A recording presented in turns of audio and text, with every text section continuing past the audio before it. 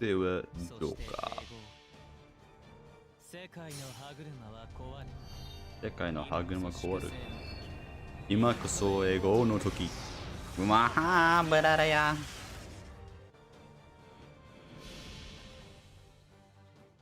宝具解放。我が最終式。究極的犯罪を確立する。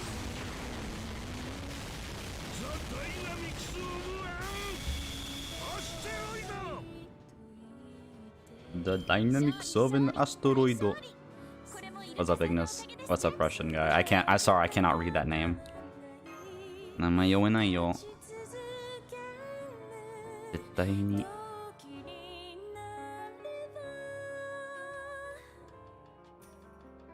Alright, we're definitely not grinding this one on stream, dude. This is gonna take way too much time. So recently I have been grinding, oh shit. Oh, rip. Not bad yourself. Not bad. I pretty much finished my week.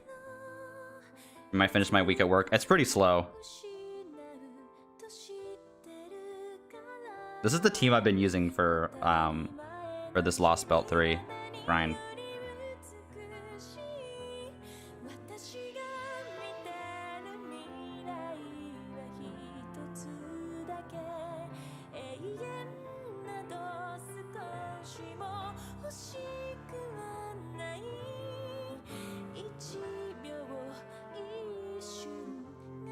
Good enough, I think. What's up, Hyper Zutun? What's up, Chaos? It's Nikolai. Oh. I can't read, I'm sorry. So, Whale Team. First? Yes, you were the first Minecraft on Twitch. Congratulations. What's up, Crazy? Crazy Owl.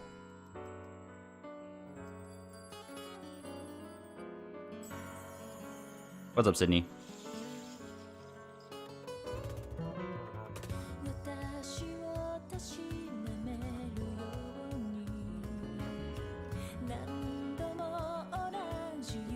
Have fun at the podcast later. Oh god, dude. I don't even know who's gonna be fucking there. I'm nervous in a bad way.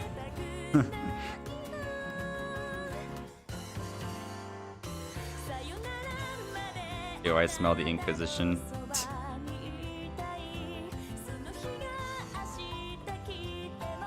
I finished reading Lost Belt 1, by the way. And I finished the prologue of I finished the prologue of Lost Belt 2. I finished the prologue in chapter 1 of reading it.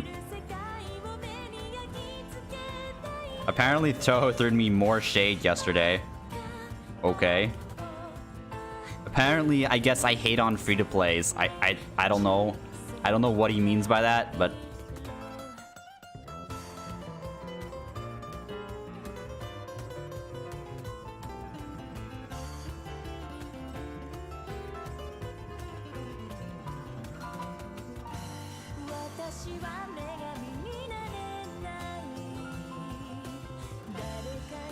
also, by the way, Texas just got fucked in its reopening. Nice. Bond 7, Canis.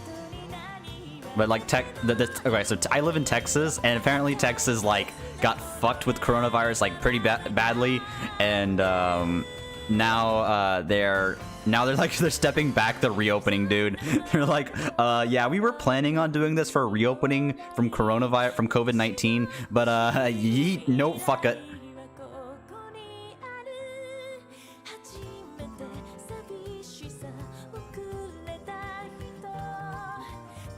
So, I guess no more going out for me, Kappa.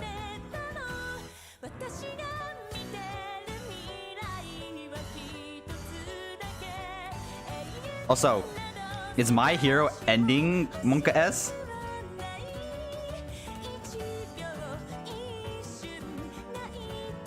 Lockdown Part 2, let's go.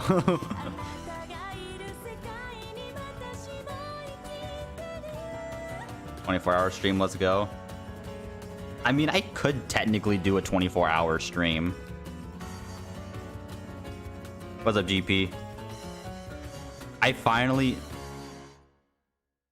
No, why would it end? Yeah, I guess. Like that is like the. I feel like it'd be like a huge major arc. I don't. Maybe it'll partially end. Like, oh, you won the battle, but the war has just begun, sort of thing, with Shigaraki and Deku and Bakugo both now on for my new job. Oof. I mean, I'm not really like an essential worker. I'm an intern right now for dude, now is the best time to be in school though. You don't have to worry about like job aspects and stuff like that. So I'm like, all right, I guess I'll be chilling here in the meantime. Like, do I even need LE? I guess if I have MP3, I will need that second skill. I heard Quarantine Part 2. Yes. Dude, my state's getting fucked because people are stupid in my state. Fucking you have the California retard people, and then you have the retarded Texans. So, yeehaw! Time to go out without a face mask and stick like. No. But the real special crowd is the Floridians. Oh my god! Don't even those guys. I don't know what they're doing.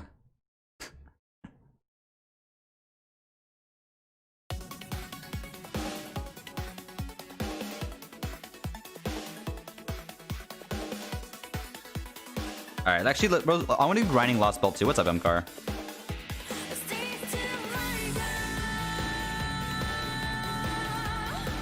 A little bit loud.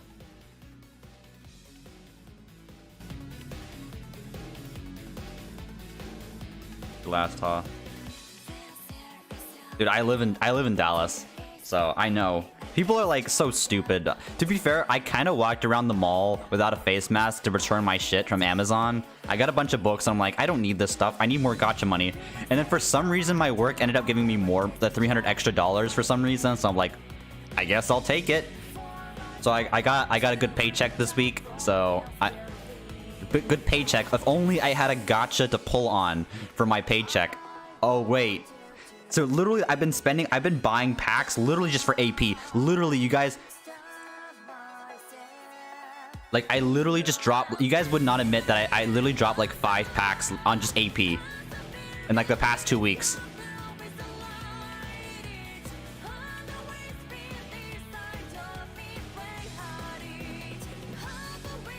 Or I'm gonna go because I'm gonna click new. All right, no problem, dude.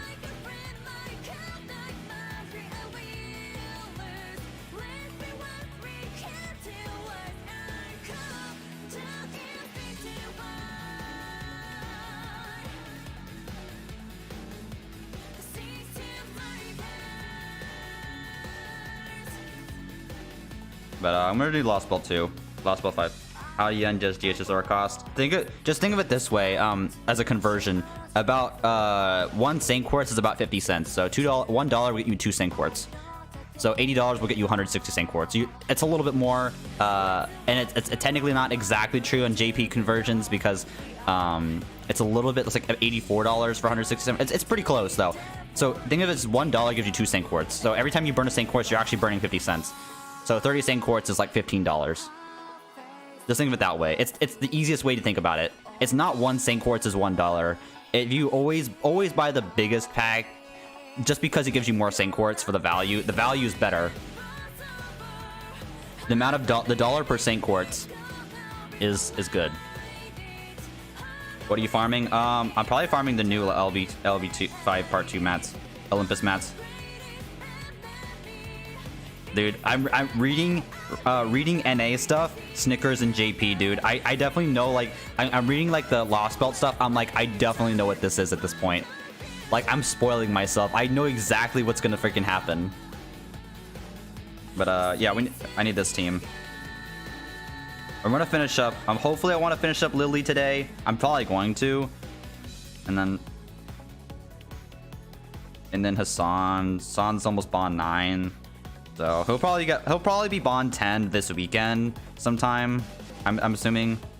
And then Seedonai I'm working on Seedonai next. Actually, scratch that. Instead of Seedonai, I'll probably be working on another archer that's completely fucking useless for me right now.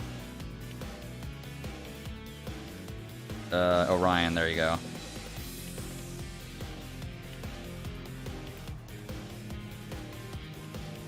And Moriarty's bond 8, so He's almost Bond 9. He'll, actually, not almost. He's like 200k Bond away from Bond 9. Got my luck from Docs on MP2. Not sure if I wanted. I see Neo like posted more videos of his 60 frames per second. They're like, by the way, BlueStacks does take advantage of that bug I told you about. That's why it works in BlueStacks. It's actually a display rate bug in FGO. I'm not sure if it's related to FGO versus Unity itself. But essentially, here's how the BlueStacks bug works.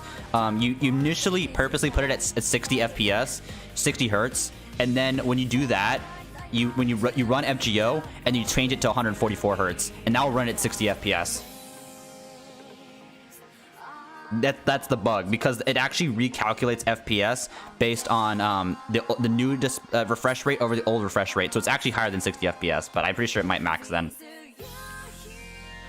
But it might be an engine bug. I don't know. What's up? Can you give me those 27 tickets? Wait, I have 27 tickets?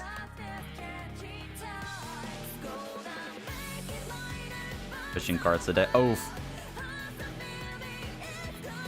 Dude, I hated pushing carts when I worked at Whole Foods.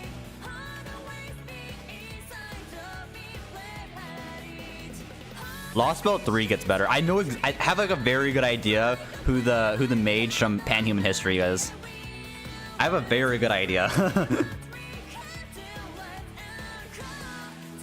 What's up, Ellen? Or sorry, like, it's the Japanese. It's in the Japanese translations. It's called Panhuman History, but it's like I forgot what they call it. They call it in the English version. Like it's like I forgot the term they use.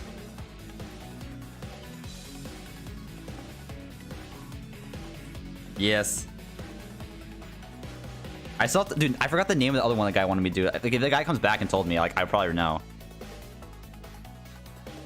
We still use Panhuman History. Oh, proper human history. Yeah. That's what's called. Panhuman History, proper human history, whatever. That was it. Proper. But okay, so I guess it's like somewhat of a spoiler. I mean, most people probably know who it is. If you play JP, you know, and you keep track of JP, you probably know who it is. It's like the only other character, like, ally that we have. If you don't, I don't know what you've been living under, like a rock, if you haven't seen any of like the JPCEs and stuff like that. I'm pretty sure most people can infer who it is.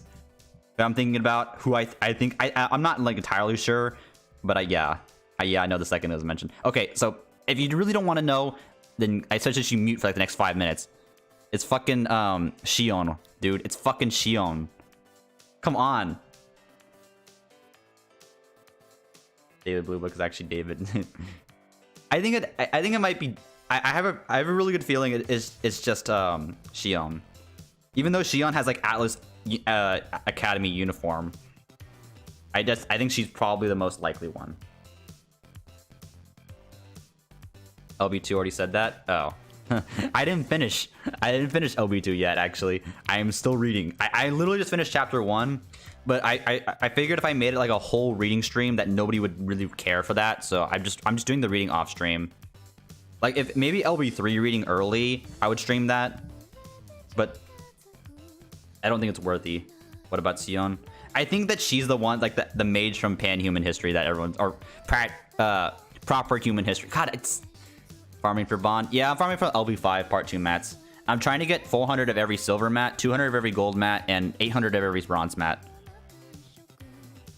And then I keep incrementing that. So initially I started with 100. It's 100, 200, 400, and then it goes to 200, 400, 800, and then 300, 600, 1200, and then keep going on from there.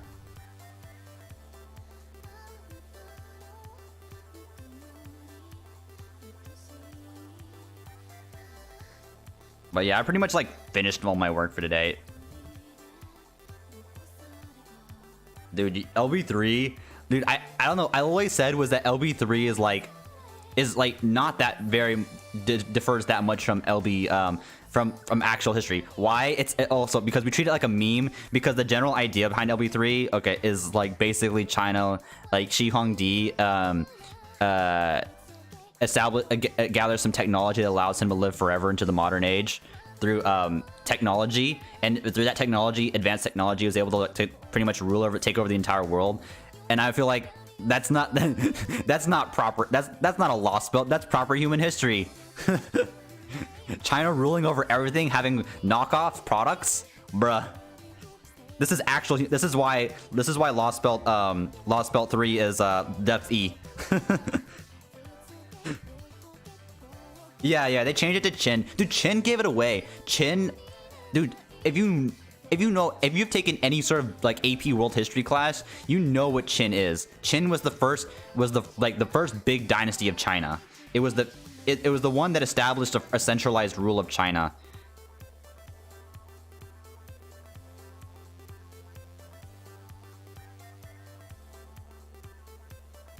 Ivan still on the Scotty Valk fight. Nice. They change it to Qin because that's the actual name of the dynasty in China. That's why, like, when they call it Sin, but it's actually Shin, pronounced Shin in the Japanese version. Because guys, don't say Qin or whatever. It's Qin. It's pronounced Qin, like the Crimson Qin. That's how the Q is pronounced in the Chinese. I learned this very early on in like my AP World History class. Like my teacher was very adamant about that. So I'll be very adamant to you guys. Do you hear any drink? I don't drink coffee. I rarely have any caffeine in my system. But that's like the reason why they changed it to Chin. The Q instead of the S.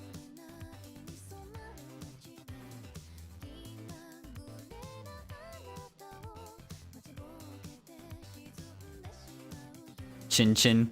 Yes. Chin Chin Kin Tamakin.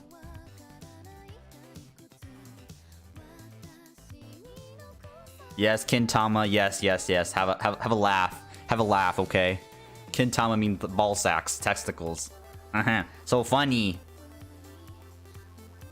Chin Chin Kintama.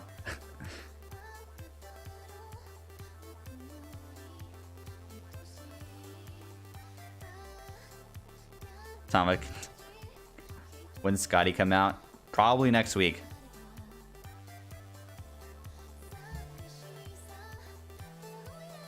I love the universe and Naziverse, and there's FGO even watching a foreign streamer. Oof. That hurt. That hurt right in the Kokoro Desu.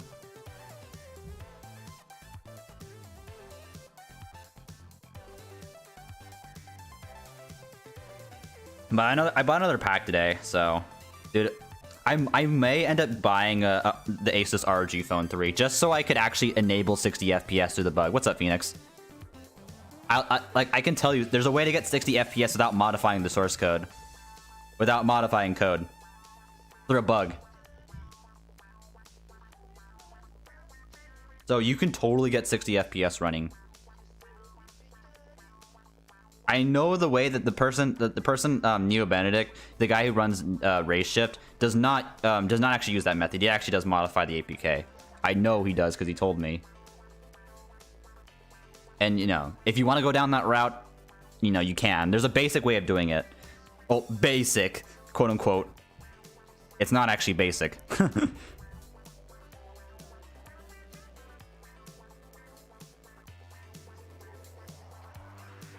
And you'd have to change the APK for every update. Rather with the bug, it's hopefully they don't ever fix it, but it's very simple. It'll work on every APK pretty much. But you need a phone that supports at least 120 hertz for refresh rate to do it. So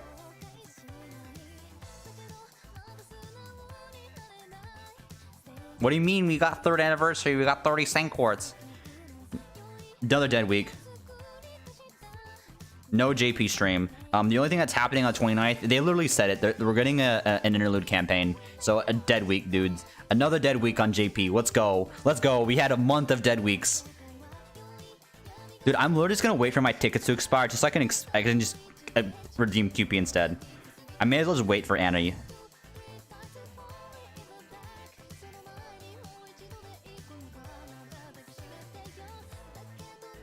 Dude, dead weeks make me so hard, Keppa.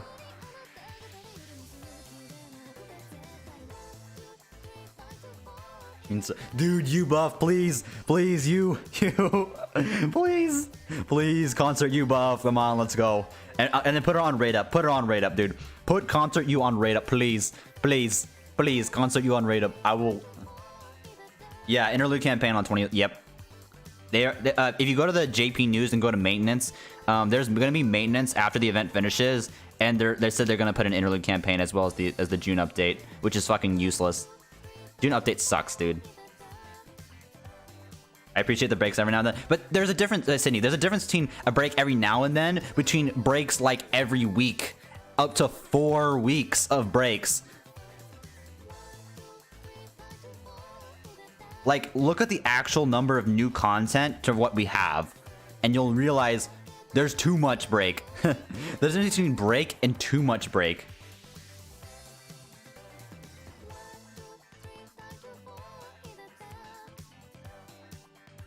I mean, I would prefer if you and Kin were on the same banner. Yeah. I don't think they're gonna be on the same banner though. It's fine. It's fine. I'll get. You know what? I'll get more copies of you. Now MP5 those.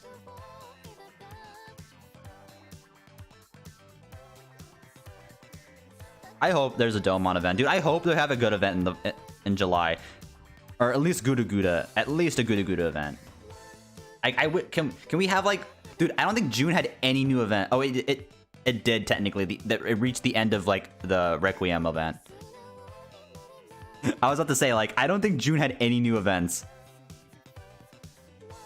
Imagine we get to the end of July and there's no new events.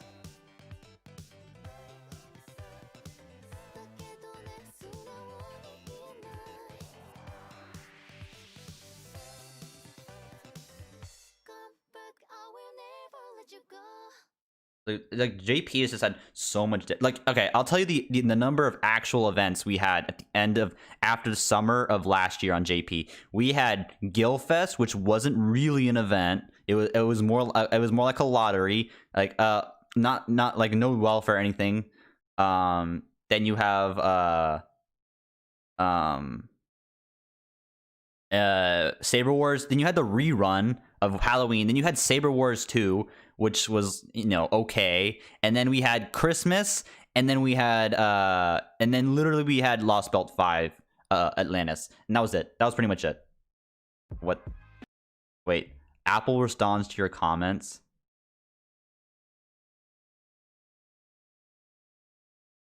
Apple officially addressing criticism for their products. What a time to be alive. Great first step for a company that's often being accused of having lost their touch with customers, especially professionals. Hope they can realize it's better for this to be transparent than cagey and do these kind of things on every new release. I'm sure this move will improve their public image and translate into profit eventually. No, fuck Apple, dude. Fuck Apple. I will tell you that much. Fuck Apple.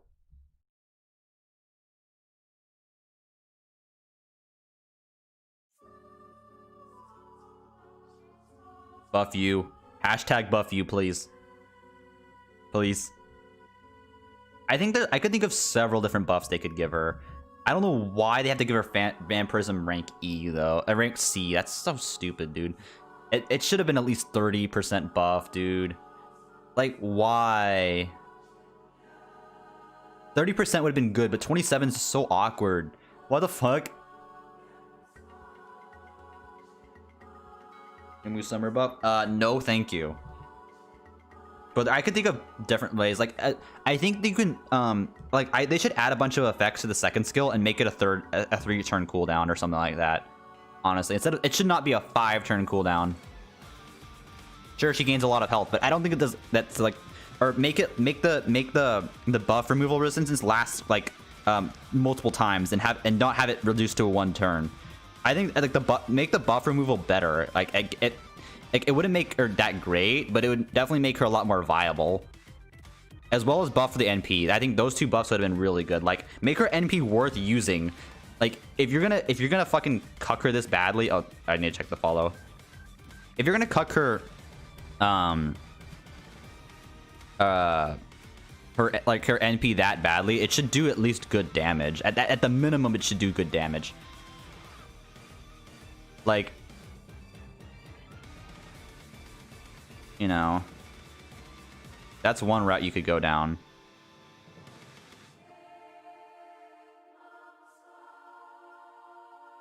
Musician of nothing new sings to the follow. Sorry about that. Honestly, like the only like gaming company I kind of trust is Asus. Well, no, I'm talking about hardware. You know, DW, dude.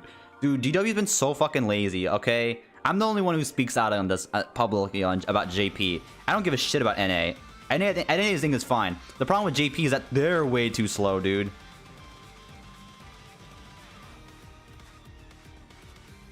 Like, how the fuck is JP gonna NA gonna accommodate JP's like lack of content, like especially in 2019? Like, they have all these Babylonia campaigns. I'm like, well, I guess NA's gonna catch up to JP. Hey guys, it's 2 years from now, but here's that Babylonia campaign, Keppa.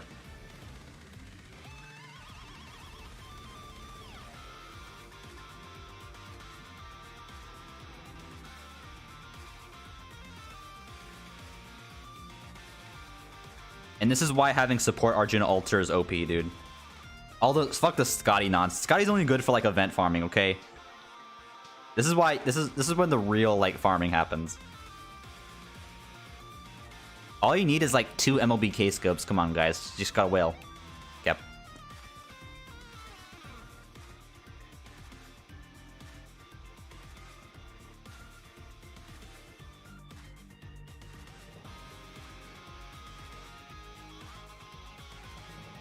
But you could definitely like buff like concert. There's plenty of different ideas that you can go off of. Or maybe possibly make her first skill also give buff removal resistance. Like, add more chances of buff removal resistance and make her NP stronger. I think those are the 2 like strongest things you could do for Concert Eating. And I think she has a good chance.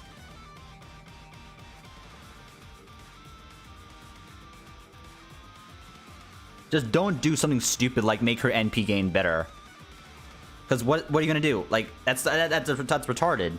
Because like, sure, you can spam her NP. Oh, but look, you lose all your buffs on the NP. So you turn it, you don't change the damage and you get potato.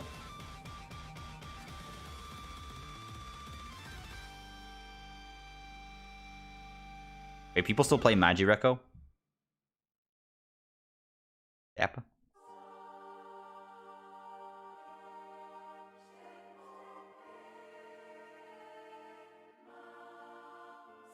Buff Romulus. They did buff Romulus, dude. GP, they did. Check the strengthening quest from last year for the anniversary.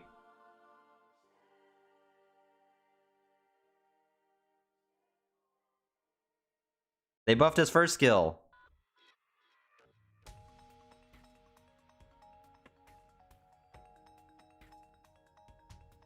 NP buff. Dude, he got 3rd skill though. Romulus' 3rd skill's not bad. Actually, I think the Hector does less damage than Romulus. I'd have to check that. I'm not sure on that.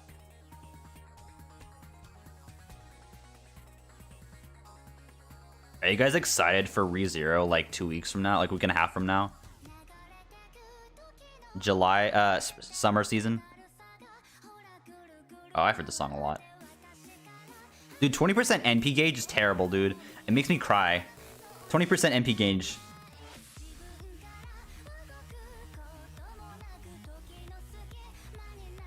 Because they can't use if they're at 20%, then they can't use MLB Imaginary Round, which is stupid. Mainly for cost reasons. All right, see you, man. Is it that hot outside? I don't know. I haven't checked the weather.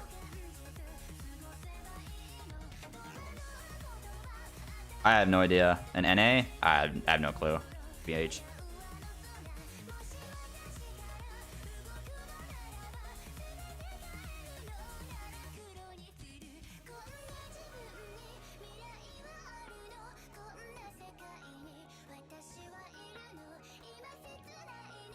Yeah, my work is like pretty fucking easy going. As long as I get my work done, my supervisors don't really care if I chill out for a couple hours.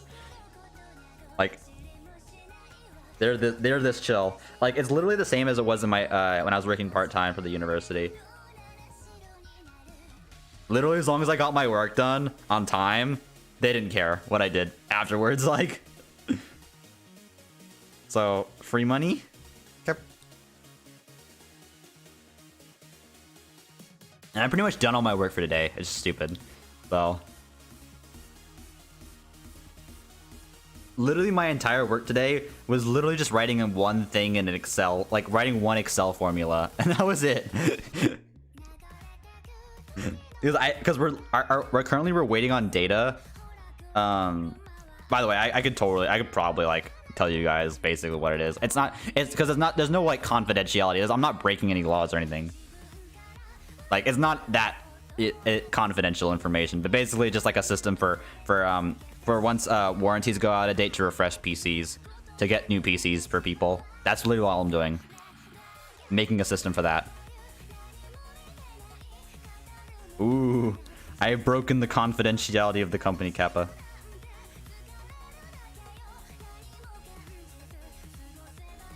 Obsidian Frosting, thanks for the follow. But I'm sure there's like projects where like security, obviously like infrastructure of the company and stuff like that is important, but like mine, not really. I pretty much gave you like a high level overview of it, and I making a report and making a front end portal for it to get PCs refreshed. That's pretty much all I'm doing.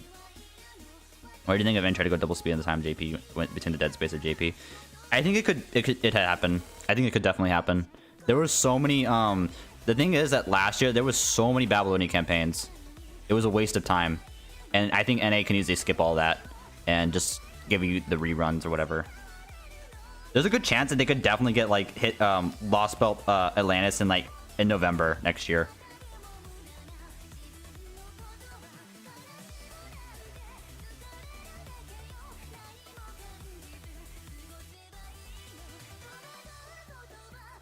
Depends on like they got hunting quests or not.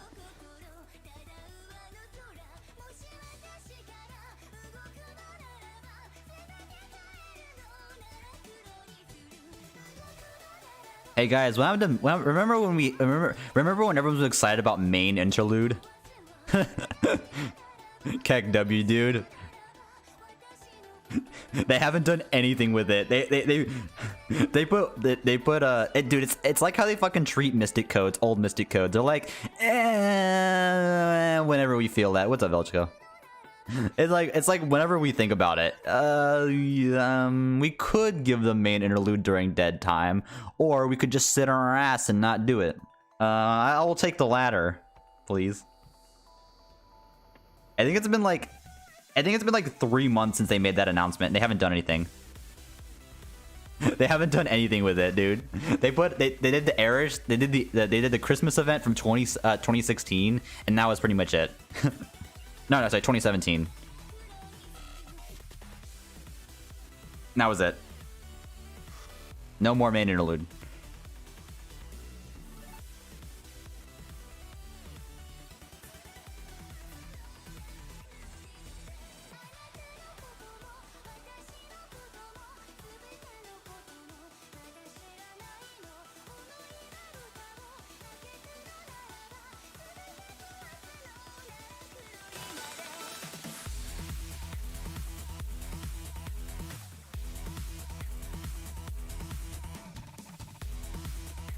I hope they just give you more than you get more than just interlude campaign, dude.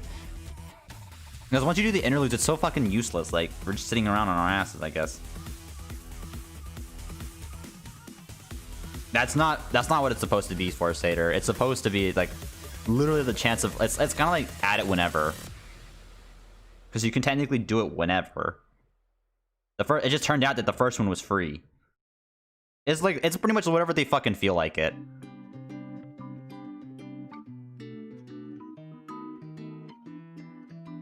Omae wa mo shinderu. Alright, wait. So my doggo is barking in the background. Hopefully nobody can hear that.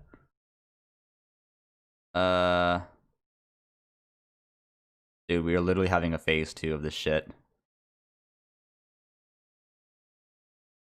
Shit, I had an idea of a song. I totally forgot.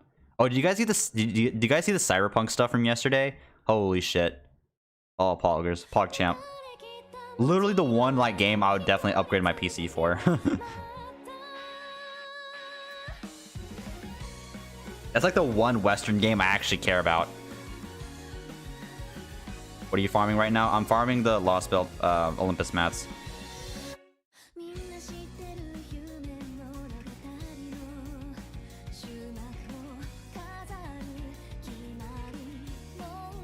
Dude, Cyberpunk Anime 2. Wow, dude. By Studio Trigger. Okay, now we're talking, boys.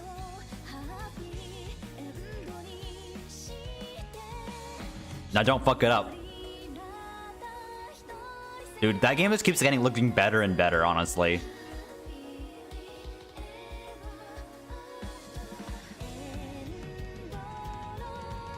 They're like, yeah, here's this trailer. Oh, by the way, that's all the prologue. I'm like, wait, what?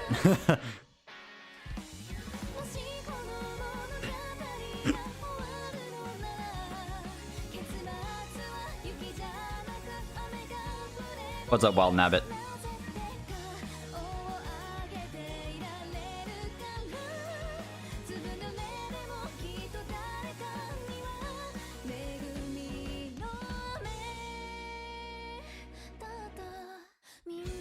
And before it's a great disaster. A giant disaster? No, I don't think so. I highly doubt it. If they're delaying the game for like as much, and they're saying whenever it's ready, they care about quality. That's a surefire statement about quality. So I would highly take, like, you know, 2 extra months. I would highly take 2 extra months instead of a fucked up game. And I'm glad they're, you know, it's doing them good. Like, I trust CD Projekt Red to not fuck it up. I'm good. I got Lego Sigurd. How about you? I have not pulled. Oh, there's no Sigurd banner right now, Kappa. But it's pretty dead on JP, man.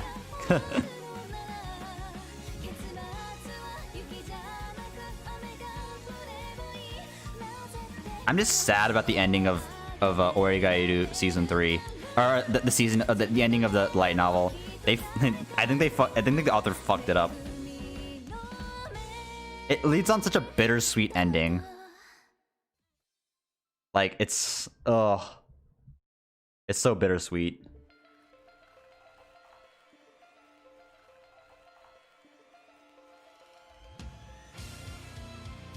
Just don't fuck up the ending. Oh, thoughts on Last of Us 2? SJW bullshit or whatever. Hey, I'm going to get revenge on you, motherfucker. I killed like 100, 1,000 people just to get you. Oh, yeah, I don't feel like it anymore. All right, go. What? Just kill her. What the fuck? How hard is it for you to kill her? Joel literally gave no shits to kill that to kill the lady at the end of the first one. Oh, spoilers, I guess, for the first game. A 5-year-old game. Like, literally, Joel, if it came to protecting Ellie, Joel did not care who he killed.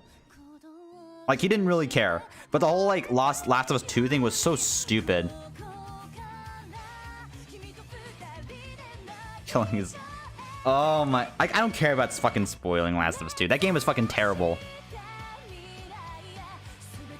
Ow, yeah, what happened to the other guys you killed? Hello? Oh, but killing is bad. Kills thousands of dudes. Okay.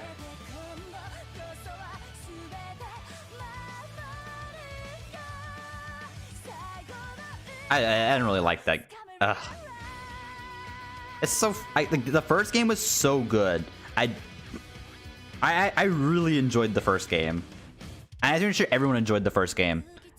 And nobody liked the second game. Like, very few people, except the fucking journalists. Never trust gaming journalism. That's fake news. That is actual fake news. The leak hurt them a lot. Whoever leaked it did God's work, though. They saved us the shit show. I'm sure a lot of people after the leak just, like, didn't pre-order the game. That canceled the pre-orders or whatever.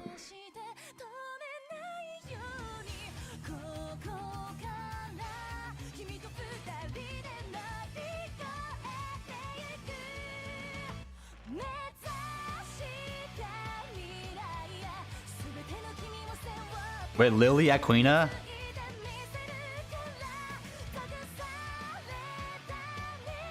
That Lily?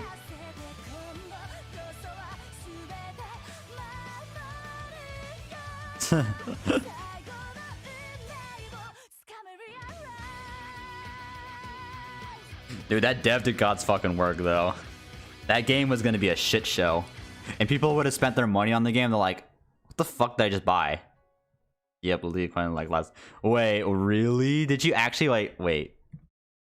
Of course she likes it. I don't know how I feel, dude. Made a community post about the game. Oh no. Oh no.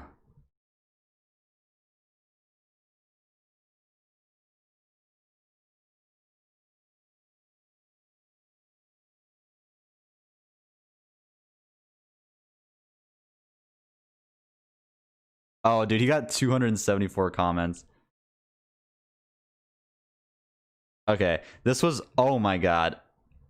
Okay, let's I want to read this. I'll read this out loud to you guys. Okay, let's see. This was written after I completed the game. After I completed the game because I want to keep my memory fresh. As yesterday, I played this game with my bro, who is a new audience. Unlike me, he never played the first game while I finished it 3 times. These are what I think about the game. While I agree it's one of the best, if not the best in generation, but the Astral Limit, blah blah blah, blah blah blah. Last of Us keeps the core mechanics. So yeah. While I played Last of Us, it ran out of resources of fighting zombies.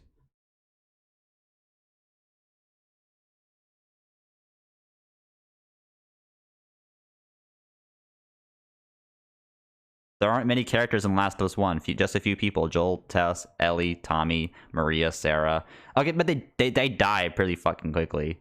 And the cannibal dudes. Wait, they're cannibals? I totally forgot. I think that's all.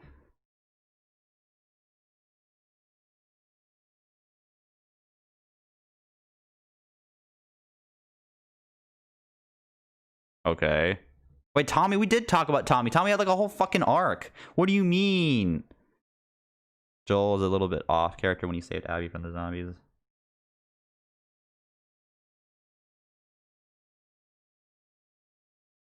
He doesn't. He kind of like brushes over the fact that some of these characters are just so poorly written.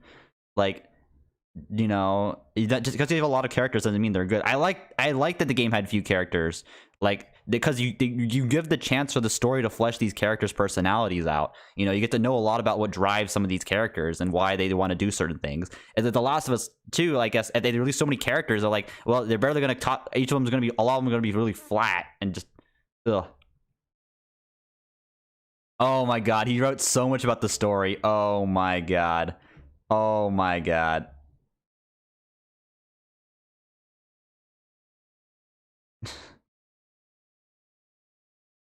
Wait, he gave it an 8 out of 10 on story? What? What? Hello? Hello? Thanks for the follow. Let me get the name. Sorry. Fuck, I lost it. I'll get you guys later. What? How is gameplay worse than the story? What? How are characters worse than the story? Okay, characters and story should be one topic, not two, because characters and story are very closely related. I feel like that's writing. That's the writing of the game. Why are they two separate topics? They should be the same. My day is ruined, dude. What? Okay. Oh my god. As beautiful as the story is, the game wasn't that controversial. You're playing as Joel had a mission to bring Ellie. How is that controversy? How is that controversial? How is this controversial? I don't understand how this is controversial. Well, how the fuck is this controversial? The game was not controversial. The game was about, you know, what it's a difference between doing the right thing for humanity or doing what's best for yourself. And at the same, you know, Joel pretty much said, like, you know, I don't really care much about humanity. I care as long as I have my family. If saving humanity comes at the cost of my family, I'm going to take my family instead. That was the whole fucking point of the story. You know, it was the choice that Joel made. You know, is he wanting getting up? Because originally he didn't give a fuck about Ellie, and over the game he developed a very close relationship with her. And at the end, when he chose to give up her life, or make for the cure, or keep her and say fuck you and not end the zombie infection, he chose the former. And that was like, you know, that's the whole point. That's not controversial. That's good storytelling. That is because you know it showed like what he was, you know, his what drove him to do that. He decided to kill the same human. Feel free to go to any flash from the control action was right. That's the whole point of the story. It's not controversial. You know, it's a morality decision. You know, it was what he came up in the relationship he established with Ellie the entire fucking game. That's what the whole fucking game was about. It's literally just Joel and Ellie talking about stuff and, you know, learning to depend on each other and, you know, trusting each other, and from literally when they hated each other's fucking guts. I don't think he should do that, and him lying to Ellie would only... What? Oh my god, you idiot. You are a fucking idiot. How did you not understand The Last of Us 1? How did you not understand? I didn't think he should do that. I think he should have just let Ellie fucking die. And...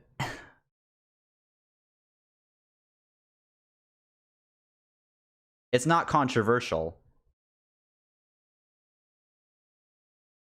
The psychological conflicts of the message those who use the same formula, but it takes it to a higher level. You mean takes it to a stupid level, not a high level. During the ending of Last of Us 1, Joel entered the surgery room to save Ellie. Inside the room, there are 3 doctors. One was killed, the other 2, you can leave or kill them. Oh, fuck them, kill them all. I'm sure the mechanic is intentional, but it turns out the doctor, who becomes name, has a daughter named Abby. She is the person that becomes the villain. Ooh, unfortunately, the leak was right. Joel dies very early. You have to chase Abby as Ellie after that. Well, when we played the game, it doesn't feel bad. I read in the league.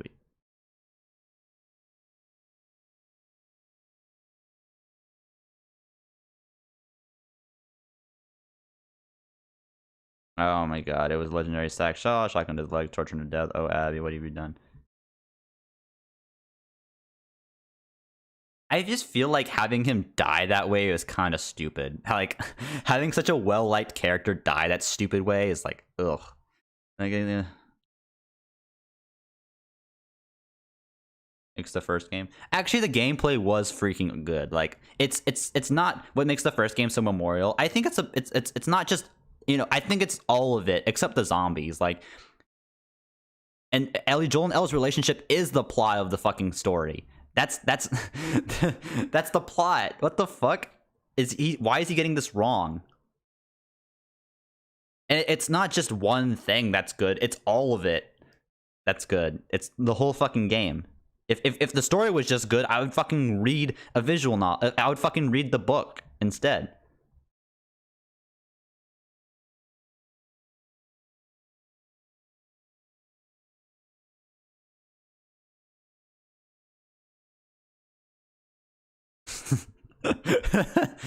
Oh my god, what is this, dude?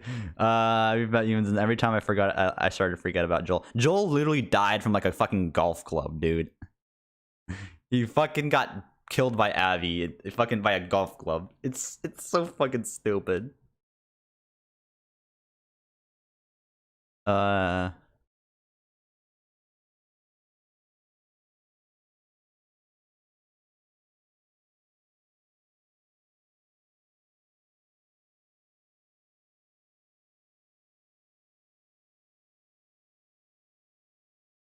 Oh my god, yes, it's part of the game. Last was bringing you guys switch numbers. Are we the bad guy actually? Oh my god. I say in the reaction when there is no right and a wrong side. It's just people with different ideologies. There is no good or bad. Like, that's the whole point of Last of Us. There's no good or bad. There's just a bunch of, that's all, it's all just gray.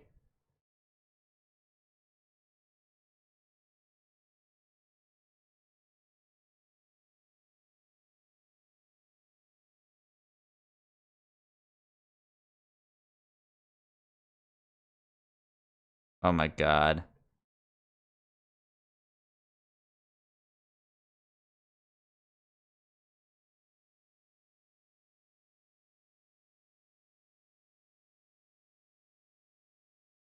Oh, what?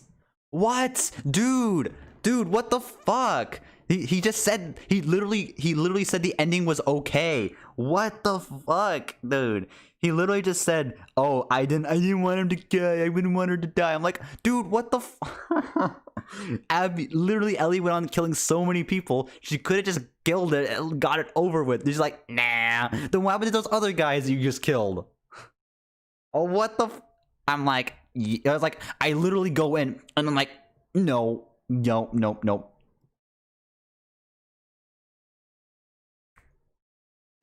I totally disagree. How the they gave the game an 8 out of 10 is beyond me.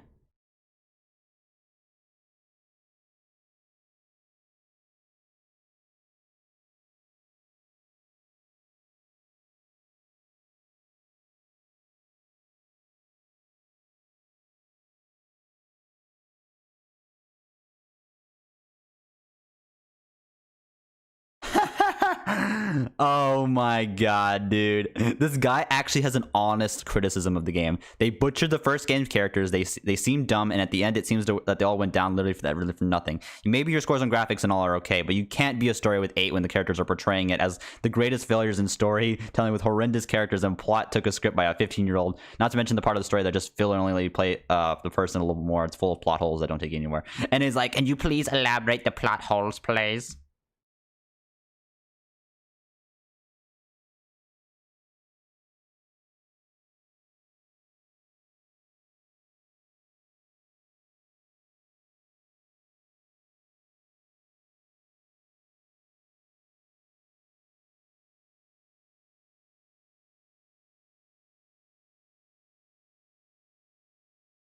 And this is why we don't watch Lily Aquina, boys. Terrible opinions. Oh my god.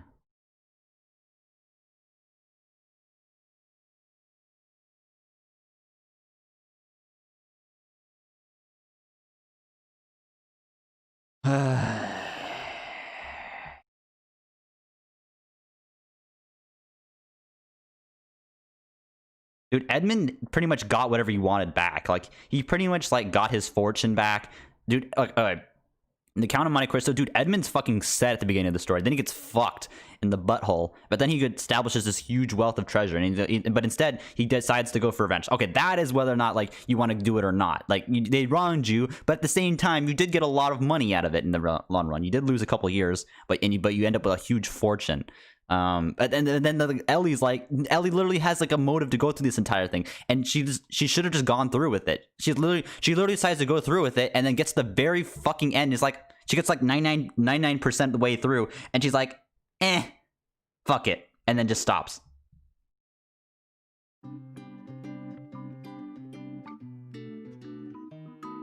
That is stupid. That is stupid. How the fuck did he give the story an 8? It should be at most a 6.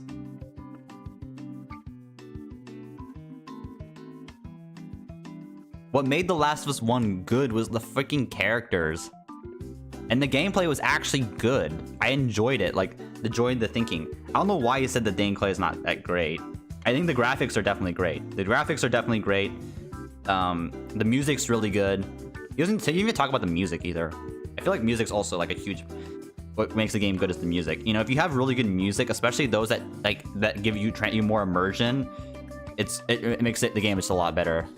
Players are like, with good music, players are able to immerse themselves better in the game. Like, if some badass music in a badass fight, you know, it works. It just works.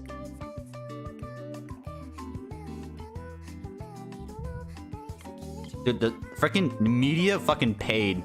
Or they knew their relationship with Sony would be really bad if they fucking if they actually told the truth about the game.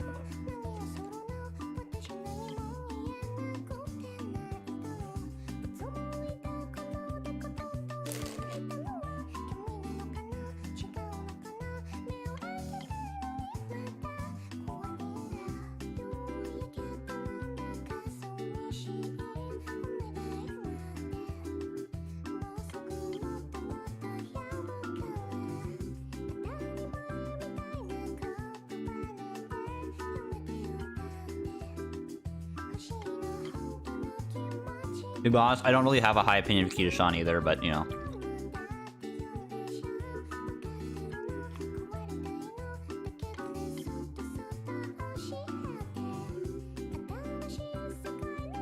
Dude, I was like number 8 on the multiplayer when Last of Us came out. Like, I actually enjoyed the multiplayer of Last of Us.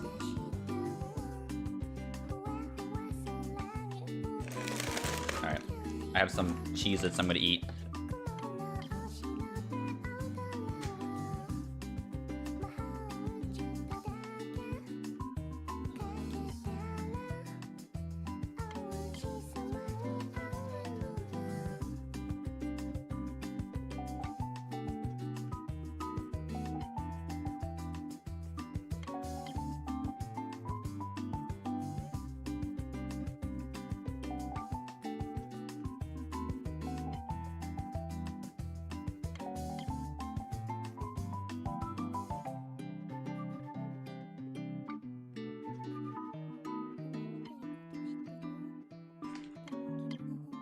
There is definitely a better way to do it.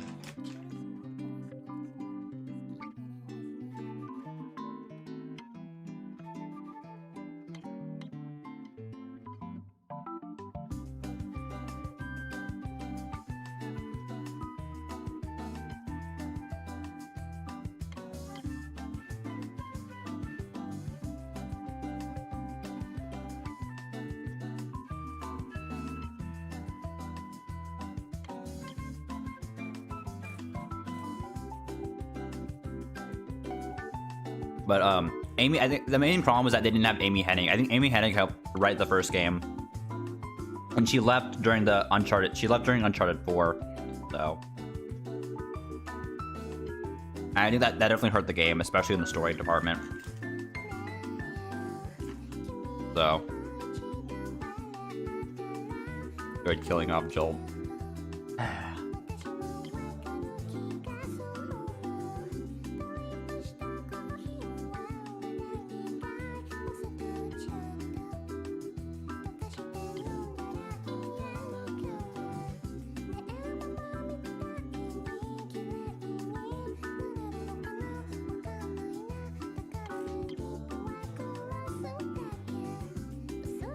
Also, the sex scene, double standard, Sony. Hello? DMC has to cover up a butt crack, but you guys can have full-blown sex? Hello? Hello?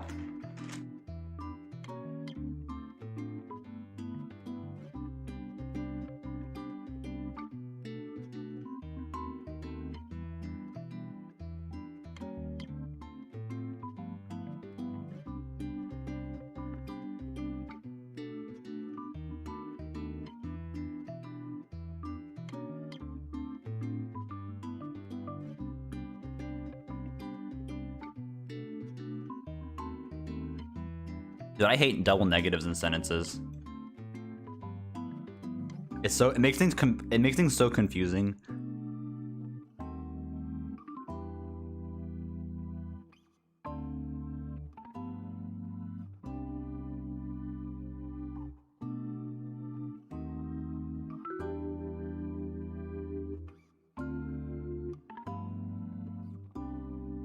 What's your best story, Gacha roll? What's your best? None of them, Kappa.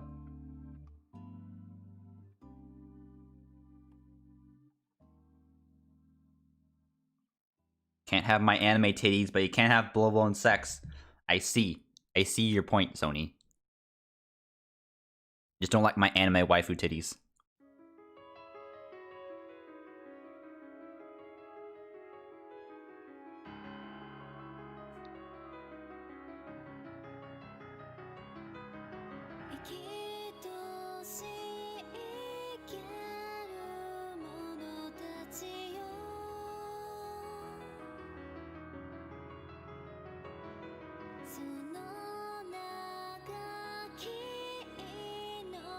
Isn't like Abby like trans too, or something? I just feel like they wrote that story to fill an agenda.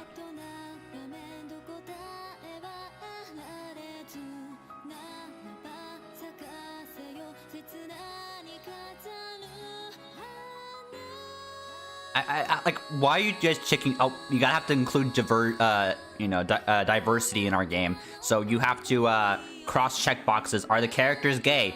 Are the characters trans? Are the characters, you gotta represent the trans community and the gay community and blah blah blah, like in our game. Like, no, just like, I'm fine with having those types of characters. Just don't make it because you have to force them in the fucking game.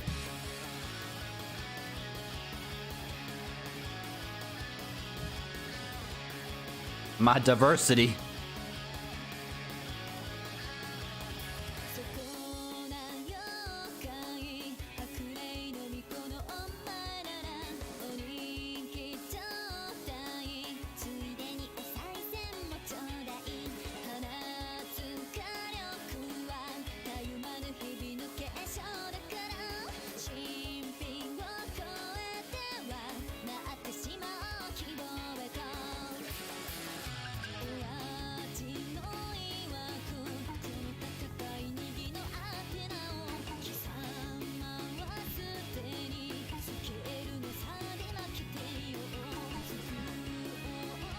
There we go.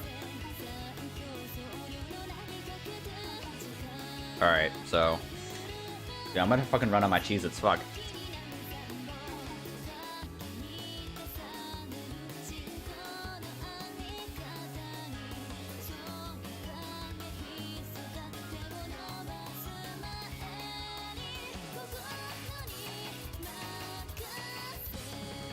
Now.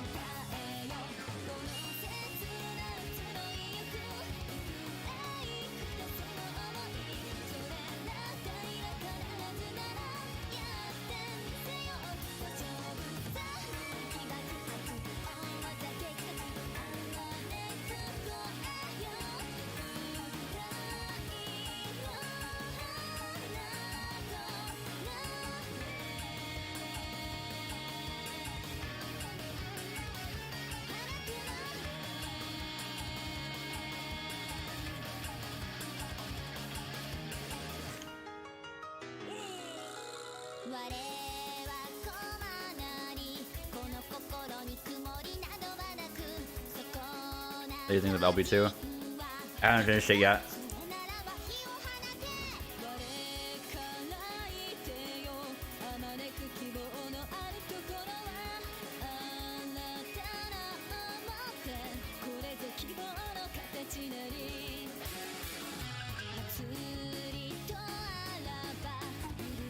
Look, if you have like a gay sex scene, that's gonna give a lot of people like a bad taste in their mouths. Okay, like not that I mind it, but like, oh, it's awkward.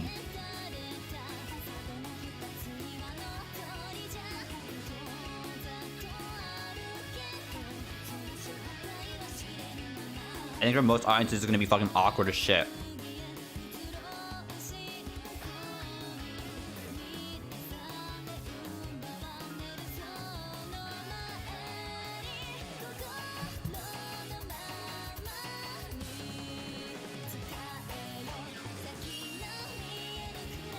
Is it just me, or does Lost Belt 2 like that? People, the residents of Lost Belt 2 look a lot like Attack on Titan people. Kind of like the soldier uniform with like the cape and everything.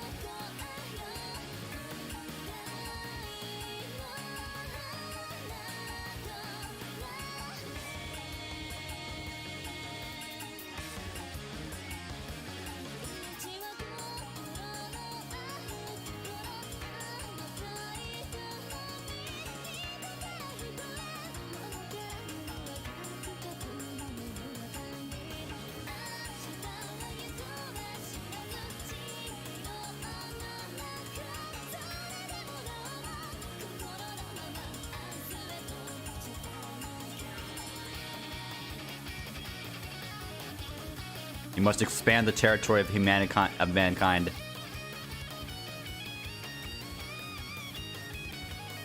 Alright. Happy 3rd anniversary, everyone. Okay. Can't believe it's been 3 years. Shit, time flies. How's it going, everyone? It's K. Yeah, so do content creators. I'll briefly break down the 3rd anniversary Those are celebration quality campaign, content and creators kept. we're going to get a lot, Honestly, and I mean, like I'm not kidding.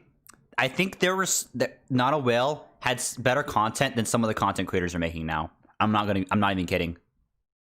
Like the original Not a Whale content is better quality than a lot of these other people are doing right now.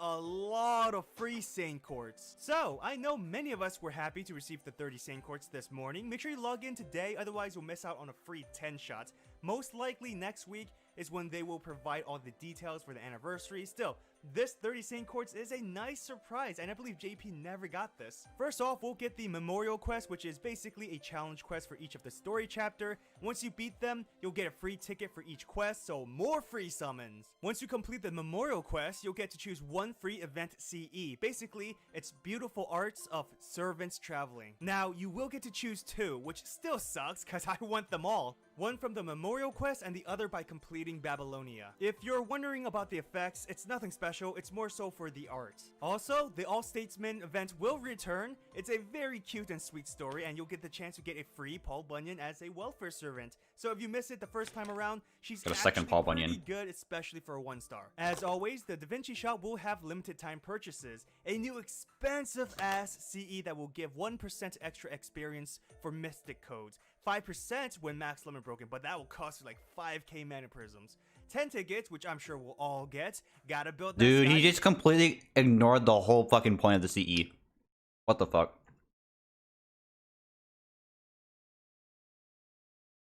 The whole point. Sorry, I'm kind of snacking a bit. But the whole point of that CE is you put it on your support and then people use it. You don't put it on your fucking own. Of course, you fucking use like personal lesson. Yeah, personal lesson. Personal training is a different one. Is the Master XP one. And then you use that in combination with personal lesson. So. What the fuck? Fun, am I right? There's a retweet campaign for the anniversary. Now, the last broadcast was for Lost Belt 2. For the 3rd anniversary, there will be another one. 60 Saint Courts, baby. I love it. Although, don't be surprised if they reduce it to 30. They may have deducted the 30 Saint Courts we got today from this. Maybe not, but don't be angry if they do. It's still the same as JP, so no special treatment. 60 Saint Courts in total. That's all. If they don't reduce it and we do get that 60, haha, take that, JP. I'm just kidding. Video you're watching. Who loves more- This is K Collection's 3rd anniversary breakdown.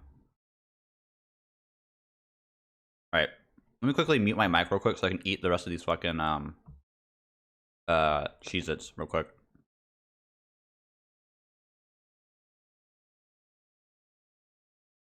More tickets. So the login bonus will give us a total of 10. On top of the 10 we can buy from the shop, that's 20 summons just from tickets, not including the rewards from beating the memorial quest. Half AP for all daily quests, so there's no excuse for not leveling up your servants since there's a 3x chance for super and great success. I'll be grinding like crazy. I'm in QP hell right now, and I'll definitely stream on my Twitch, so stop by if you have the time. Also, you'll get to purchase more storage space. That's always great. More Saint Courts. See? Title wasn't clickbait. 10 Saint Courts for completing each of the Epic of Remnants chapter. 40 courts in total. Now, don't worry, this isn't limited time or anything, so no need to rush through if you haven't caught up. If you're having a bad day, I'm sure this news will put a huge smile on your face. 50-day login rewards has jumped from 20 Saint Courts to 30, and for all veteran players, up to 210 Saint Courts as compensation. Yes, you heard me right, so you're not drunk. Basically, 10 Saint Courts for every 50 logins you made. New players, I'm so sorry, you may have missed out a bit. Command codes will be introduced. Basically, equip these to one attack card on a servant, and there will be some helpful effects when using that card. Example would be a servant healing 200 HP every time they use an attack with this command code or a certain command code attached to it. We all know Scotty is coming out. The rate ups will be broken down by the singularities rotating every day. And here are the new CEs with Scotty's banner. The GSSR will be out as tradition. It'll be class-based, limited servants are included, and it's only 15 paid Saint Razor's Courts back, now boys. instead Sorry of about the that. traditional Razor was 30. fucking eating his If you Cheez-Its. don't know which banner to choose, I did make a video on the top 3 recommended banners, so check that out if you haven't. And we'll also get the damage records quest, basically make your best one-shot kill team. Finally, strengthening quests. 14 servants will have new skill upgrades, many I've been looking forward to for a very long time. Dude, this is just like literally checking boxes off a list. He doesn't even explain a lot of this stuff. Actually, command codes are probably one of the best parts about the whole anniversary. You know. I'll make a video breaking down the new upgrades later. So that's it. A lot of free stuff, honestly. This campaign is very generous, and I think we What? got like what, 300. That's not a free Saint breakdown. Courts? That's literally just writing off. This is just an audio version of the JP wiki, dude. What the fuck? With some images. Like 30 tickets or something, and they reduced the GSR to $15. Oh man, I'm really excited. Overall, Not $15, dude. Especially if you have quartz. Like if you buy it from nothing, yeah, it's probably gonna be like $15 at most. But if you pay like 20, you'll get extra. it's going to be amazing, and I will stream my It's more Sky like polls, $8 if you buy a subscribe 60 if pack. you haven't yet, if you want to see some salt or hopefully, right? Hopefully some EX luck. You never know, right? Also, a quick question. Which of the 2 traveling CEs will you get? For me, it's Musashi and Arash, but which is yours? Special thanks to Resident Sleeper. all my patrons and sponsors. If you want to support my channel, Dude, it's literally wiki reading.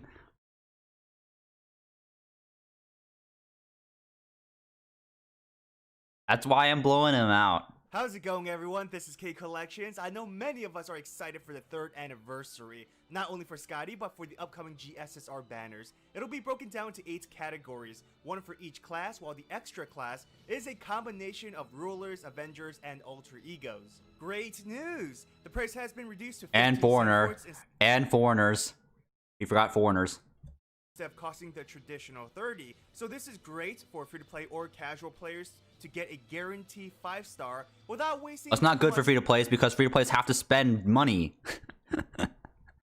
What the fuck? Money. $15 to me is, I think, is worth it if you play this game often. Also, it's not $15. Like, depending on like at most you'll be paying $15 if you had nothing. But if you buy an 80 pack and get the best deal, it's more like $8 based off how, you know. That's like what, 2 fast food meals that will probably give And it's you a caster heart attack extra. or I don't think something. Archer is Might that as well good. just spend it on digital waifus and husbandos. But in all seriousness, it's still a good deal. So I'm going to recommend the top 3 banners you should consider for There's the a ton of GSSR. non-limited cat These archers 3 you'd be very banners sad offer to the get. best servants within FGO. Now, let me be clear. This doesn't mean But sorry, the Robobat. banners Thanks. that I did not recommend Welcome are to bad. stream. I totally Each forgot about class that. I has was their own snacking for a amazing bit. servants. Also, just because And you have they're a shot bunch of failures. Terrible servants. Every class has good and terrible servants. at one servant doesn't mean you'll get them. It's riskier going for Merlin specifically, because more often than not, players won't get him, with a few I mean, caster's still good. Even if you miss, you still have a chance of getting Waver to Mamo.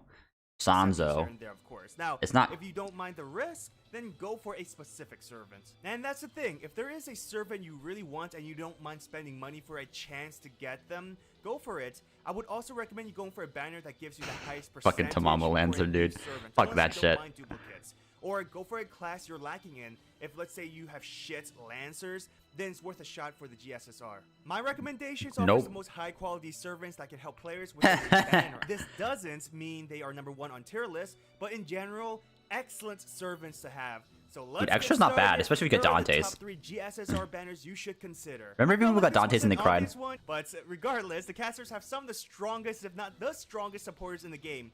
Merlin, obviously, is I mean, highly caster's sought literally after. made of If you play supporters, FGO, like, then what you the- know how good he is, specifically with Buster Servants. His team-wide invincibility, attack buff, and 20% NP charge will help all players, regardless on whether or not you have strong busters. Not to mention his incredible Noble Phantasm. We all Dude, know the people matchup just think of Merlin's 3rd skill and think Buster. I'm like, dude, he is good on any fucking team. Just look at his NP. Like, are you kidding me? Merlin combo. But the thing is, Merlin isn't the only godly caster you can potentially get. The OG support caster Waver, even from day 1 with no strengthening quest till now, is still ranked really high on tier list. And there's Well, a reason yeah. why. His NP batteries are so helpful. Waver may not be as strong as Merlin for CQs or offer higher damage buffs, but he is universally. He is pretty damn strong for CQs, though. But it doesn't stop there. Tamamo That's- is the best art supporter you can have, though not on the same level as Shaky a bit because now it's between a contest between her and Bride for the best art support. I'm not even kidding about this.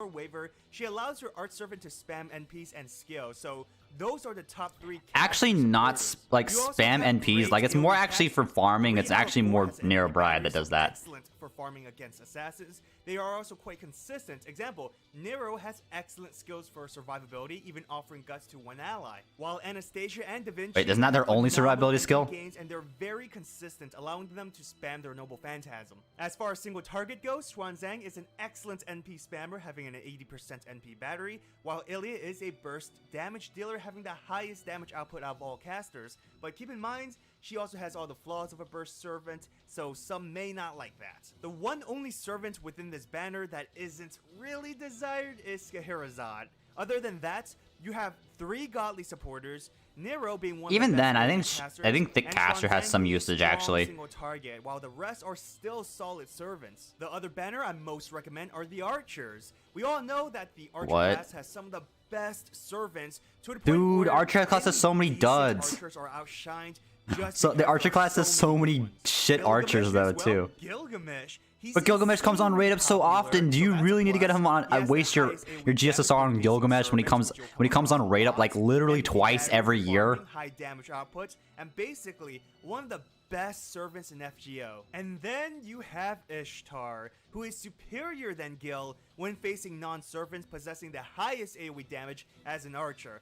50% NP battery. Hello, solid Arjuna, attack buffs. Orion, Ishtar is all around one of the best Napoleon? archers ever. Let's not What? stop there because you have another godly archer. Tesla has a strong-ass Noble Phantasm because of the extra damage on Okay, Tesla, but he's not worth GSSR, dude. Not worth limited. Not worth over a limited servant, okay? I'm sorry. He has an NP battery that charges 50% and an NP gain buff, allowing him to potentially Ishtar spam his NP. No, Napoleon that's not is true. in a tough That's not spot. true. He is a very solid servant, but it's just outshined Napoleon by the sucks, 3,000 dude. archers mentioned before him. Still, being outshined doesn't Dude, mean oh yeah, sucks. Moriarty Yet I'm too. sure it would There's have so been many nice duds to you can have get. Moriarty instead, It's not but worth he's it. It's a bad anti-divine, idea. I say offensive extra. semi-supporter, I say extra before star this. generator, and has the second Archers, highest there's so many damage bad per duds you can get in when not Archer class. facing a servant. Basically, he's like an Archer, Francis Drake, or Iskandar. Especially if you're looking for Not limited bad at all. servants. Archer Artoria is an NP spamming monster. You can loop her attack over and over again. She's She'll get also on a right good up again, semi-supporter, though. being able to She'll be buff on right up attack again and soon. defense. What the fuck? If you do loop her NP attacks, If only your Tesla enemy gets is rate ups, basically dude. never Tesla doing never anything gets. His defensive. last rate up was She's like one of the last top tier year. servants in FGO, so that says a lot. Orion, though he's not really preferred, is still an anti-male damage dealer, so quite a niche role, but there's a lot of male enemies. Worst case scenario, you get an Arjuna, though he's not the best. At the Actually, the very worst least, case you he's get in a solid pre-buff armor, Napoleon. and my Actually, worst God, one is can't deny actually how awesome his Moriarty. updated Did you attack just forget about is. The other Moriarty? Oh worst no, case no, yeah, scenario there it is. is Moriarty. I- But even then, he has high single target damage, NP battery with the sacrifice of stars, which isn't ideal, but still, he can also offer slight offensive support. So, you have 4 top tier archers, one who is really good but is just outshined, an anti-male attacker, which is still useful, and the worst you'll get is a decent farmer and a decent single target attacker. The final banner I'd recommend most would be What? the riders. Decent. Like the archers, the rider class have some of the best servants What? in FGO. Ozzy, for example, is a phenomenal offensive supporter. A What? team-wide NP Not battery and extra? attack buff is so helpful. He's also a good What? damage dealer. Not to mention, he has some good utility. And What then is you have this? Kets, who is a buster crit servant with high damage output, who can also support your team thanks to her charisma and targetable guts, which also buffs buster performance. Ivan, who's a beast, has versatile skills such as an AoE buff removal, which also debuffs attack, a buster resist down debuff from his NP attack. You remember when I said this back all the way back like 6 months ago? Like effect. Ivan also has the second highest AoE damage for a rider, Iskandar being number 1. Speaking about Iskandar, he's a burst servant, so not a lot of people may like that. He's also very simple and kind of boring to use sometimes. Not But just really. because He's a very actually fairly simplistic decent. servant does not mean he isn't good.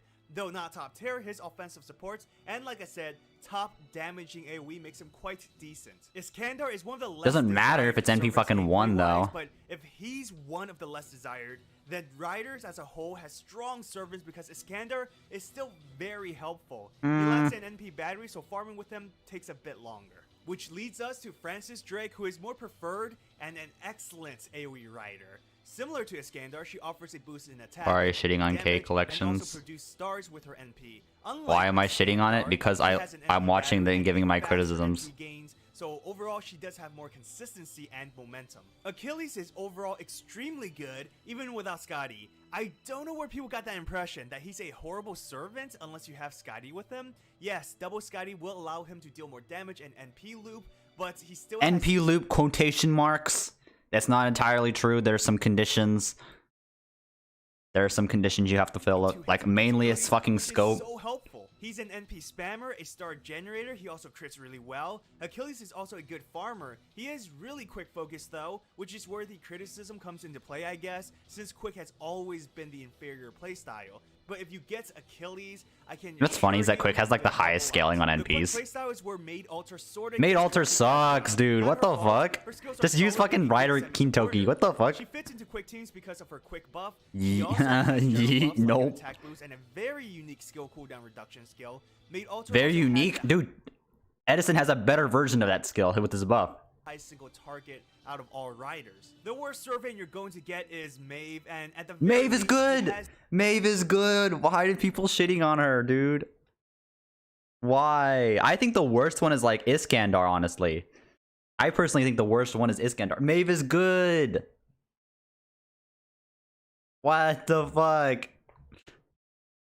Well, Maeve is actually good. Also, you didn't even talk about Extra, dude. Extra, like, Extra's full of good stuff. It's like literally a... It's... Me gone thought. Dude, Maeve has good damage. I don't know what you guys are talking about. Anti-male and male supportive niche, which isn't all that bad. So that's a breakdown of the 3 best. Maeve is good. He barely went into why Maeve is good. Why Maeve is quote unquote bad in his opinion. What? Maeve is good. I actually use Maeve. Actually, Maeve has some, when she hits her niche, it does a lot of damage. Actually, some of the most in the fucking game. But you know.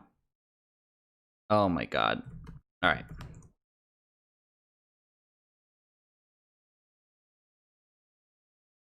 Yes, and your male saber. But you know, male caster. Dude, people just don't like Maeve, and it shows, dude. It just pisses me off, that sort of shit. Summon JP 2018. It just pisses me off, dude. Why am I shitting on K collections? Well, because I disagree with a lot of his decisions and opinions. I very much disagree.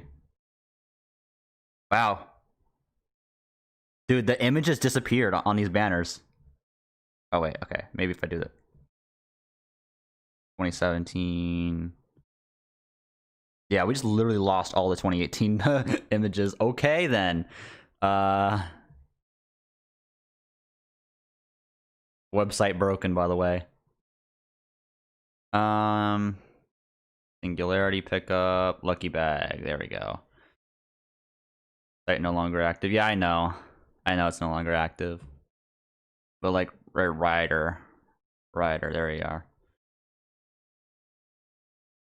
Honestly, like, I think the worst one is definitely, I think the worst Rider is definitely Artoria Pendragon. Is Maid Alter, dude. I think Maid Alter's terrible. And he's recommending, he says Maeve is the worst one? Hello? Just because they have a quick NP does not necessarily mean they are a good servant. Like, Maeve is... Dude, that is such bias, dude. That is so biased. Maeve is actually good. You know, they may not be male. The enemy may not be male, but you can easily put male allies and she buffs them like crazy. I like this site too. Wide Peepo sad. Feels bad, man. Cerno abandoned. You pulled her for waifu reasons to BH. That's shaking my head. Dude, Maeve is... Okay, Maeve is a waifu and she's good. Okay? Maid Alter is a waifu, but she's bad. So... there we go. Also, Archer, dude. Look how much trash you can get. Orion... Archer, Shinjuku, Napoleon. You're just gonna be really sad. Arjuna. There's like 4. There's only like 3 good ones. Like, why would you ever roll that banner? Why would you ever roll Saber? The only one you should ever even consider, for the most part, unless you're a fucking whale, is extra class and casters, and that's it. Those are the only 2 you should consider. Like, for on a general like level.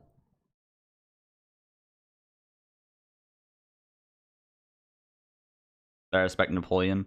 I respect your opinion. The problem is Napoleon just doesn't do that a lot of damage right now on NA. Until he gets his buff, he's going to be very bad. And even then, he'll come back on raid up plenty of times. There's no reason to pull for Napoleon right now. Like, Napoleon gets a lot of raid ups in the future. Trust me. It's not worth rolling for it. But what if I don't have an SSR Archer? There's a lot of low rarity units that pretty much do the exact same fucking thing. You know, even then, Gil's gonna be on raid up in a couple fucking months anyway, and Gil's always on raid up like twice a year nowadays. So, you know, is he really worth pulling if you can get Gil that easily? Rip if you get Oki though, dude. Assassin's fucking bait, dude. I think all the only 2 good assassins are like MHX, Jack, and King Hassan, and that's pretty much it. The rest are just garbage. Unless you don't have any 5 stars in a certain category, I guess. But ugh. I pulled MP5 Napoleon. Dude, even MP5 Napoleon when he launched is terrible. Like, it's actually terrible. His MP damage is comparable to Summer John, and Summer John's was actually the worst. But Summer John like got saved by Tamamo and Nero. And Paracelsus. Paracelsus buff was insane. So. Ugh. Yuck. Does he really does need that MP buff? Dude, he does. He's fucking weak sauce without it. Don't talk trash, Lee. Lee's pretty sad. Lee is sad boy.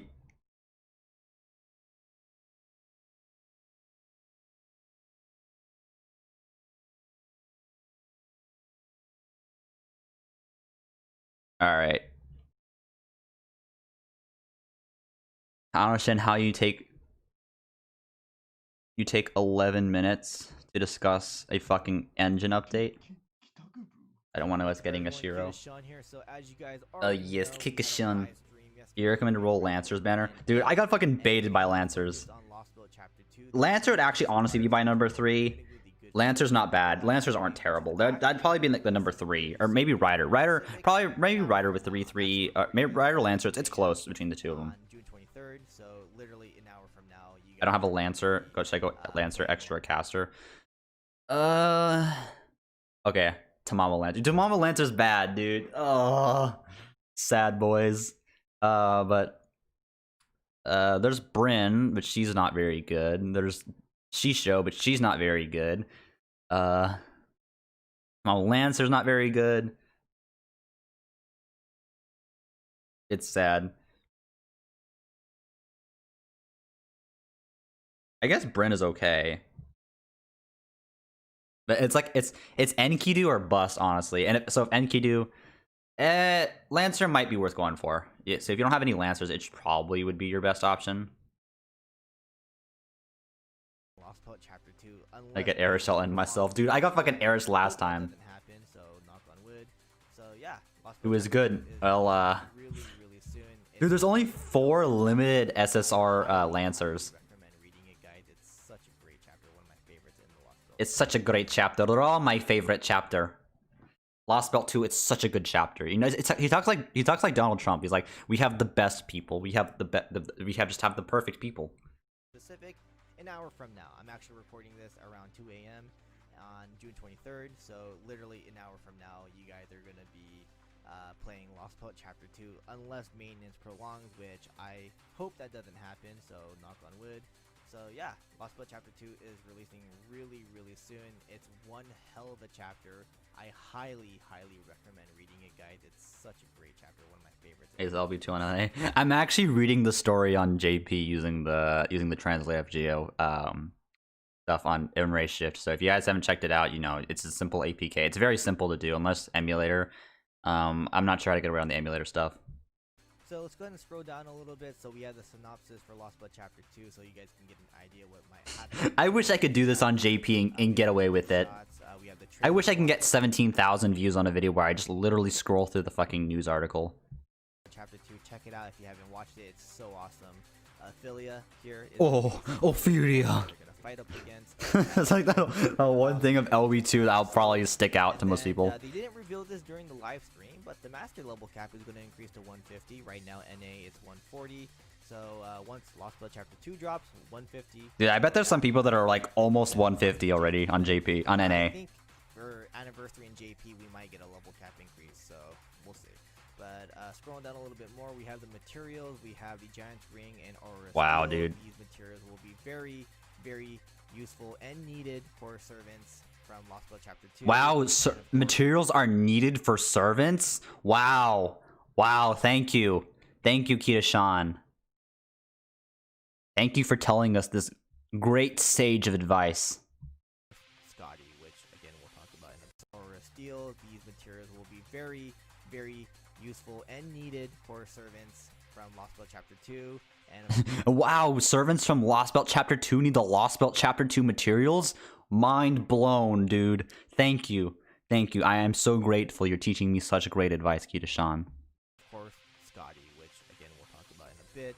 So let's go ahead and talk about the gacha a little bit. So Sigurd, Brynhild are limited. Lost Belt 2 servants need Lost Belt 2 materials? You don't say. Valkyrie, then I highly recommend to not roll for this gacha. She will eventually come to you. Plus, if you have Parvati, then you already have a great. Okay, I'm not gonna lie. I hate this idea that you'll get them eventually. Like, I hate this argument. It's so bad. Because you don't realize, like, it maybe in early on it would have been okay to say this, but now it's like, okay, so now if they're not, I have like a 0.3% chance I'll pull them ever on a given single.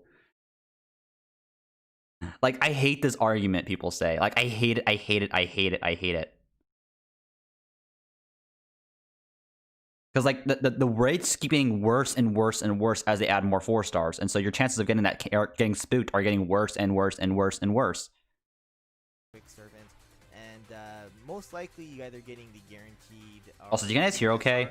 Does it sound good? So you can just pick her then. Sigurd, I said this before and I'll say it again. You don't have to roll for him now. He will come back during the New Year's. And then again, Scotty is coming really soon, especially in NA. Like she's coming in 2 days. Like they announced during the live stream. Jebaited. Can we get? And he got jebaited so fucking hard. Hey guys, Scotty in 2 days. No, just kidding. Here's 30 Saint Quartz. Sound low? Okay. Yeah, it's a little low. Okay, I'll move it up. Actually, I can move it up through this. The anniversary is going to be on June 25th, which is now 2 days from now. Okay, there we go. So you guys are going to be having a very busy week when it comes to FGO. Like, you have Lost Belt Chapter 2, the anniversary. Like, I really thought that they're going to give you guys a week to play Lost Belt Chapter 2, but then no, like, they're just going to throw you into the anniversary in a couple days, so that's pretty crazy. Lies. But if you guys are really going to wail for Sigurd, I highly recommend to not, because you guys are going to be getting a bunch of quartz during the anniversary. So just wait for the anniversary, get those quartz, and use those quartz on Sigurd if anything. Yeah. But scrolling down a little bit. What?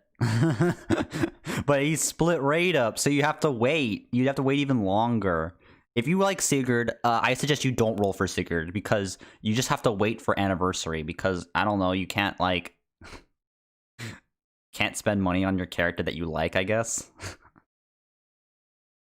Also, mouse showing, by the way. Child of Atlas, 5-star, Cleaner, 4-star, and Sakura Special Bento. Brynhild is getting an animation update, and a couple other. I like how he doesn't even talk about the CEs. He's like, oh yeah, these servants, you know, but the new CEs, no, fuck that shit. You know, okay. The other two, the sweeper, or sorry, the JP, it's called sweeper, but I think it's called a cleaner or something. And the 3 and Sakura's Bento, those things are fucking garbage. But the Atlas, the Child of Atlas, that thing's actually good. That CE is actually good. It's like I think it's like Defense Pierce. I forgot the exact effect, but I know it's good. That one's actually good. Animation updates, which we'll talk about in a bit. So here's the profiles for the servants. Dude, I could fucking I could do a parody off these videos from Kita Sean, dude. I could do a fucking parody. I know exactly what he does. I could do the exact same thing. Hey guys, welcome to another news update with Razor Ninjas, and today we're going to be talking about the new update happening on JP. So on the 29th, they're going to announce a interlude campaign, and I hope you guys enjoy it. You guys got some free Saint Quartz, some free updates, some free possible upgrades to NPs and skills and blah blah blah. And yeah, there's also going to be a 5-hour maintenance, and you're going to get an app update. So make sure you guys install the new APK from Ku app, and make sure you guys update on iOS and or the Android App Store, Google Play Store. And yeah, have a great one time. Here you go. Thanks guys. And then a minute of nothing and ends. That's like literally the same thing. Like I literally could do that right now. 5-star Child of Atlas. This is actually a pretty good one. I actually really like. Oh, now he talks about it. Every now and then apply. Oh yeah, no defense and yeah. More defense, apply 35% special attack. Now he talks about it for yourself. Cleaner is actually not that bad for your art. Cleaner sucks, dude. Why would you ever use Cleaner? Bento, it's whatever. You don't really need this. You can just burn it for mana prisms. But just do this as a joke for the anniversary. On the Gacha side, I mean, you can watch Sigurd's MP if you want, as well as Valkyrie's. But yeah, I could literally do the exact same thing as Kita Sean does for these videos, dude. As like a fucking parody. Basically, I don't want to do it, for but Lost Belt Chapter 2.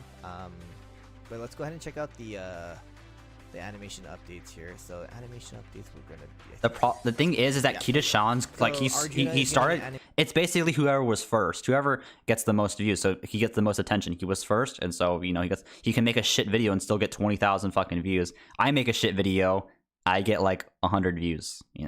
It's just how the YouTube algorithm works. YouTube's always going to favor the more popular channels over the smaller ones. Animation update. Just gotta get used to it. Animation update as well as drama. We recently got this in JP, so you guys are very lucky to get this super early. Arjuna's animation update is really cool. You guys get the bed attack with Nightingale, which is pretty awesome as well. And Rama's animation updates are awesome as well. I would totally skip over this. Really awesome that you guys are getting this really early. Really awesome, you guys. Really awesome, you guys. Let's go ahead and go to the engine update. So here we are with the game update. We have a lot of stuff to talk here because they actually only revealed like 2 or 3 things during the live stream. But after I saw this page, I was like, holy crap, you guys are getting a lot of stuff. So wow. The game update will give you the new follow icon. You guys are getting a lot of stuff. Stronger players to carry them in the main quest. So again, if you're new, use this function. It's very useful. You guys are also going to be getting the repeat quest menu, so you can repeat a quest after you clear it. So click the repeat button, select the support again, and then why is Wayne Ultra bad in your opinion? Just not very good skills, like not very good NP gain. If I recall correctly, and her coaching skill is pretty fucking bad compared to like Edison's, which is actually fucking good. Like Maid Ultra, even with Maid Ultra's buff to her coaching skill, it's still bad compared to Edison's. And it's just how good Edison's is, and it's just so sad that they cooked Maid Ultra. The only thing that Maid Ultra has going for her is her high NP damage, and even then, like it's between her and fucking Welfare Kintoki, and it's just hard to beat Welfare Kintoki. I'm just saying. Makes farming and she's kind of like a weird quick support, but like it's not really gonna matter if you can use double Scotty, because double upping Scotty's quicks is not gonna do much for you other than possibly getting you more stars. And then you have your craft essence and servant switching, so it makes it easier to switch craft essence. I think you have to clear it though.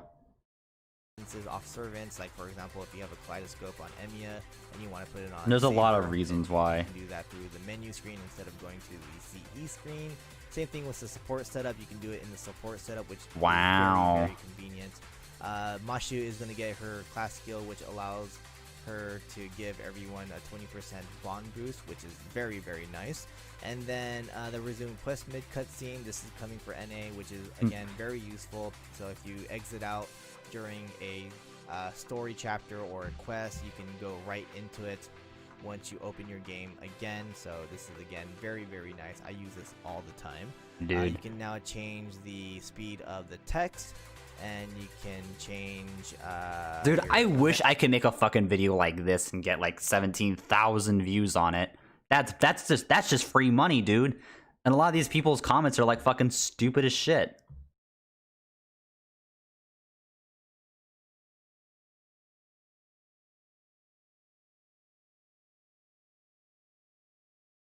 event setup, like you can if you don't have Kentucky Rider, very not useful. really in my opinion. Also now I didn't even have her, and I was pretty much fine. And Bonnie Mary Reed is not limited either, and I think and Bonnie Mary Reed actually might be good, really good to some extent. Feature, especially and Bonnie Mary Reed has some serious crit potential as well, especially with Scotty stuff. Select support filter expand. You have the automatic. I don't think she's that worth it. Class when selecting support. Again, very nice. This is super useful, by the way. Dude, people are gonna die of alcohol poisoning. Selection for servant enhancements. You guys are getting the display important presence. You guys are getting the mystic code. You guys are getting. You guys are getting. Craft essence. You guys are getting. This is actually a big one. This makes craft essences to. No, it actually makes it a lot worse because you have to constantly keep going to this fucking filter. Remember back in the old days where it was pretty easy to find your selected craft essences. Now you have to drag all the way to the fucking bottom just so you can freaking enable your favorited craft essences. Like, it's so fucking stupid. I hated this. I hate this fucking quality of life where it has like the filters on the CEs. That's I hate it. It's terrible. Basically just find your craft essences. Why isn't select on the top and not the bottom? You can sort them out with like quick buffs or QP. bond up, etc. This is again very useful. No, it's not. It looks like the servant filter is not coming in yet. That will come in probably later this year or maybe early next year. We'll have to Also, just wait Ushi, and yeah. see. But you guys are getting this early, which is again really nice. You can now hide dialogue, which is again really cool. Now you can take screenshots of your favorite backgrounds or your favorite servants without the dialogue. Or get someone who has a dump of all the information. Dude, you can literally extract assets from the game. It's not that hard.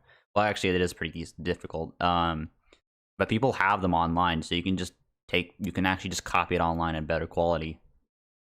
In the Why? way. MP leveling is going to be a lot easier.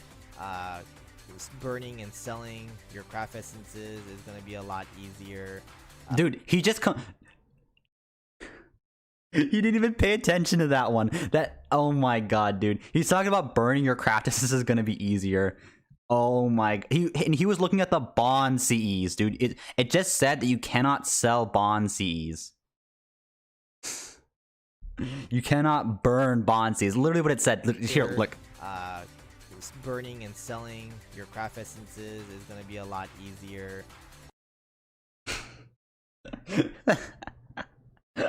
That was not the buff, dude. That was not. Oh my god. That's not the feature. It's the fact that you cannot no longer burn your own bond Cs off. And they no longer count towards your space requirement. So you don't fill up on bond Cs. That was the whole fucking point. What do you think of 1 to 3 star servants? Some 1 to 2 stars, they're pretty good. Some of them are actually pretty good, and then the 3 stars are usually decent. Usually. Repeating summons is going to be there now, which is very useful. And then you can get rid of the menus in My Room so that you can screenshot your servants. And yeah, it's basically about it. Oh, we actually have all this right here. Oh yeah, I hate. Okay, one of the worst updates they added to NA with the new engine update was the fact that it will it would automatically switch to the class they're weak against. You have to change it in the settings every time you bind. By the way. It resets every fucking time. You need to go to the settings and constantly disable it because it's fucking stupid. Because a lot of times you just want to pick your fucking Scotty support and it's going to give you the fucking assassin support because, oh, look, you're fighting riders. Look, here's an assassin. It's so fucking stupid.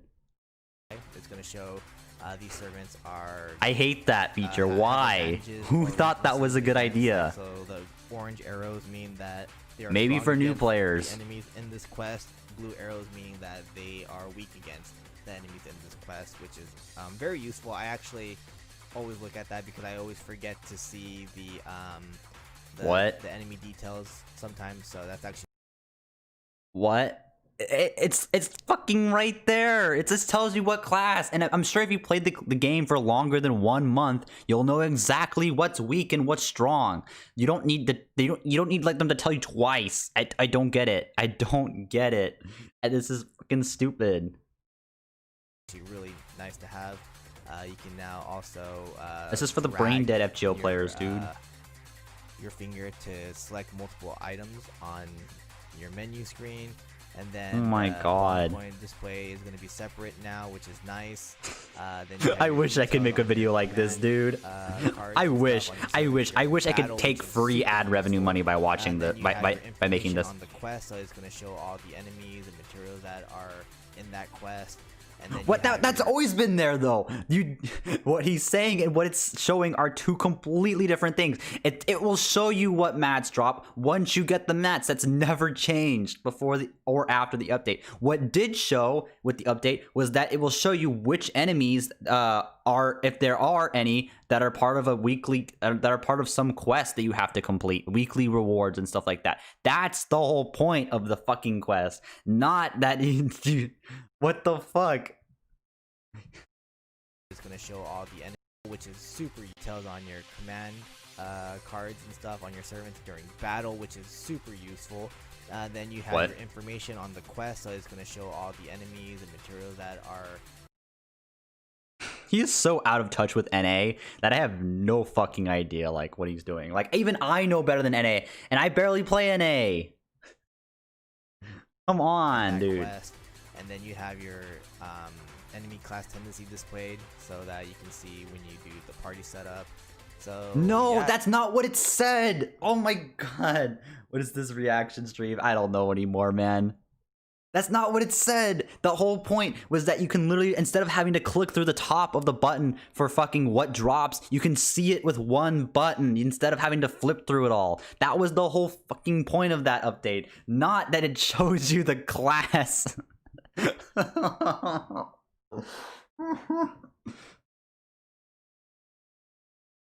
Yeah, there's gonna be a lot of stuff in this update. Like, this is huge. Like, you can scroll now for your mystic code.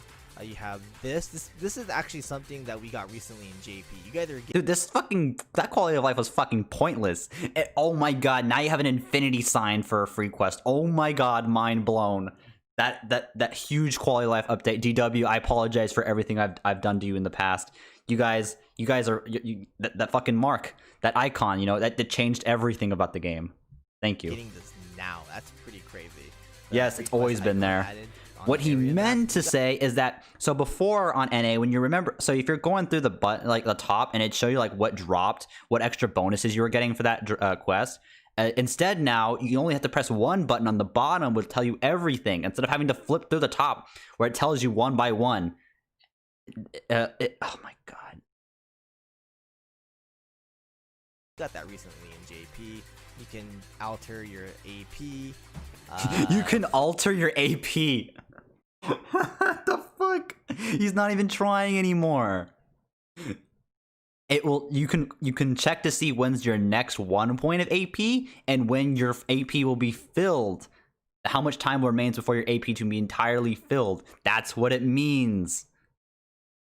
Free the frag exchange button is going to be there in the mission menu. So yeah, you guys are getting a bunch of stuff for this engine update. This is one crazy update. Like JP, this is unheard of to get all these updates in like one Well, yeah, because now they have the engine update. engine update. So yeah, this is pretty cool for NA. You guys are getting a lot of stuff like in a couple of minutes or like 30 minutes from now. But yeah, that's crazy. So Yeah, that's crazy. Yeah. Again, you guys are getting the anniversary in a couple of days, which is crazy. That literally. Like, hey guys, how's your crazy anniversary going, by the way? And do you guys have Scotty? Any of you guys pull Scotty Keppa? again, surprised me. I really thought that they're gonna give you guys a week for Lost Belt Chapter 2. But yeah, you guys are going right into Hey guys, any of you guys here on NA pull Scotty yet? I hear, like, aren't you guys have anniversary right now? And hope you guys get her because again, she's very useful. The next time you see her is probably going to be. And this is why I have beef. I have technically don't like Kita-Sean at all. He just does content like this where, you know, it's just literally like, I'm so lazy, I'm doing this for free ad revenue sort of thing. Like, you know, he doesn't really fucking care about NA. He's just doing it just for free views, honestly. Zanny's lit, bro. Don't have Scotty yet. I mean, look, Kita-Sean, our Lord and Savior himself, said that, you know, you guys are gonna have you guys are having anniversary right now. So yeah, where's your Scotty, guys? Where's your Scotty? I'm waiting. Didn't you? Chances are no. I hope you guys enjoyed and enjoy Lost Belt Chapter 2. You guys should be grateful because. Later.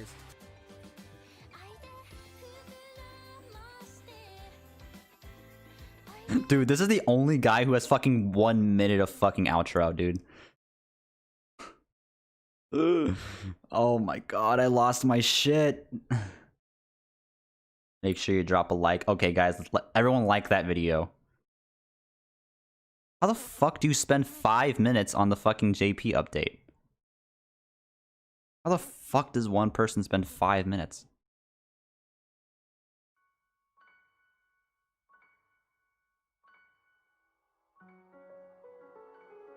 Wait. Oh my god, this is fucking music from Euphoria. Oh god. What did I do? Change the title to Reacting Kita-Sean.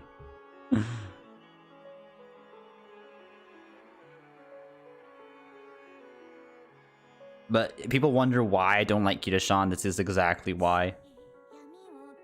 Constantly making content that's so low effort, it makes you wonder. Oh wait. Like, how the fuck did this ever happen? Alright. Oh, yes. Oh, yes. Oh. Departure of the flower or something like that. Alright, wait, let me get the name of the seed.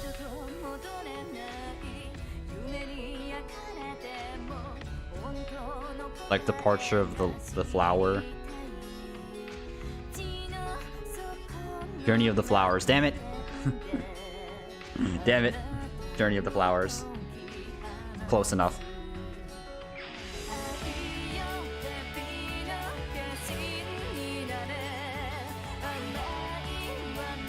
It's the boat. Yeah, I know that boat. It's like flower, no, boat leave. Boat exit. Look. Oh my god. Woo. That's actually... That's not terrible, actually. It's not a terrible Bonsi. Boat. Boat, yep. Boat.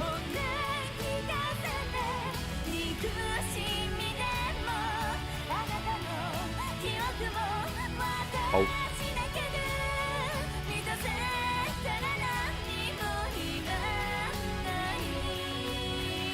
This is next level farming on JP though. Alright, so I believe the next one I can use is Suzuka goes in. Oh wait, Suzuka's actually not fun. Yikers. I'm running out of...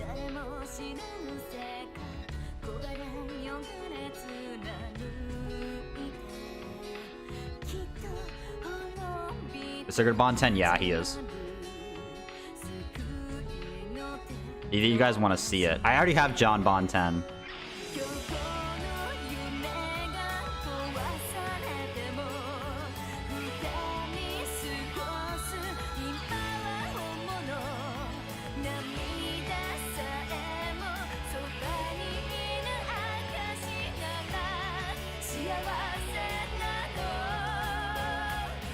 All 5 John? No.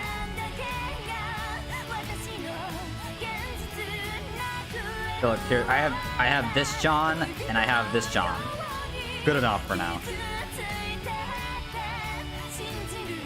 I finished up Amakusa. I finished up Fat Elephant Grill.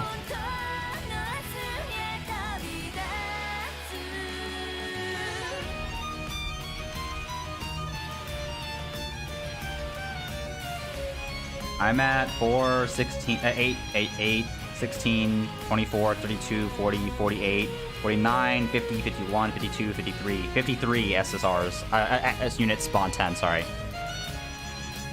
Lelouch, I mean...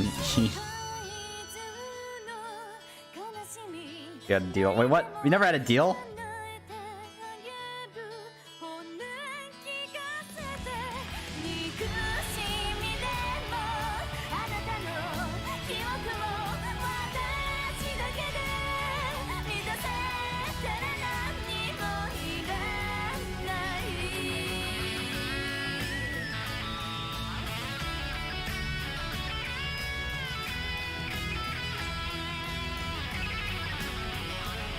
Holy shit, we have 70 people.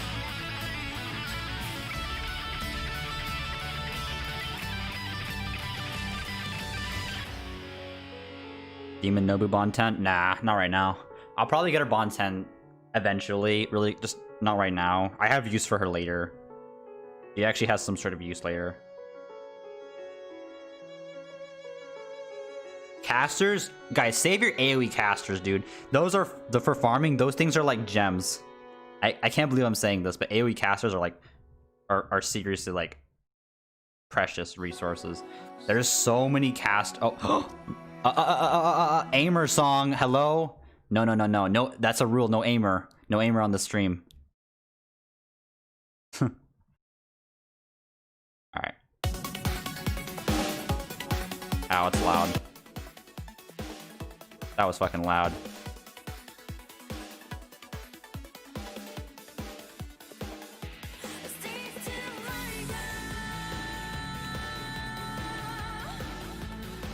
Fucking whale, dude. Fucking whales.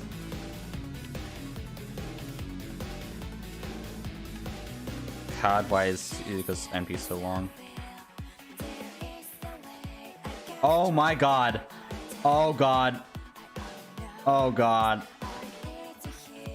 Oh god. Suzuka, why?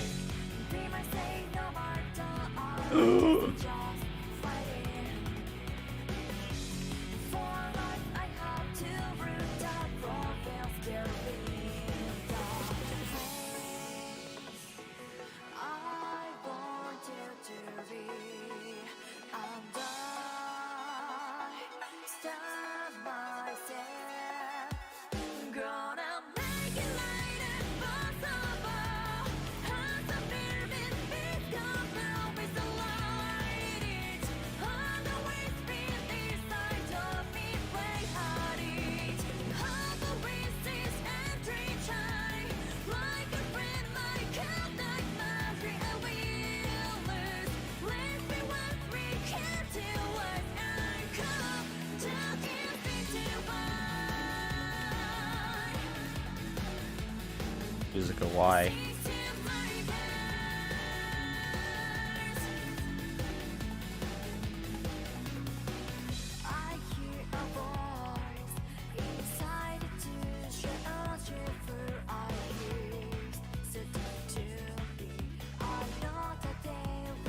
Oh, so you guys want to see some code from FGO? Oh fuck! Damn it! Okay, real quick. Here you go. Have this nice image real quick.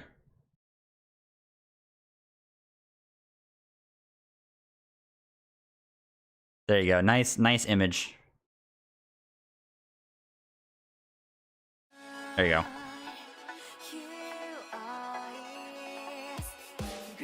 Want the image? That's mine. How much it cost you? It cost me $300 actually. That one cost me $300.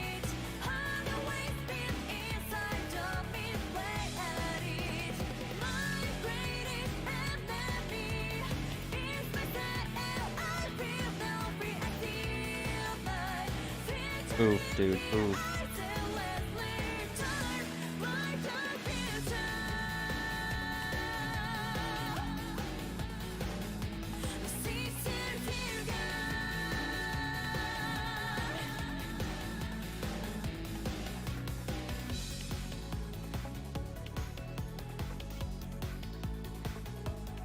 That should definitely do it.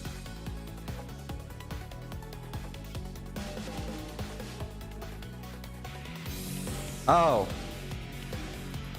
Oh. Oh yeah. Oh. That, I'm fucking retarded, dude. I haven't used Suzuka in forever, dude. My bad. What's up, Star Steady? You second sisters. I'm retarded. I'm retarded, guys. I haven't used Suzuka in forever. What do you think about the podcast? I haven't done it yet. I'll probably be streaming my end of the podcast. So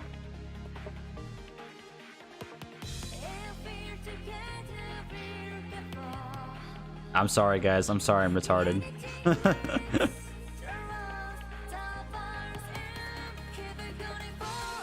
What's up, Ozzy?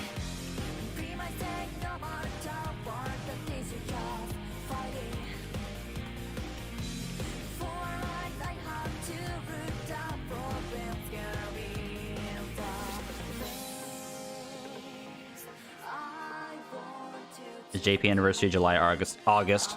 I believe it's gonna be the first week of August. So we gotta wait. And guys, don't worry, we have the next best event coming after this summer event. We have Interlude Campaign 13 PogChamp. Where's the stream gonna be? I'll be streaming on my end, so both. If you guys want to listen, I guess I'll be streaming my end.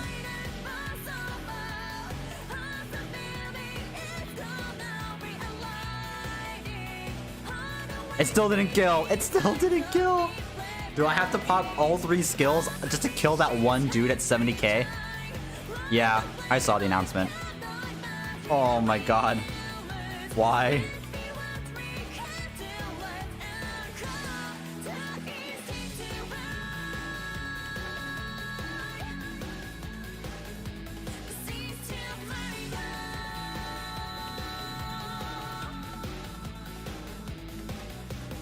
Wait, you have to do that off stream, Tom. Also, fucking Tom is a big ass whale. You think Toho is a big fucking whale? Look at just let's fucking look at the Tom and his bullshit. So when NA was doing the damage the damage quest thing like on the IRL conventions, I went up there and used Tom's account.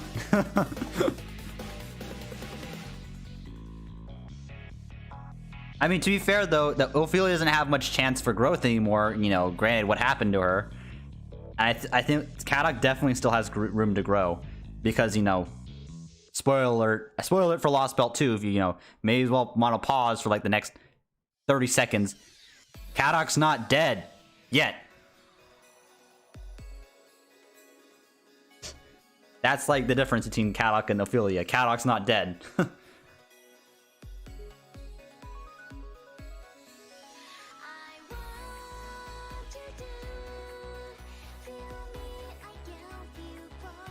Yes, Kadok gets taken by Rasputin. He's taken back to Olympus.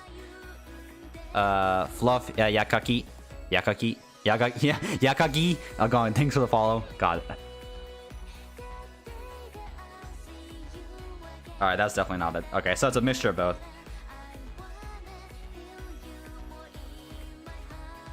I'm to Kadok and LB5. Okay. So, this is a huge spoiler. But if you guys are for Lost Belt 5, so like Kadok, what happened to Kadok in LB5? Kadok is not dead. Actually, Kadok is with Chaldea. So what happened in LB5 is that in the secret like room, remember you know the room where all of like the cryptors talk and Kristari is in there? That room's in Olympus. And basically, Kadok was pretty much chilling there for while you got like pretty much LB3 onwards. He's pretty much been chilling in Olympus in that one like area. That's like the main central tower of Olympus, by the way.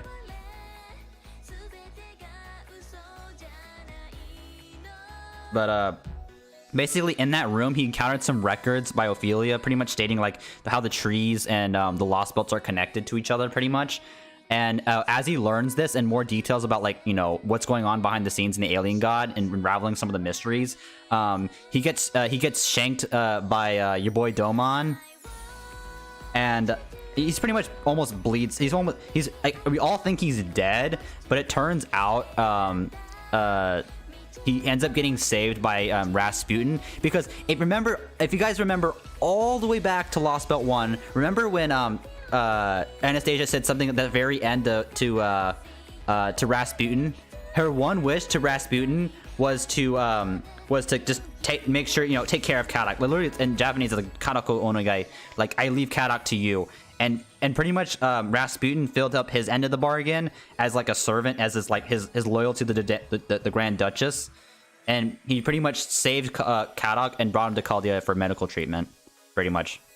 And so now he's pretty much in like the medical area and on the storm border.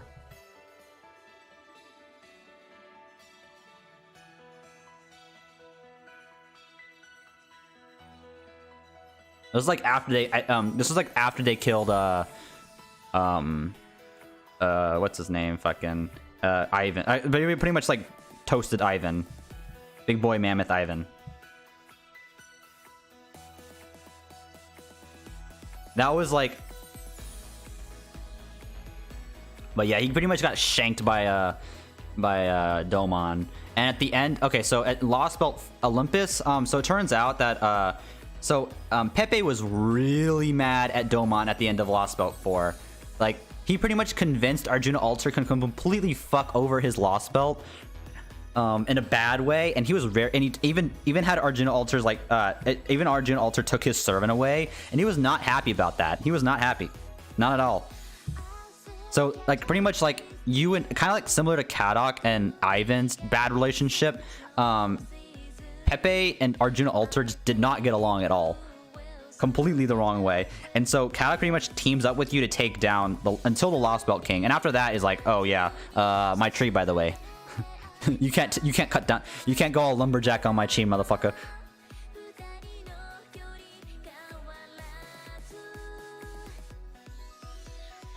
And to be fair, Pepe's glad he didn't fucking cut down that cube, by the way.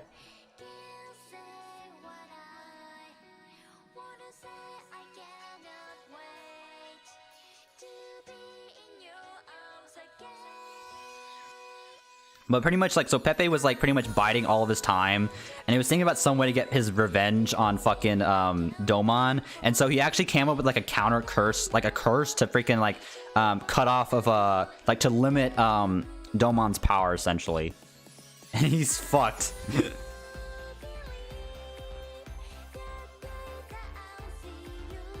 And Pepe pretty much escaped Lost Belt 5. We have no idea where he went, as far as I know. I think LB6, he probably went to LB6, but I don't know how the fuck he landed. Because the only ones that are allowed to technically like move between Lost Belts are fucking Chaldea and the Alien God and the Konyan Sky. There's like the alien, whoever the Alien God like has permission by the Alien God to do. Like not even Rasputin can leave, can transfer Lost Belts freely. Only like Konyan Skya, because you know we all know she's special.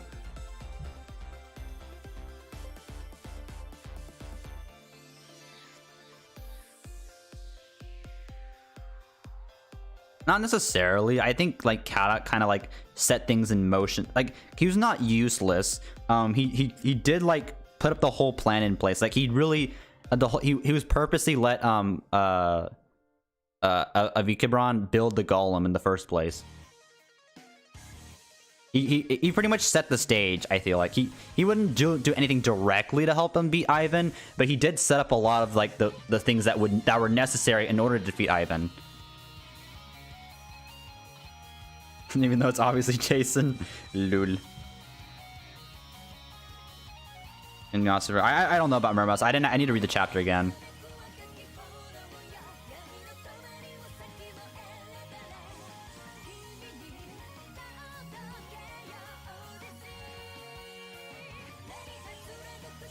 Miros is the same as Tomamovich. No, it's not true.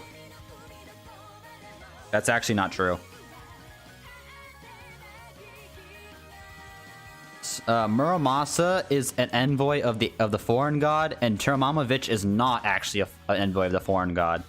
She is actually, I'm gonna go with the English name on this.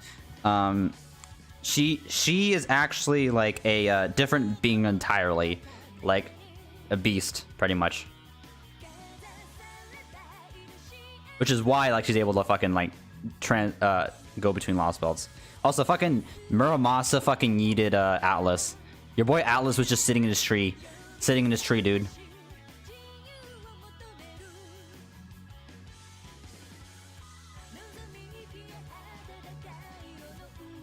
Oh, Ophelia.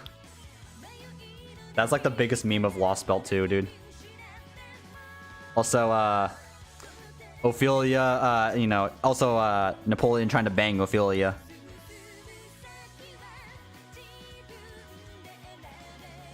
Yes.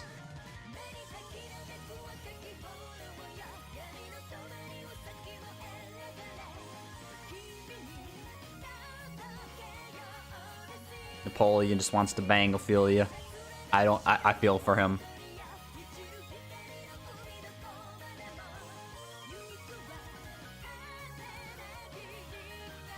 Fuck Kadok though. Fuck Kadok. I totally think he has like an assassin, by the way. Okay, I have a very strong feeling that Barrel's servant's an assassin. Like, anyone else agree with me on this? Like, I feel like he's just that kind of sneaky asshole. And so, like, the only one class that kind of fits that sort of mentality is an assassin. And we haven't seen an assassin scripter servant yet.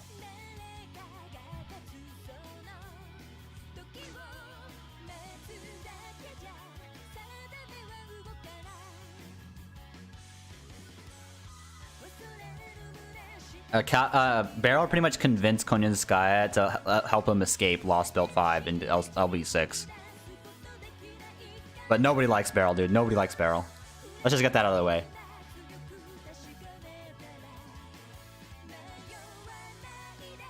Alright, actually, let's start farming other things.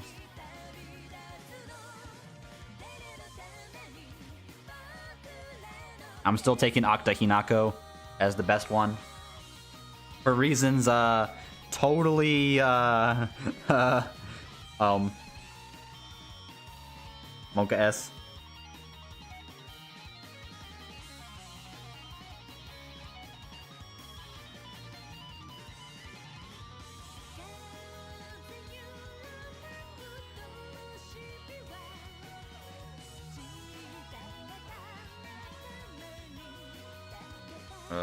There it is.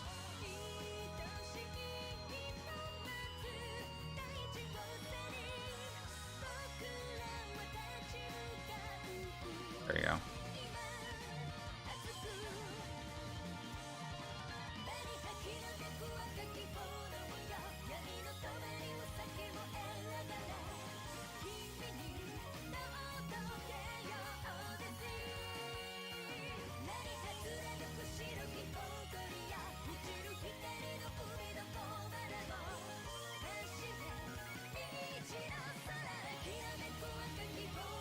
Also, apparently Toho was throwing shit at me yesterday. Someone told me apparently, like I said this in a earlier in stream, but like apparently I trash talk free to play players. I don't know where that idea came from. Quote shrug.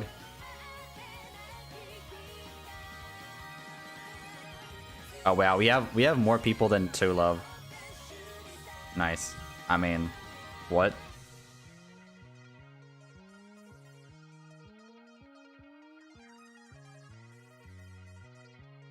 I'm still banned in Two Love stream, by the way. Apparently he banned me to avoid drama. And then he told me he'd unban me by like March. It's June. I'm still banned. I guess he just did that to save face. But he really went pretty basic when he permanent banned me from his channel.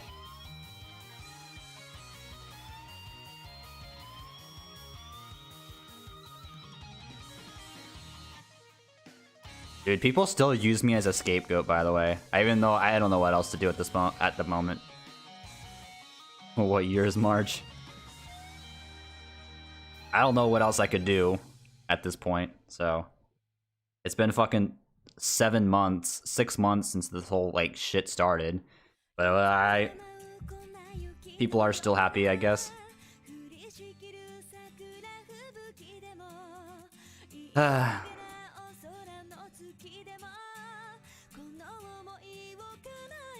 Also, you know, there's actually a lot of code for mainly related to the board game. That's why it took forever, because you actually there's a way you can actually look at some of the code. Like, I guess say some of it. Like, you don't actually see the whole code, just part of it, bits and pieces. And so you can see these. You can specifically, if you guys know. Wait, something cursed? What do you mean?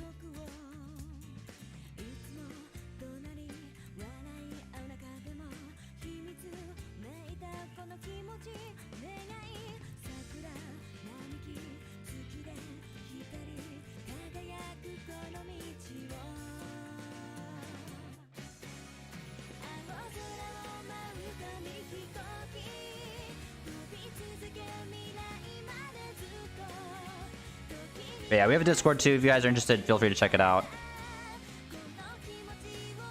What? What the fuck? Also, I finally added Twitch integration. Dude, I started changing my mind about Canis. I actually really like Canis as a character. His freaking freaking Lost Belt 1 Canis. I'm gonna steal your grill, motherfucker. Mr. Steal Your Girl. I really like Canis' personality now. It's fucking hilarious. I'm glad I got her. I'm glad I got her MP5. Not kidding. I probably end up getting her 999.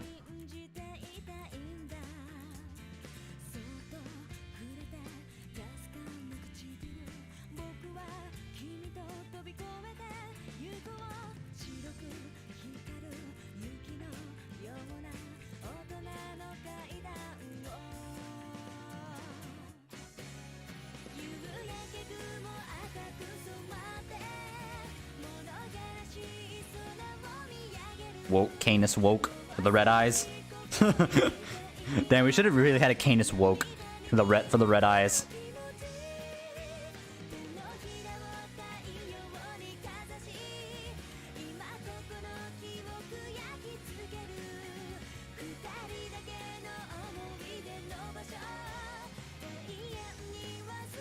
You like Canis? What is this? I got a 403 forbidden.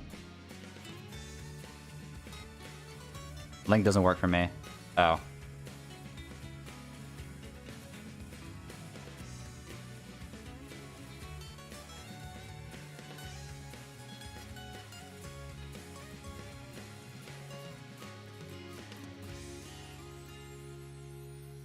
The fuck?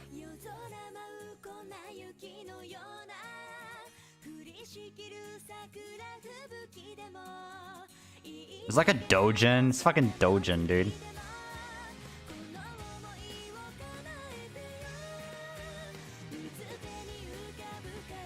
Gain is monstrous strength. Well, you don't say.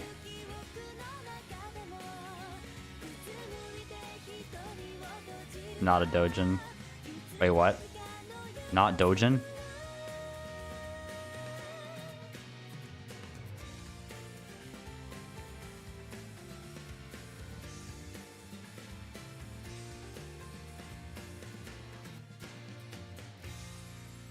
Oh, did he rip that from Ray Shift?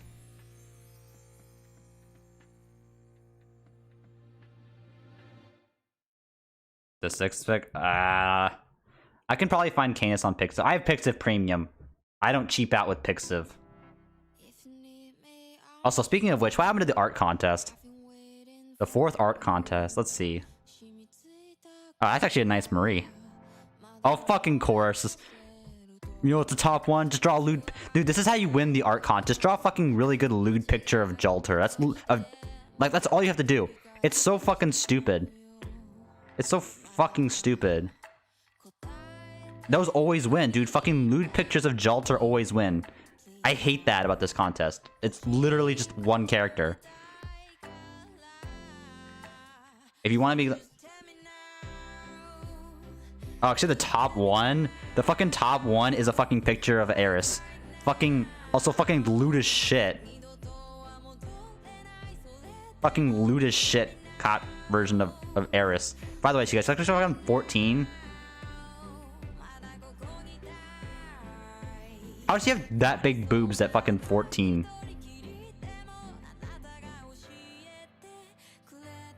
That's... There's another Eris.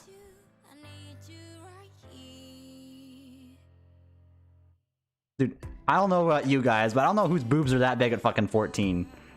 Alright, check the art contest. Fucking another one. I do like this Marie.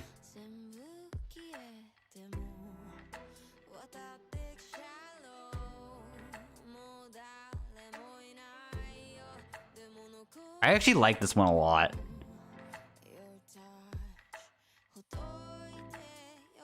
More John, dude. So much John Jolter bullshit. What the fuck is that? Alright.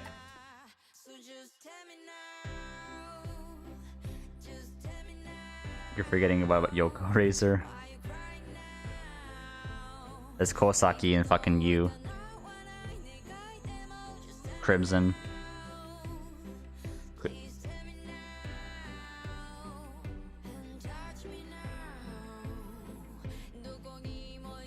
Freaking Jolter.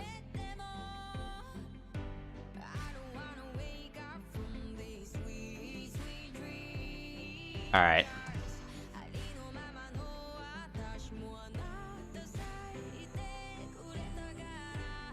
Wait, fuck.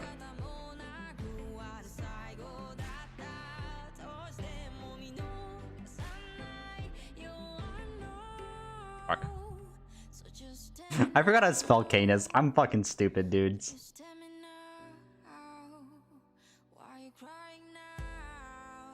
I forgot how to spell Canis. Oh my god.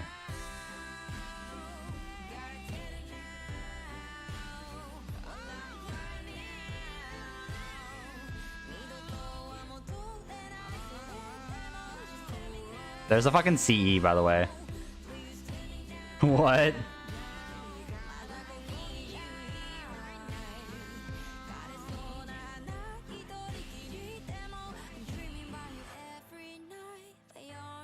No, but you have to spell it in Japanese. I know how to spell it in English. There's the actual CE, by the way. This is the story. This is the sea you get when you complete Olympus. There's actually a lot of meaning behind this, and if I did, I would fucking spoil it. It's actually really nice though. Okay, so spoiler alert, just in advance for the meaning of the CE. So pretty much, I forgot the twins' names. I know Macarius. I think Macarius was the guy. I totally forgot about her, the girl's name. But pretty much, and Musashi pretty much asked, you know, like after everything's done, we're all gonna go and chill, and we're all gonna have a nice feast at the end of it. And that's that promise. They never got to have it because everyone died. Musashi died. The Lost Belt disappeared. Blah blah blah. And so this is kind of like a commemoration, like a feast sort of thing, you know, that they promised that they're gonna have at the end when they won. So I said spoiler alert. But yeah, pretty much at the end, Kristaria ends up using his Sirius light as a way to pretty much help the Chaldea get away from. It didn't kill the alien god, obviously, but it pretty much bought enough time for Chaldea to be able to escape without dying from the alien god. And so alien god just said, "Fuck it, I guess I'm gonna go off to get LV7, I guess, for ORT or whatever."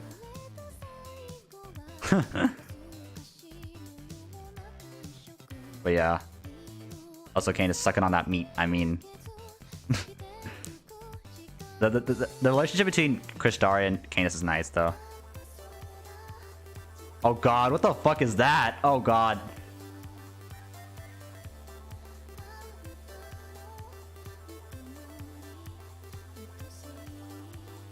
Canis is like the only like tan character I actually kind of like.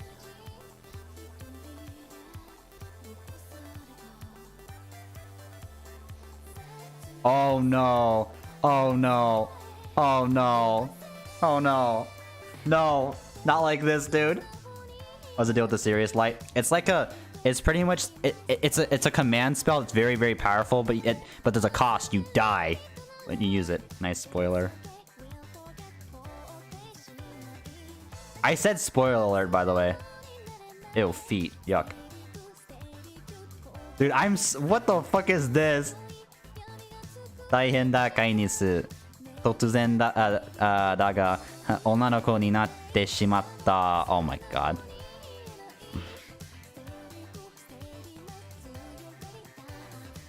I don't know how I feel about this. I don't know how I feel about this. What the fuck? What the fuck? Oh my god. My dick is confused. My dick is confused.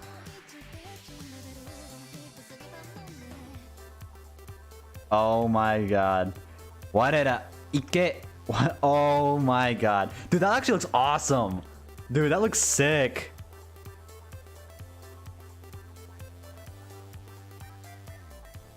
Dude, that looks sick, dude.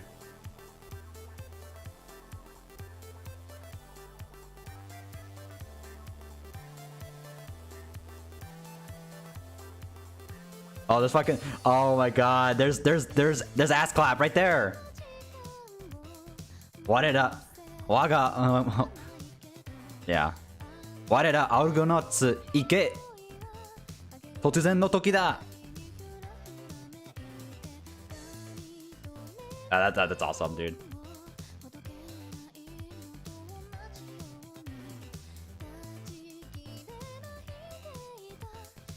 There's a lot of nice artwork of Canis, though.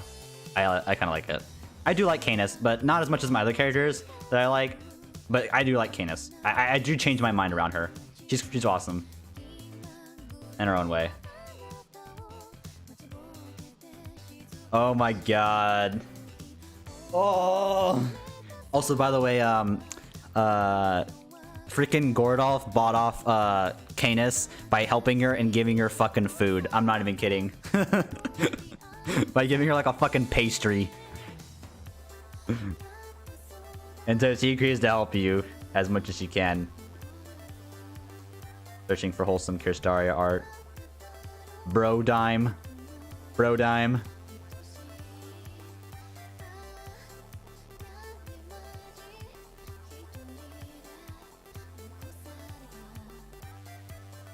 Mr. Take Your Grill.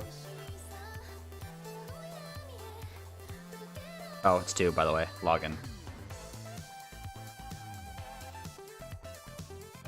And there's croissants. Honestly, like, at the end of the day, I think Gordolf's, like, actually a really smart guy. It's that he doesn't go about the best way of doing things sometimes. I'm doing good.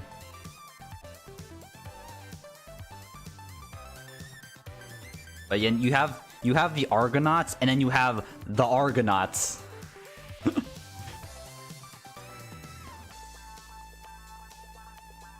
So you guys have the Argonauts, and then you guys have the Argonauts, quote unquote. Lul.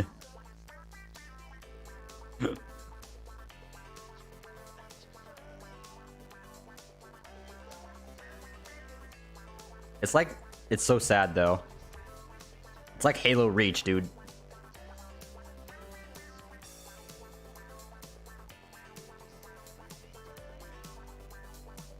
No spoilers, please. I'll tell you though. I obviously want to give you guys like warnings, like if I'm gonna spoil, if I'm ever to say a spoiler. But that was pretty much all of it. But just keep in mind that like I think Wodime. By the way, it's Wodime, not Wodime. Turned into one of my favorite characters in like a part 2 so far.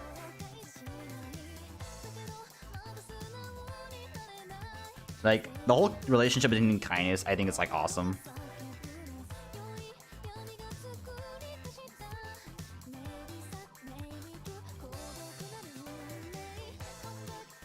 For soaps, it kind of sucks. It's the castle. There's one that drops castle rings and soaps at the same time, and it's roughly the same. So if you want to farm both, you can farm. I forgot what it's called. It's like, I think that it's like the castle on the top left of the map. Dude, I'm definitely gonna get Canis 999. Plus, not she's pretty fucking good.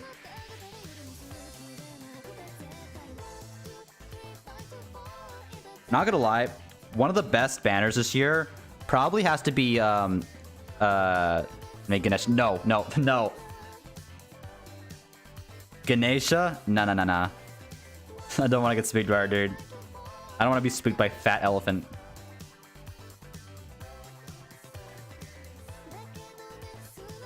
But yeah, I definitely think that Kindness and Deus Great banner is like probably one of the best banners this year.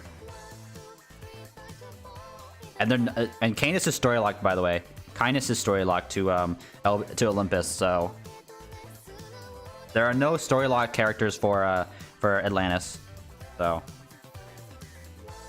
you just have Orion, Chad Orion, which is limited. So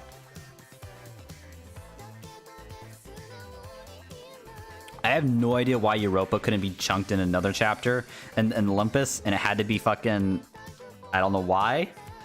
Random decision, but okay.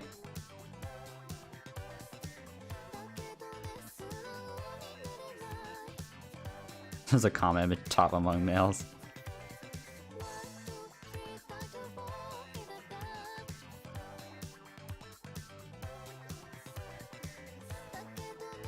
Yeah, this is why I use Arjuna Altar though. When it comes to farming, there's no other unit.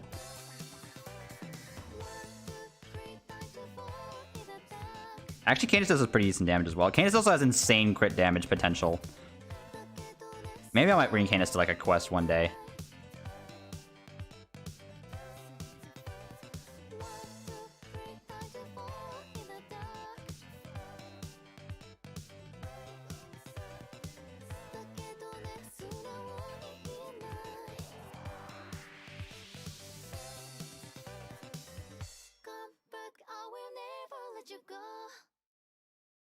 Alright.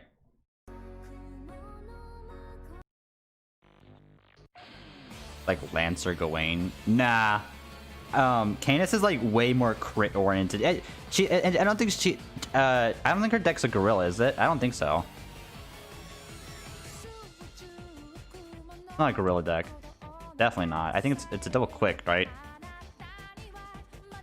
And it's a double quick, double buster. Yeah. It's gorilla. No, it's not. Canis isn't gorilla. It's double buster, double quick.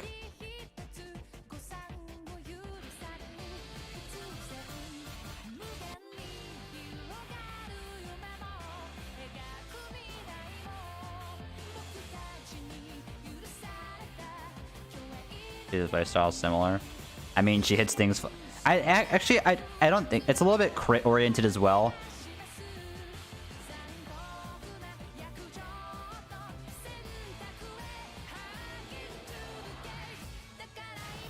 I think her NP is actually pretty freaking good. She's like a crit, crit oriented gorilla, and I think that's actually really good. And it's pretty freaking good. It's also the tanky in some aspects. Oh, I didn't activate the second skill. What on Ellie? I'm just from face cards. What he means? Oh yeah. Doesn't Gawain not have a crit? Gawain.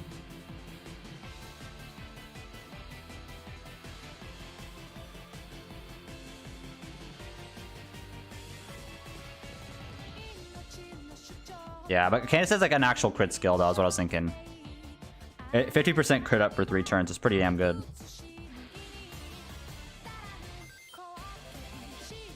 Also, it's high scaling on attack. Is what I meant, I guess. Oh shit, Vino's playing Mario Party.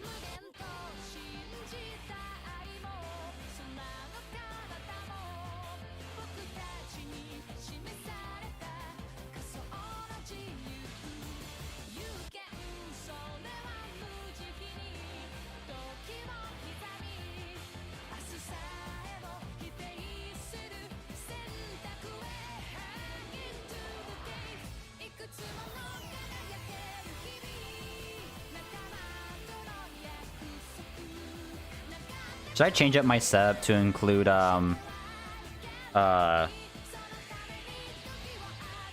my support list? I feel like it's kind of stupid though if I include my support list. Also, people make fun of my support, dude. I don't want to 10-10-10 Odysseus yet. I don't want to 10-10. I don't want to use my lures, dude. I'm so stingy with my lures.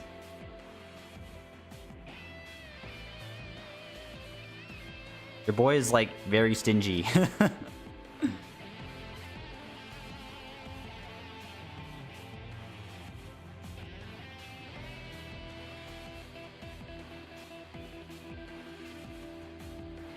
But I'll probably end up making servant guides. I'm thinking about it. I'm really thinking about it. When the new servant comes out on JP, I'll start making guides. I probably won't be. They probably won't be like highly edited or anything like that. It'll just literally be me like talking, literally like if anything else through a PowerPoint. Like I can make a quick PowerPoint and go through the PowerPoint and explain why some basic information and why I think it's good. I'm not gonna go too much into like the straight up numbers. I'm just gonna tell you why they're useful. Like, what does it mean? What, not, like... And what they specifically do. Like, what's strong about them over other stuff. I think that's, like, the real questions people want to ask. Not, oh, what's their attack? Just show gameplay of the servant. I like Fino's guides. Like, just not something like freaking, like, I don't want to call people out, but I kind of... You know the other people. I'm just gonna say you're gonna know the other people who do reviews. I'm all I'm gonna say. It's gonna be different from those. And most people will probably get the exact meaning of what I'm trying to say. And she's showing that they're used for. I guess like both would kind of complement each other. But I'd like.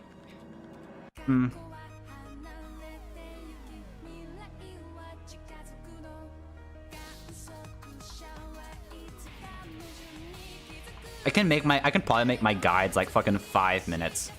I'm gonna get straight to the fucking point. I'm not gonna beat around the bush and talk about their fucking passives, only if they matter. There's so many passives that just don't matter in a lot of cases. Oh man, I got 8% on my fucking skill. Ooh. On my one art quick card. I think I can just go to the NA get Scotty. It's pretty much gone. And I pretty much changed a lot of my ideas back then, like with Scotty. Oh, nice.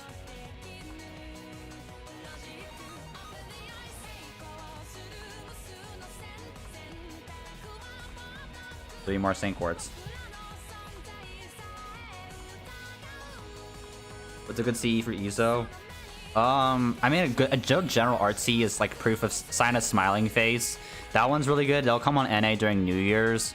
Like other Dye of the Blue would be fine. If you want to go crit, you can also go down a crit route as well.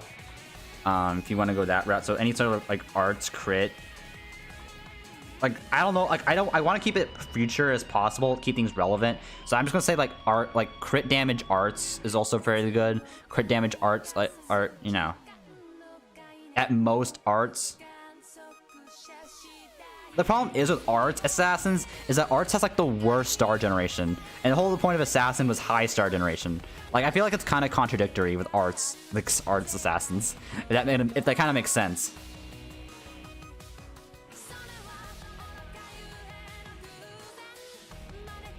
And that's why they have quicks.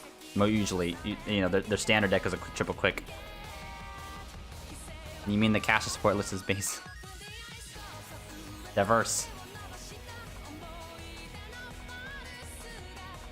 I hate these guides that try to force a certain comp. Like, literally just bring your fucking other caster supports as necessary, and then you're good.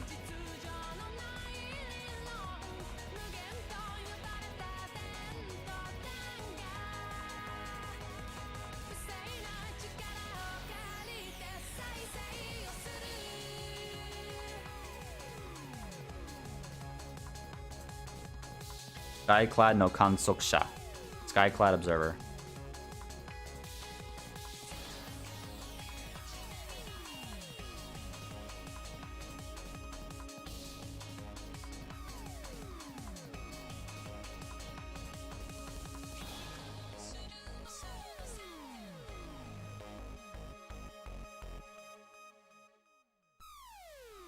Yeah, I guess. Eh. I actually just don't like Izo as much, you know, as much people slay. Some are a little... Yeah. Seems good.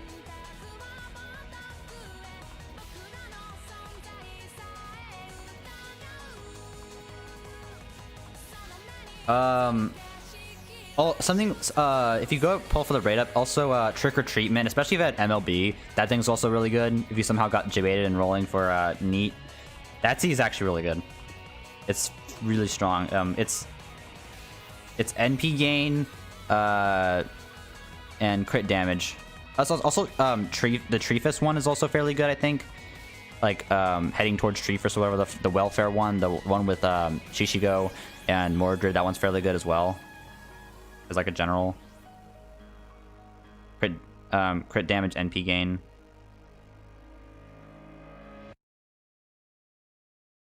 Sid Stan, thanks for the follow. I was saying this for the sub, sorry. Thanks for the YouTube sub. I should keep it clear. The YouTube sub, lol. Dude, I just kind of want to use Canis just for fun and memes. Boom. Alright, cool.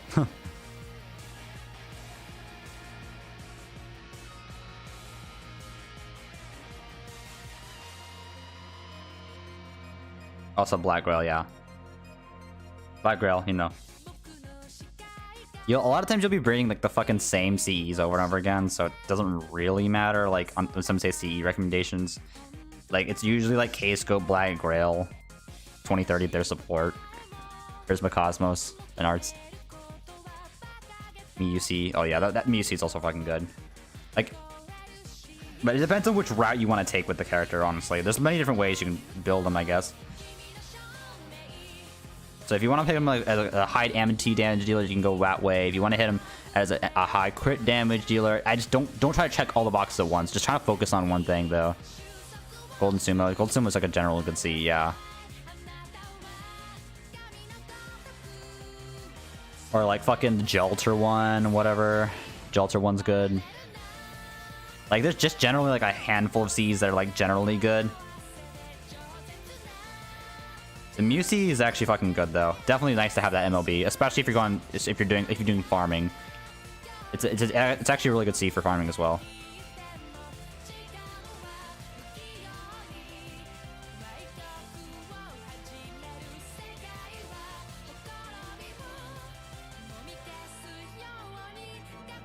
If you guys don't know what I'm talking about, the Musi, just look on the wiki. Like magical sapphire or whatever, or prism, like girl sapphire. Yeah, like some magical sapphire or something like that. Something like those lines. Gotta get ML. You gotta MLB it. Get that MLB. Don't cheap out, Kappa.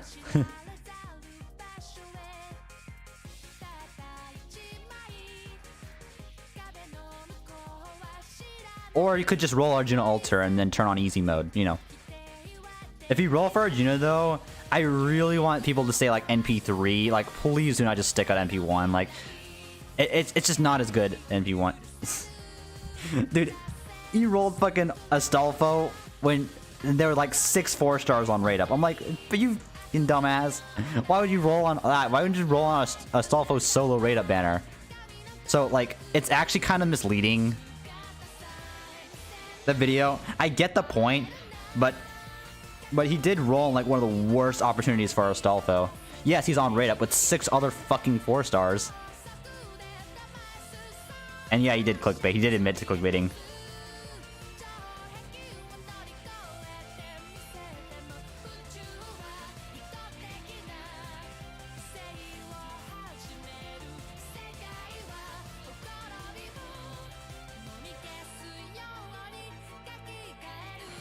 God, Canis does have the monstrous strength, Kappa. The monstrous strength in bed, Kappa.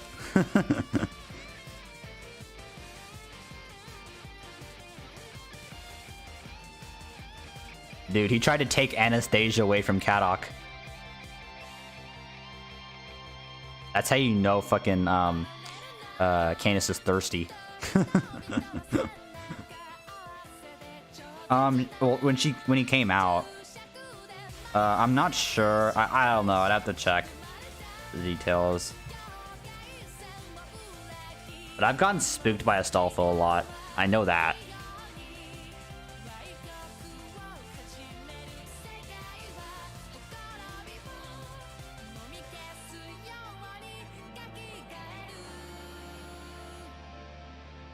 I'm probably gonna get Canis' Bond 10 as fast as I can.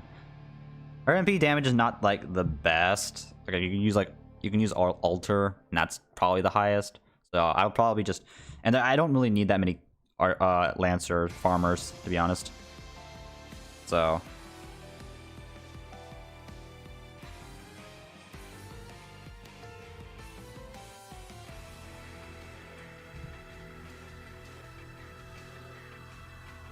also, especially after Olympus, I really start to like change my mind about Canis. So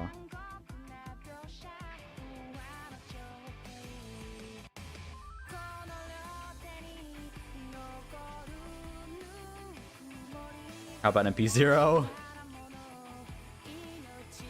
MP3, I really think MP3 is like the pinnacle for our General Alter.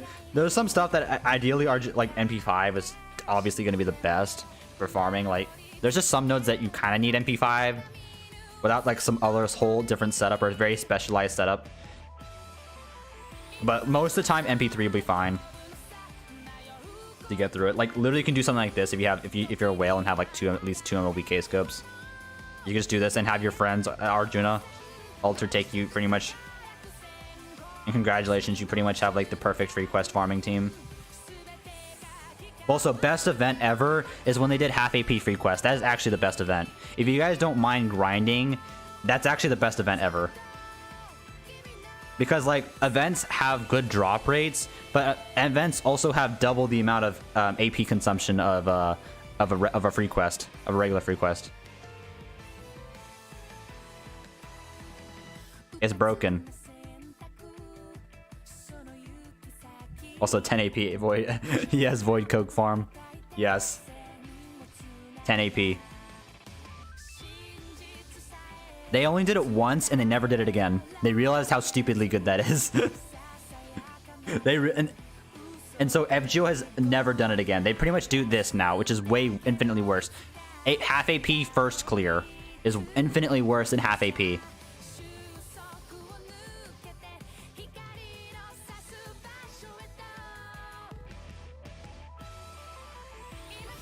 One AP 2 gen bond farming. That's bad.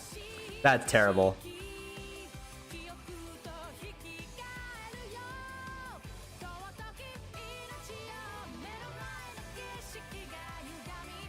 There should be a node called like training. It should be like Mcaldea or something, and should cost 0 AP. And just don't drop anything. Easy. No. Why? So people can mess around with like new stuff and stuff like that. And just test damage.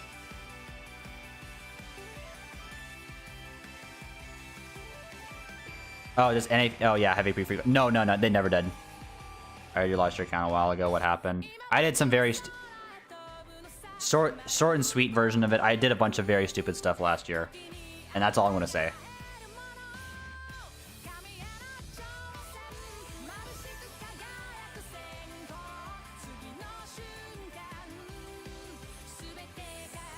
Oh, you servants you don't have. Using servants you don't have? Blasphemy. There are so many things I wish FGO did, but they're probably never gonna do. Like, maybe a little bit better interaction with other players.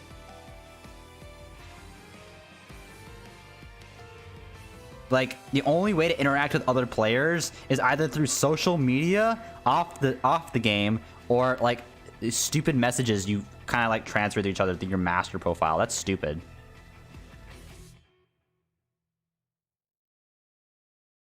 Sorry, replay. Excuse me, Memorial Quest? Get the fuck out, Keppa.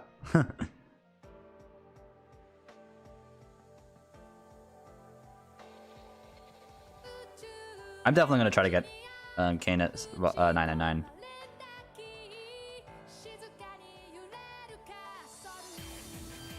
Fuck Memorial Quest.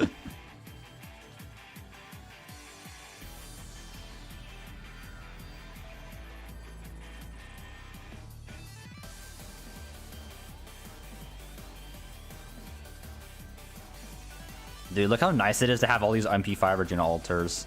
Imagine like not having Arjuna altar on NA. Yep.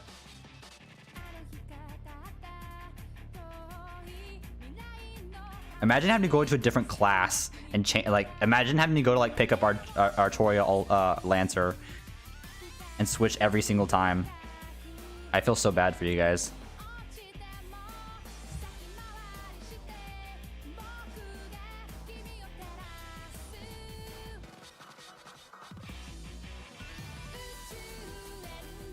Arjuna can eat a dick.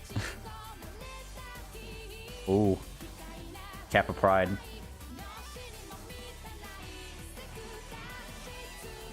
Dude, I'm gonna be really excited when Ventox, who's another FGO streamer, gets to LB4 and fights Arjuna Altar and realizes, oh fuck, this is almost like really fucking hard. Dude, I literally told people like the only like real strategy in that fight, honestly, it's the one with Karna. You guys know which one I'm talking about. Is you need to basically taunt and have our Karna do like basically be the main DPS the entire time. I'm like, good luck using Phantom. Good luck, dude. There's also the one with Domon and Arjuna. That one's gonna be fucking hard too, because Phantom's weak against alter egos, so he's gonna get his ass beat. And then LB5 Olympus comes around and it's like, oh shit, I gotta beat Demeter. I can't wait for him to get to Demeter, dude. I'm going, oh fuck. I'm just saying, like, that fight is like the only one where like taunt is very, very useful in that fight. Like for the Arjuna Altar fight, it's like the only way. Like, you can do some other stupid gimmicks too, I guess. But the game really tries to like enforce like this whole like taunt thing and have Karma do all the damage. It's so dumb, dude. He was also immune to debuffs, by the way. So you can't charm or anything, you can't gander him, you can't do anything. Oh, and by the way, when you pop his second break bar, he kind of just he has NP damage up and vulnerability pierce and charges the NP up to full. But I believe you can still stun him. Oh no, you can't stun him. You can't seal him because he has debuff immunity. Never mind. There's no way to avoid it other than guts. There's no way to avoid it. But if you bring two so you can't even bring two phantoms. So I guess he could hide a phantom in the back. But he needs to have like a taunt and pray. Yeah. That's like that's what I said. That's like that's going to be like one of the basically one of the best. And I got a bunch of flack for it's like on his Discord when I said that, because saying like, oh yeah, there's never been one force strategy. I'm like, just rush him. Doesn't he also has a shield buff too? Like Karna is the only one that actually deals good damage against him. He has like he does have a shield buff. Shield buff meaning you can't pierce and defense and it won't do anything.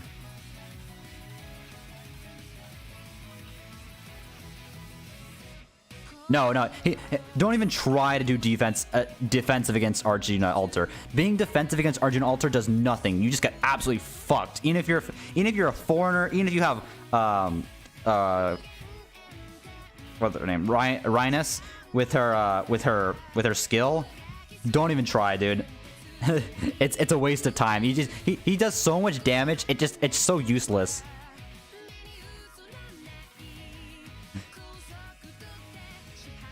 Even if you have like this huge defense team, like he just completely destroys you. It's not even funny. Okay, it is kind of funny when you see someone like die. Hey guys, let's John. Rip.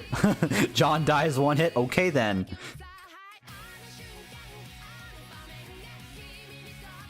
But yeah, you cannot meme it with Rhinus. The only way to do it is like you literally have to have Karna be your main DPS, and you have to keep Karna alive. Karna has does have one taunt. Oh, Karna does have a guts, one guts, but you want to save that guts because his like I said, his last bar, he pretty much goes, he pops his NP, and it has invulnerability pierce.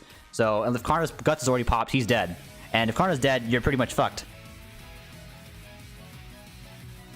I say pretty much, but there are some ways you could get around it, but it'd be really hard because Karna has like a bunch of fights. He's buffs for that fight. He's like literally meant to be like the main DPS. Like they really try to force that with you with the CE and all the effects he gets during the fight.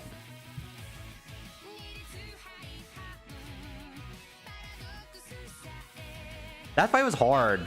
That fight was hard though. So I also feel like the I guess you can use Herc, the one with Domon and Arjun Altar. That one's also fairly hard. That one's also fairly fucking hard. In some ways. You could go like anti-divine, I guess, in some aspect. But the... Okay. Okay. Weird flex, but okay. Never used to use CS. I was like, fuck this shit.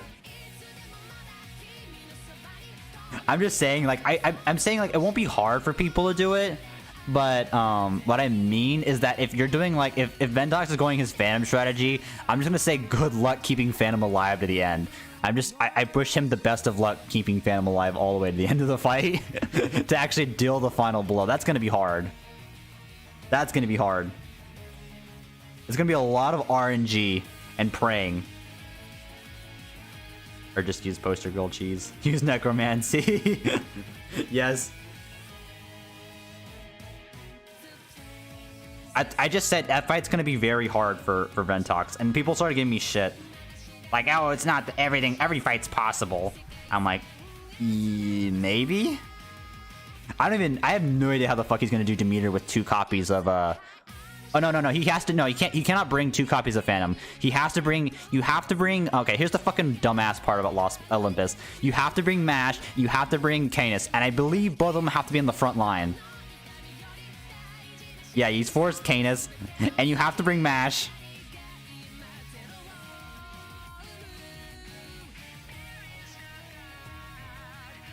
That was I hated that, dude. Lost Belt 2 had a couple times of that too, that the freaking force supports. Oh yeah, and by the way, they have to be in the front line. Like, as I was a noob, I was basically fairly noob in JP when I had to rush through for Halloween. I'm like, fuck. The only good archer I had was the MP1 level 80 Gilgamesh at the time, and I'm like, fuck my life. Canis doesn't help you though. Yeah, fucking Canis is not even that good in that fight.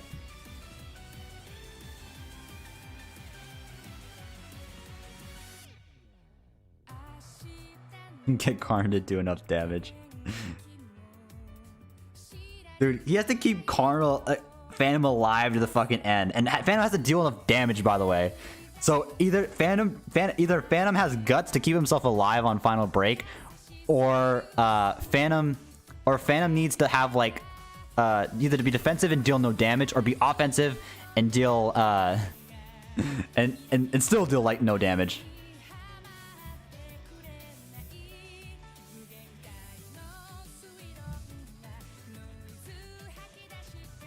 Oh.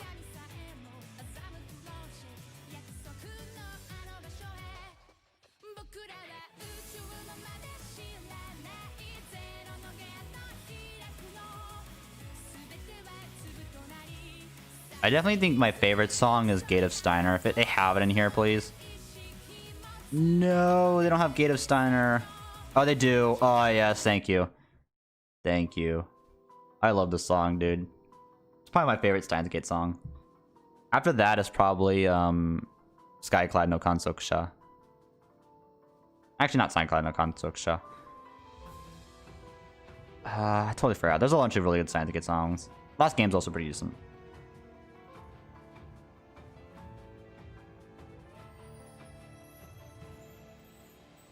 Dude, oh my god, when they freaking brought in like Daru, and he had like a sequel book. Oh my, he fucking did a sequel injection. Dude, a fucking government website has a sequel injection vulnerability. What the fuck? What the fuck? How the fuck does a top secret government agency have a fucking huge vulnerability regarding a sequel injection? You think someone would have figured that out before? Daru's like, oh yeah, Papega? That just makes me mad as a as a security guy. It's like your top secret government like agency gets broken into from a sequel injection.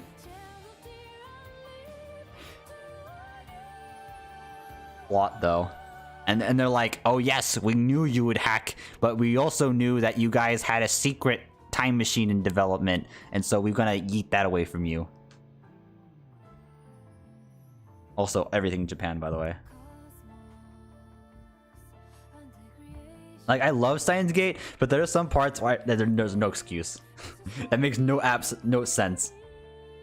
They do have a lot of JoJo references in the game, though, and the visual novel.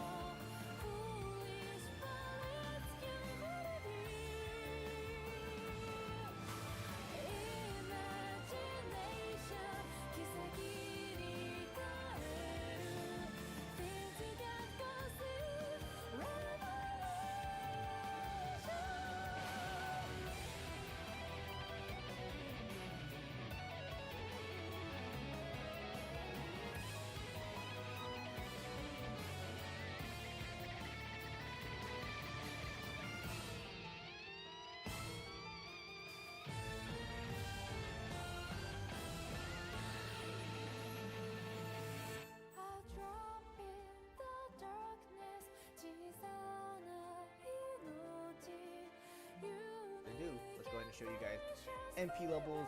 All right, Hi, break time, guys. You gotta see another joke video. How much I spent on my FGO account.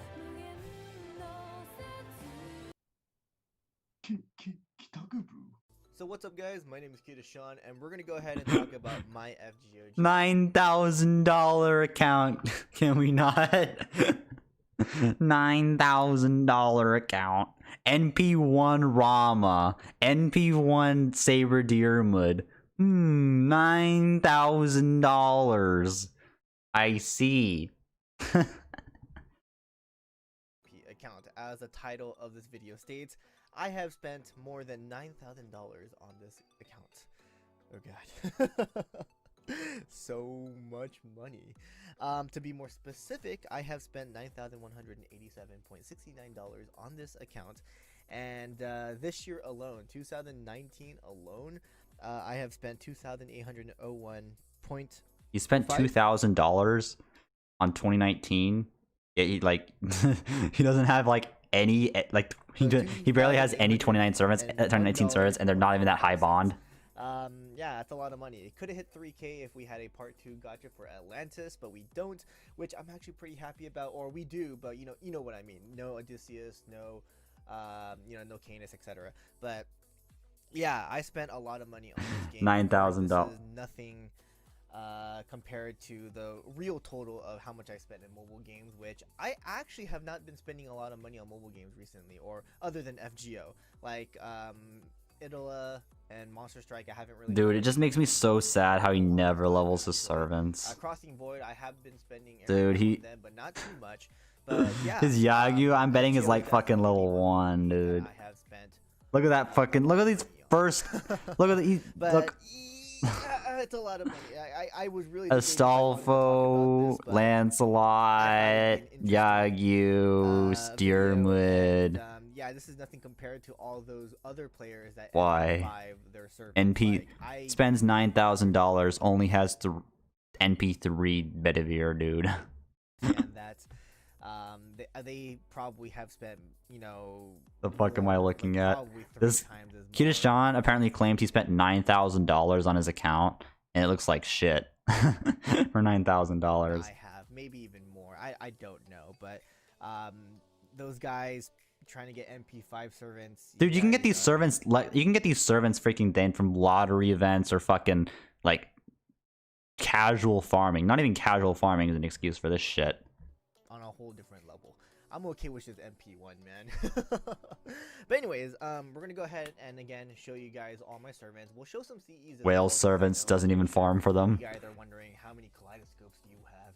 So yeah, we'll show some CEs. Probably has like 2 MLB copies of Kaleidoscope. Start off with the Saber class. So without any further ado, let's go ahead and show you guys Why his servants are so levels, level? servants I have, Because he doesn't play the So game. we're going to go ahead and start with the Saber class, and the first servant that we're going to be talking about is Arutoria Pendragon, or Arturia Pendragon, or Altria Pendragon, however you want to pronounce it. Go ahead and pronounce it that way. I know I have been getting a lot of smack in the comments for me pronouncing these names in Japanese. This is actually the correct way to pronounce them in Japanese, calling me weeaboo and stuff like that. I'm sure, go ahead. I like anime, yay. But when reading, It's the correct way. If you're saying it the other way, it's wrong. If you say Artoria, you're wrong. watching anime, You're fucking that wrong. inputs into my head, like pronouncing their names in Japanese, that's just inputs in my head. Like for example, Valkyrie, Warukyure. Warukyure sounds so I'm reading a cringe. manga or I'm reading a novel, and the name is pronounced Warukyure. How hard is it to just say Valkyrie? I understand that it's Valkyrie in English, but it just implements it into my head. But nobody knows what the fuck you're saying if you say Warukyure. I'm gonna make a video talking Besides people who about know Japanese. how to pronounce servant names in Japanese. So look forward. Oh my god, he's gonna teach us the magical art of hiragana and katakana pronunciations. I'll start that next year, so look forward to that. But anyways, let's go ahead and talk about the servants here. So the first servant again is Arutoria Pendragon. I have her at MP5. She was my first SSR. I believe I rolled her during the Gilgamesh Gacha, and I was really happy that I finally got a 5-star because the rates when FGO first started in JP was pretty bad. I mean, quartz. It's the same rate. Single was 4 quartz. 10 shot was 4. The rate is the same. It's just that the amount of Saint Quartz changed. That the rate. Oh my god. Those were the dark days of FGO. But still not 10 10 10 Artoria. And I do have a MP6 Artoria as well. I mean, the 6th copy is actually in my storage, but you guys get the idea. So yeah, Arutoria Pendragon, I still use her. She's one of my favorite servants to use. She is the face of the franchise. One of my favorite servants to use. Arutoria, definitely. Not even a single skill is level 10. Maybe she'll get it during, Camelot, who knows, we'll see. But yeah, Arutoria Pendragon, I have her at MP5, and I do have an additional copy, so technically MP6. How does he have NP5 Gawain, but not NP5 Bedivere? Or this one. That just draws some huge question marks in my head. Swimsuit event recently that came into JP. She's welfare, so yeah, it's a really great servant. I love her design. I love her character in general, and definitely must pick up if you didn't get her this year. So if you didn't get her this year, get her next year. And the NA version, you gotta wait 2 more years. Elizabeth Brave. Man, about a year and a also half. Welfare, so it doesn't really count. He doesn't pull in Call the Boys. MP5. How the fuck does he have MP5 Gawain though? My second during the second free 4-star, I was debating between him and Lancelot. I decided to go with Gawain What? because I had a more of a connection with Gawain because of Fate Extra and. I have a connection with Gawain, Kappa Pride. Yeah, I thought Gawain I do too, Kappa. wanted him, and, yeah. But I did eventually get my Lancelot MP2 here. I got him this year for the first time ever, which is again surprising, right? Yeah, I got my first Lancelot this year. That's why he's not leveled up or anything like that. But I finally completed the round table, really happy, and again, I'm really looking forward to Camelot, the LP. Sir, you don't have Agravain. Other than that, Mordred is at MP4, hoping to get her at MP5 randomly because she has been coming to me RNG style. Yeah, I'm hoping to get that MP5 soon. Next, we have, I mean, this is friend point gacha, so it doesn't really count as a well gacha, but Level Jason, 50, level 50, level 50. he uses Atlanta. Come on, dude. And, Not a even lot level of, 60 of a players fucking hated him force because of for his 1 star. last chapters, but LB5, Atlantis, he's an awesome character, definitely one of my favorite characters now in FGO. One of my favorite characters in FGO, not lax level. I think it's a meme.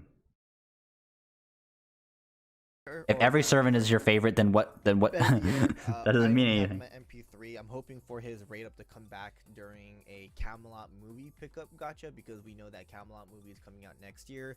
What's a VA? He is story locked, so that's why I don't have him at MP5.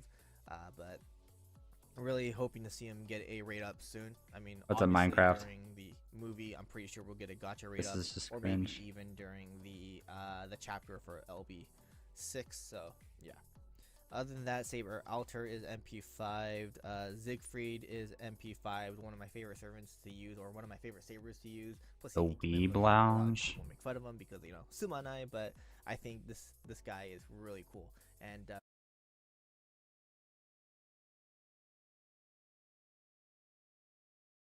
Hey there, welcome to the Weeb Lounge.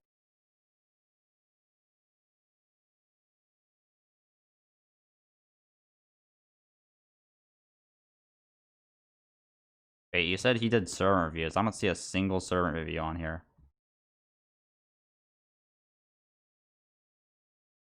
These are all anime reviews. They're all fucking terrible.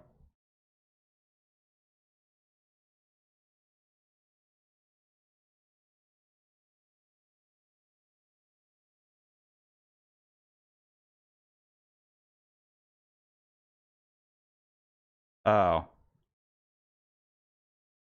Oh. Like 3 months ago. Alright, what is this? Welcome to the Weeb Lounge. Today we are reviewing Oh god. probably what is the bestest berserker there is, period. Yeah, I think that's pretty much a consensus. 5-star berserker class Arjuna Alter for Fate Grand Order.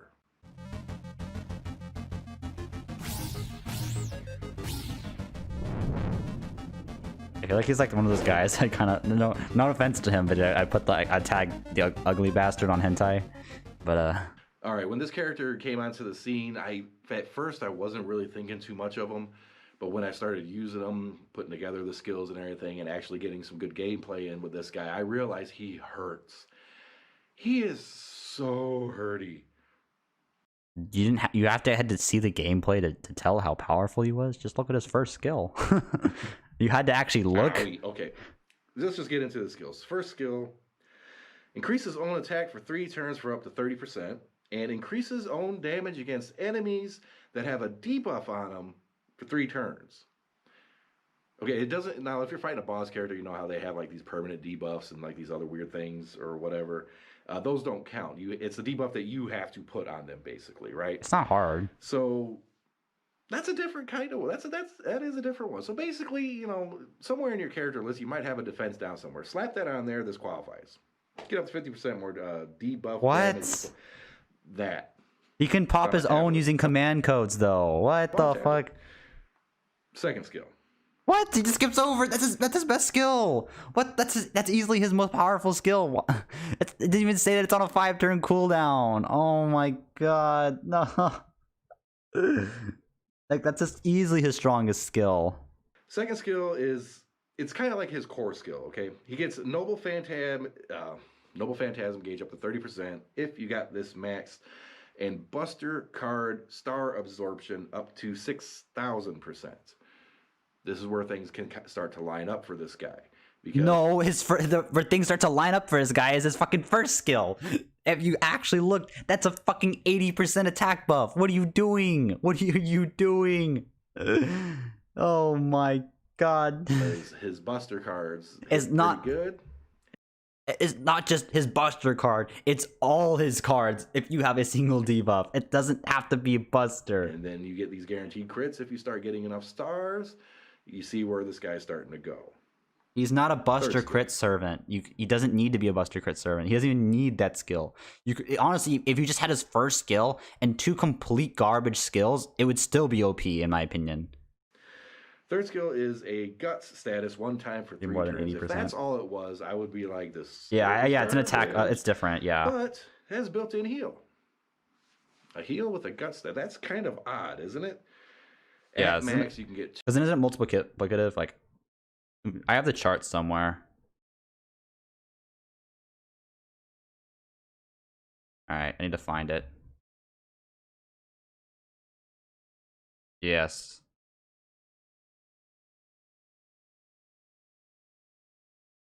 Goes something like this. Yeah, it is. It is. Yeah, it is. So it'd be so Arjuna alter FGO. That's multiplicative. So 1.3 times 1, if I'm doing this right, 1.3 times 1.5 times then yeah, plus card resist down times 1.2.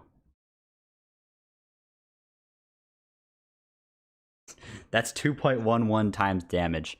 Along, oh wait, whoops. Along, oh wait, oh whoops, that's, oh wait.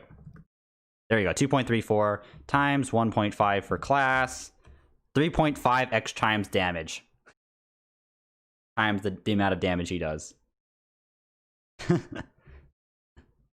Without waiver, yeah, without waiver. Forgot madness, oh yeah. So, okay, wait, let's do this again. So, let's take all of this into account. So, so 1.2. So actually 0.12. So 1.3 times 1.3 times 1.5 times 1.12, yeah, times 1.12 times 1.2 for the NP, so 1.2 for NP time, oh not sorry, one Buster is down, so it's additive, so that's actually 1.32 times, yeah, so it should be 1.32 plus 250, I guess. Well, I guess so it's 2.5. Oh no, wait, fuck, I fucked it up. Yeah, times 1.5. Sorry for Berserker. 3.86 times the damage. That's the modifier. 3.86 times whatever fucking damage he does, or, like normally without any buffs. That's fucking 2,000 hit points every turn for 3 turns, total of 6,000 hit points. Okay, so it kind of makes the gut skill a tad bit better in a way. Because I always kind of argue against skills that are just gut stats because you're planning to die. In this one, it's more of a precaution. You're trying to live, and if things go south, then Can I go you back pop to Sean? up. I like the way they did this. The two, if you think about it, just real quick. Guts on the two don't go Zerker? together. Guts on Zerker, who would have thought? Oh. But in the terms of Fate Grand Order and how Berserkers get whooped around a lot, this makes perfect sense. So I like it. And ideally, I wouldn't want a Guts on him. I'd rather have something like a, invulnerability or something. Because Guts is worse than vulnerability. And some depends on what you're fighting. Depends on like the setup and the conditions. But I'd usually like evade or invulnerability is better than a Guts. Noble Phantasm, standard, AoE. standard NP. Standard NP, dude. Standard NP. Okay. Yeah. Standard. Okay. Hits like a nuke. This is their Buster resistance for 3 turns. Now, it's 20% base. No, it's not 1.214. 1.214. Unless I missed something. Worth overcharging a little bit. You only get another 10% per, but that Buster resistance only down 10%, by the way. Turns it qualifies for all the other sure, characters. 10% of like 10% of a million damage is still like 10,000 damage. Kappa.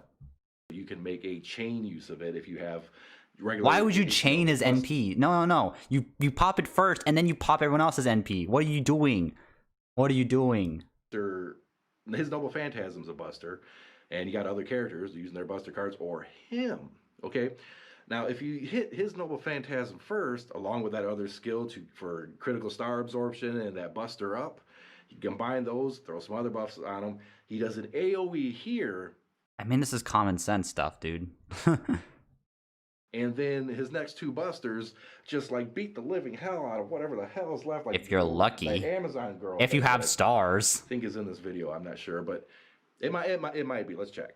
Now, Arjuna is by and large considered to be one of the best offensive Berserker classes. Period. He is the best offensive Berserker class.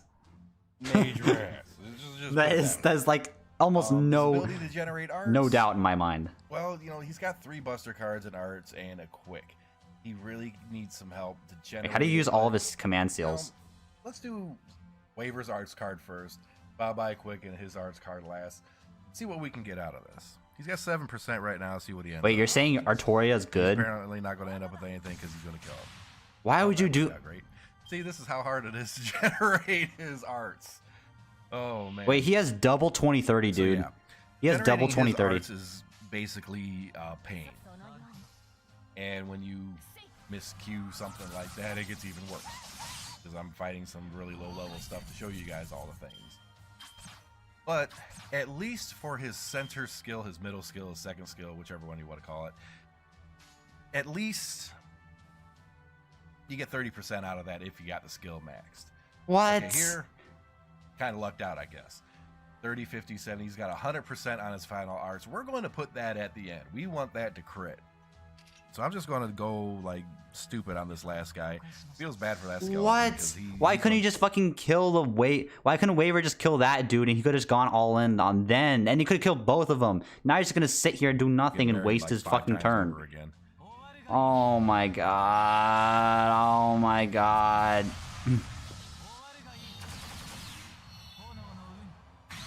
That generated plenty of arts. Why couldn't you just kill that fucking other skeleton with Waver and then, because Arjuna's Buster card, what do you get? A Buster and an extra?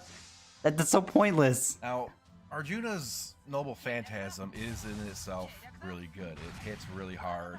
Ours, I believe, is Noble Phantasm too. And one of the components of it is that it has a weakness to Buster thing on it or whatever. It's Buster resist down. Yeah, it's Buster resistance down. So it basically means you'll do more damage with their Buster cards, which Arjuna is all about.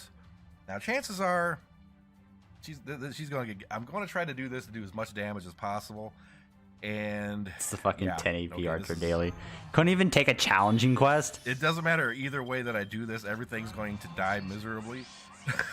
Which is great, but okay, let's go ahead and do attack up too and throw a little bit of crit over here from Waver's goodies. I don't think I have anything over there. Alright, so this is what I'm going to do. Dude, his fucking Buster will kill. His skills, his base skills, it basically takes his Buster and What does he do? He brings servants with no debuffs whatsoever, dude. Like, he can't even show off the debuffs because he doesn't even have any debuffs. Why? At least you could have brought us, instead of bringing Artoria Ruler, you could have brought a servant with the debuff. Like, why? Like, you're not even demonstrating the power of his first skill in this review. This is a terrible review. There's no command code to take advantage of a debuff either.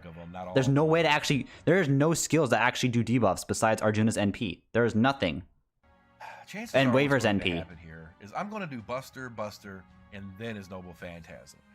Chances are what's going to happen. If you do Buster, Noble Phantasm, if you do Buster, Noble Phantasm, you're going to fucking kill Adelane with those 2 Busters. Atlanta here, she is going to rot in those first 2 Buster cards, and then that poor little Amazon girl behind her is just going to get the full brunt of the Noble Phantasm. Why would you do that? Why would you do that? Oh, feels bad. Not really. And plus, it's a Buster chain to boot. See what kind of damage goes on. Wow. He's gonna die on like the first one. Yeah, see? Yeah, she dead more times over. Is he fucking vaping while he's making this video? What the gross? Attack, so whatever happens here, multiply by 3. Is he fucking smoking while he's making this video? Alright, so about 210,000 damage if you had 3 players, 3 things on the screen. Combine that with the damage he did with those Busters, and I don't even know what it was. I just know it murdered her. I don't want to see your fucking vape while you're making a video. Like a little over 50,000 hit points. The first one crit and did her in, so that's 50,000 right there. The second one did the same, so that's at least a combined 100,000. You're not taking advantage of his fucking first skill though.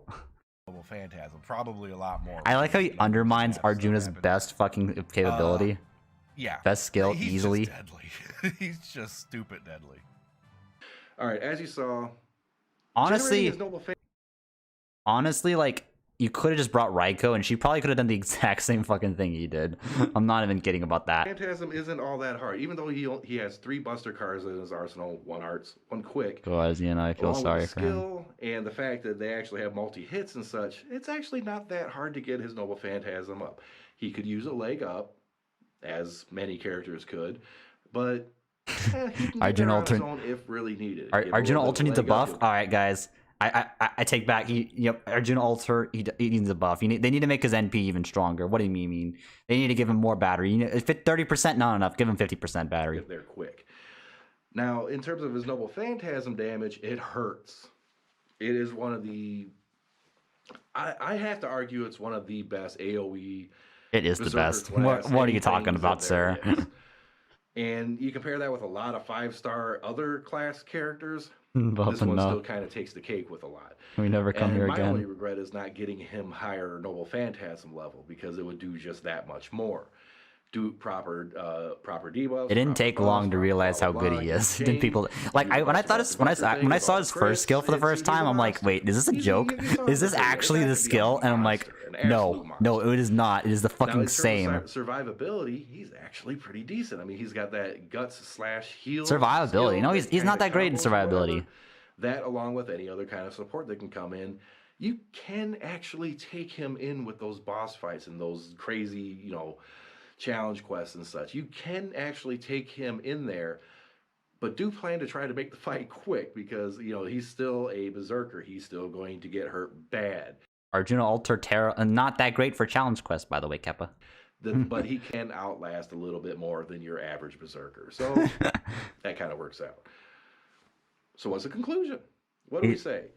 I say you want him. You definitely want him. He is the #1 top class berserker. I wouldn't say you just want him. I'd say you want him high NP, at least 3. Standard damage economy. If you really want to be like a very be at a very nice position. And yeah, he is definitely. His setup requires very little thought. He can fit in a lot of groups that you normally probably wouldn't even take a berserker in. So no, he pretty much fits in every comp. And also, subscribe, hit that notification button. Streaming here on YouTube. He deals damage. All right, you guys said John and Merlin. Okay, we got to see the John and Merlin ones. Now you guys convinced me. I gotta see John and Merlin. Which one? Ruler, Alter, Archer.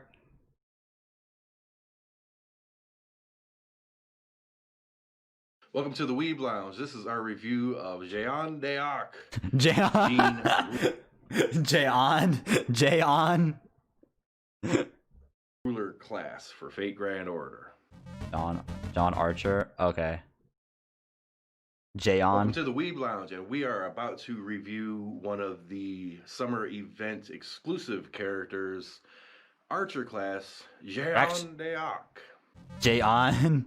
But now 5th anniversary servants don't get usually they don't get other limiteds on rate up. That's usually New Year's. It's the beard. Jayon. Dayon de Arc. So I don't think Arjun Ultra is gonna get a rate up during Kathani, sadly. Said that right. Jeon Deok. Jeon. It's Archer Jean.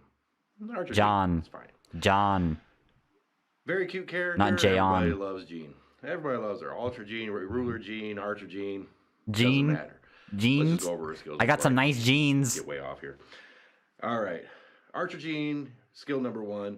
Arts up for 3 turns and 2 attack invulnerability that lasts 3 turns. Honestly, That's my actually biggest really criticism, I think that this is actually totally constructive criticism, but I totally think you should just, honestly, in my personal opinion, I think you should ditch the whole like green screen and face cam. I think you should just, use that space effectively to show up. Instead of showing a picture of an arts up, you could have shown like actual information that could have been useful. I just feel like a lot of this, this canvas is wasted on his face, which, it's a shame. The arts up is pretty significant. The 2 attack invuln protects her from other noble phantasms, 2 hits. I mean, you can't go wrong there. Her second skill, pretty good too. NP charge up to 40% at level 10, NP damage up on herself, and crit damage up on water side fields. Okay, that third part's kind of garbage because I don't know I don't know where those are at, other than maybe the beach events. I don't know. If there's, I mean, you can actually force it if you use the water side stuff. You can actually use melt. That she also can convert things into water, I guess. I mean, but it's not that good. It doesn't matter anyway because crit damage is not really what. Maybe with a beach, that's probably it. Third skill. Ouch. Attack up 3 turns, No, I'm just saying, fairly like, basic, but if he puts his face in, we have to look at his face. I'm not saying, like, but I'm just saying he could put something other than that could make his descriptions a lot more easier to follow as the audience. You could put, like, fucking description of the skill, as so readers can follow along rather than put a picture of himself. they get an extra. It feels to me like a waste. If they are alignment with good, which is a lot of the characters, most of them actually, I think. No, they're not. Overall, her skills are A lot of neutrals, really lots of playful with evils. others. They're really Actually, good quite a bit of overall. evils, especially all the Arts are alters, except for gonna like generate pretty quick. Artoria. Yeah, I mean, no complaints with any of those skills whatsoever. Noble Phantasm, typical AoE for an archer. Technically supposed to hit harder on the base than one like Gilgamesh, but What? Gilgamesh hits harder because of the servant bonus and everything. What? Hers is a little higher on the base damage, but nothing else to give it any oomph. What? And her over. What was that? What the fuck is he? I was confused. Skills whatsoever. Noble Phantasm, typical AoE for an archer. Just typical, typical, can't loop or anything, just a little bit, Archer, technically supposed to hit harder on the base than one like Gilgamesh, but because Gilgamesh hits harder because of the servant bonus and everything. No, Gilgamesh hits harder because he has like way stronger like attack and stuff. And Buster and NP damage up before NP, yeah, the scaling's a little bit differently. Because the reason why she does less damage is because she's an arts. Arts servants doing a lot of damage is a big no-no. Is a little higher on the base damage, but little higher. Nothing else to give it any oomph. And her nothing else. Overcharge, gain critical stars for 3 turns. Can be up to 30 if you can get her to NP 5, but it's a not NP. I think he meant overcharge. Why do people say NP? It's overcharge 500%, not NP5.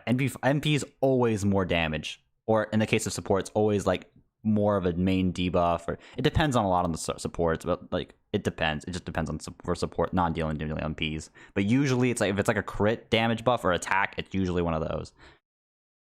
It's a useful overcharge, but nah, it's not terribly important. But What? Having 10 stars per turn is not that important. Oh, what? That's actually a good overcharge, unlike others that are complete garbage. Garbaggio. Like death rate up. anyways, let's see her in action. Okay, so the first thing we're going to do is, she only has 2 arts cards, so we're going to put her in a little arts chain here just to kind of see how much that she generates. Right now she's sitting at 164%.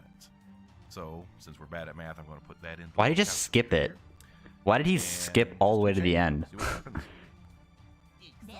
Also, why didn't he, like, why can't you put this gameplay... So 184.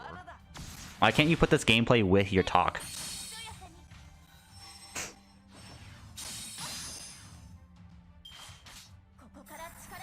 So, middle and final arts card, that's only 22.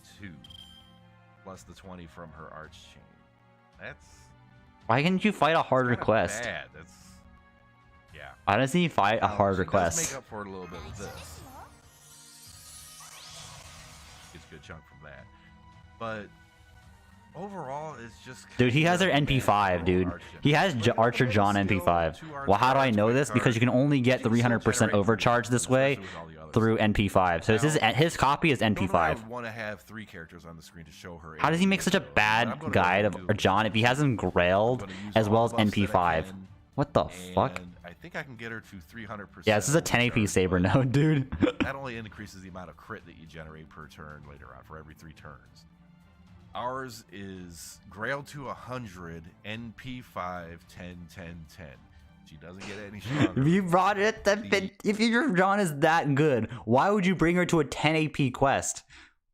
The craft essence that we put on her is just one that gives her 100% NP at the start. We'll see what she can do. We'll buff her up.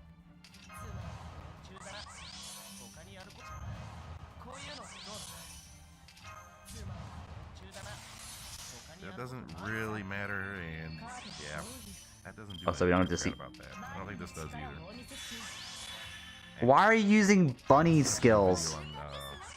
Artoria ruler there. Bunny ruler. Oh, I think I know why. I think I know why. Because she has to shuffle, so just in case he wants to showcase the servant skills and the cards and doesn't get them, you can shuffle it again. I think that's why. But why does he use the skills on Artoria? Like, why does he use the other skills? She's supposed to do 750% damage over her normal stuff. Her NP one's on 450. Pretty good chunk more than what it normally should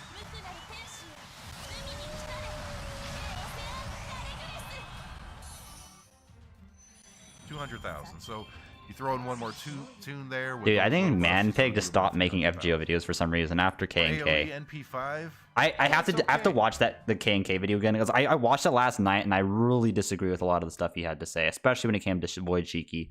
I don't think Void Cheeky's that good. In the world, but the main point I have to bring about Void Cheeky is their NP gain is terrible. So when you lose 10%, it hurts, dude. That kind of AoE plus friendliness with other characters, that's not bad at all. But why doesn't he show off the looping potential?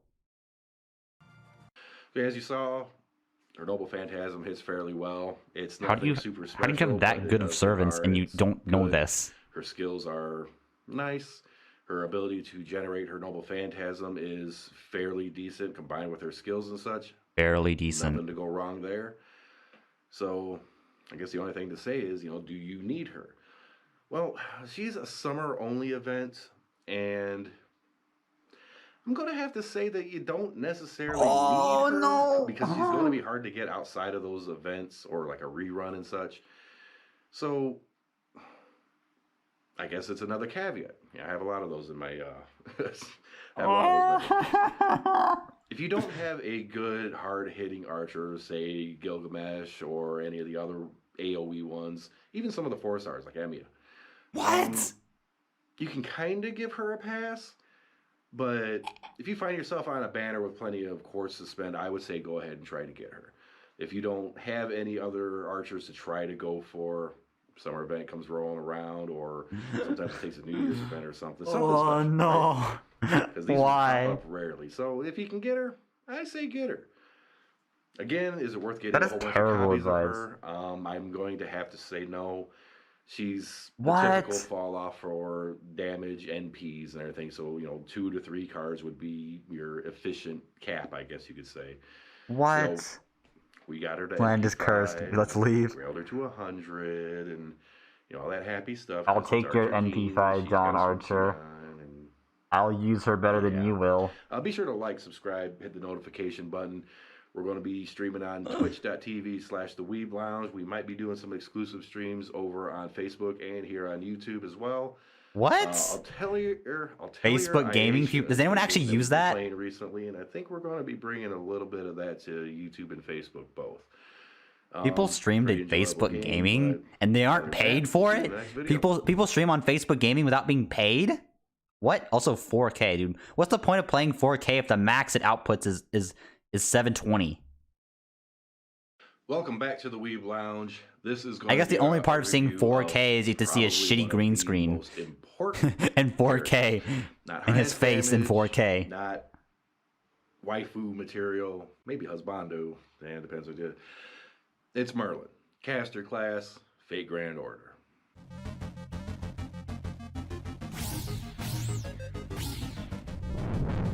Facebook is moving. No. Oh yeah. By the way, do you guys know that Microsoft closed all of their physical Microsoft stores? It makes me sad, dude, because there was a sign outside the mall stating that they're going to be back soon, and then just to debate everyone saying, no, actually, we're actually going to close all of our stores. I'm like, oh.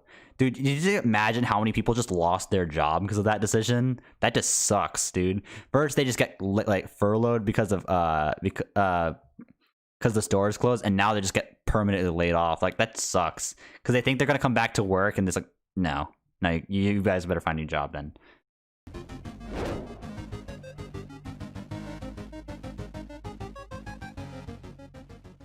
Now, Merlin is by far going to be one of the most important characters you can get. Don't say Buster. He is all as hell. His skills are great. His noble phantasm is wonderful. Let's go ahead and just get to the skills. Number 1, party attack up for 3 turns, losing your 20%, job. and charge It sucks, the dude. I just feel entire bad party's for those noble people. Phantasm gauge 20%. That is killer. Having him in as support, and this is definitely a support character. What do you mean? Yeah, I think that's kinda clutch. Merlin's my DPS. Skill number 2, kind of even better. Party invincibility for a turn.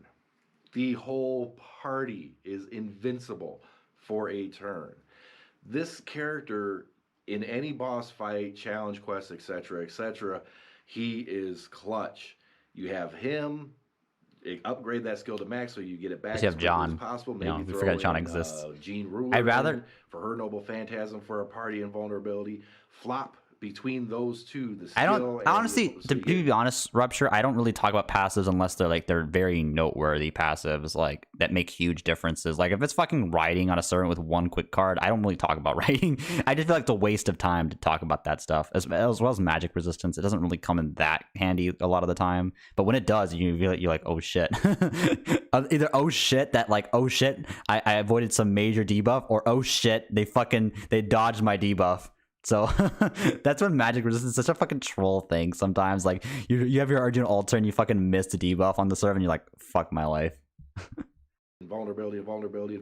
You see where I'm getting.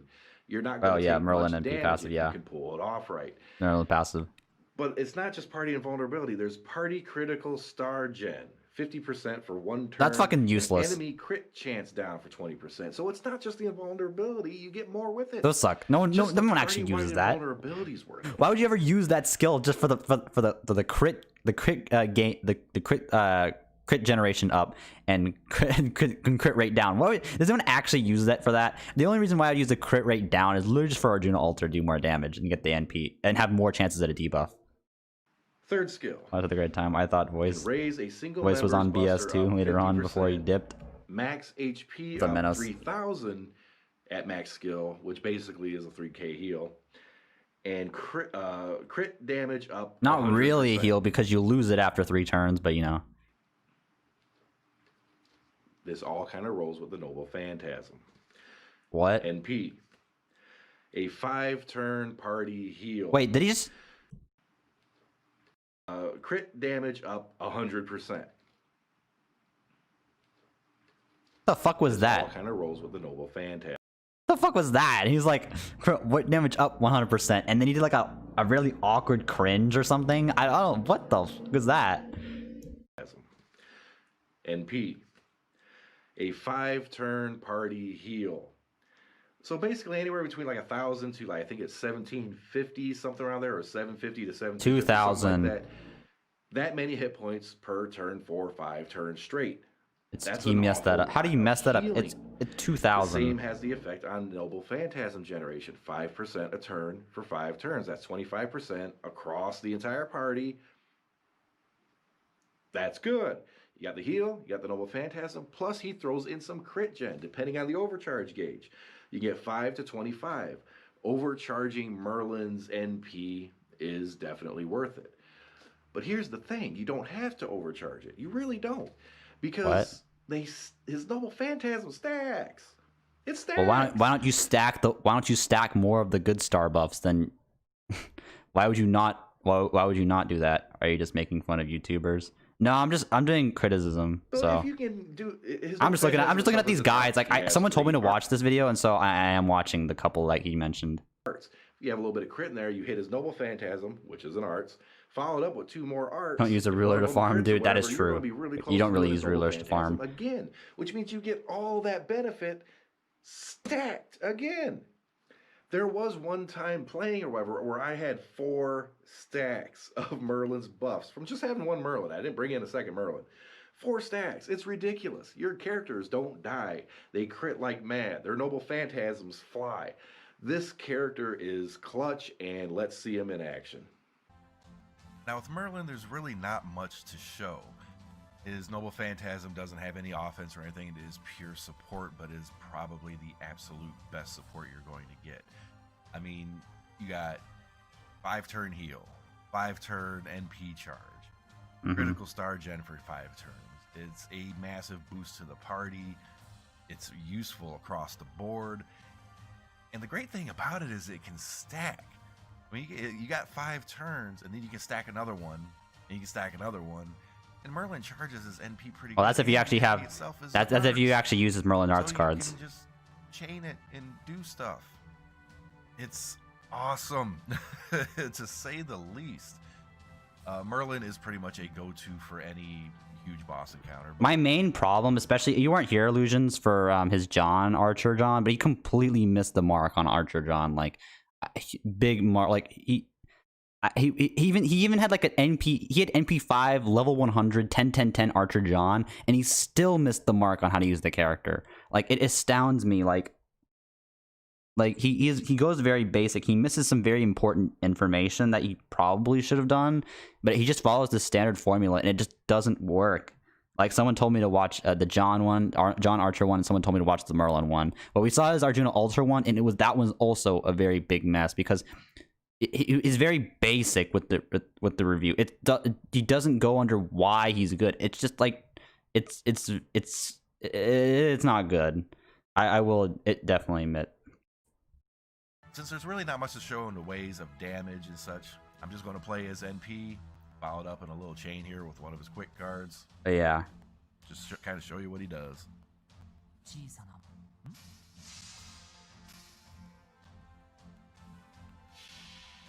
Right, this time he's not using Artoria Ruler, guys.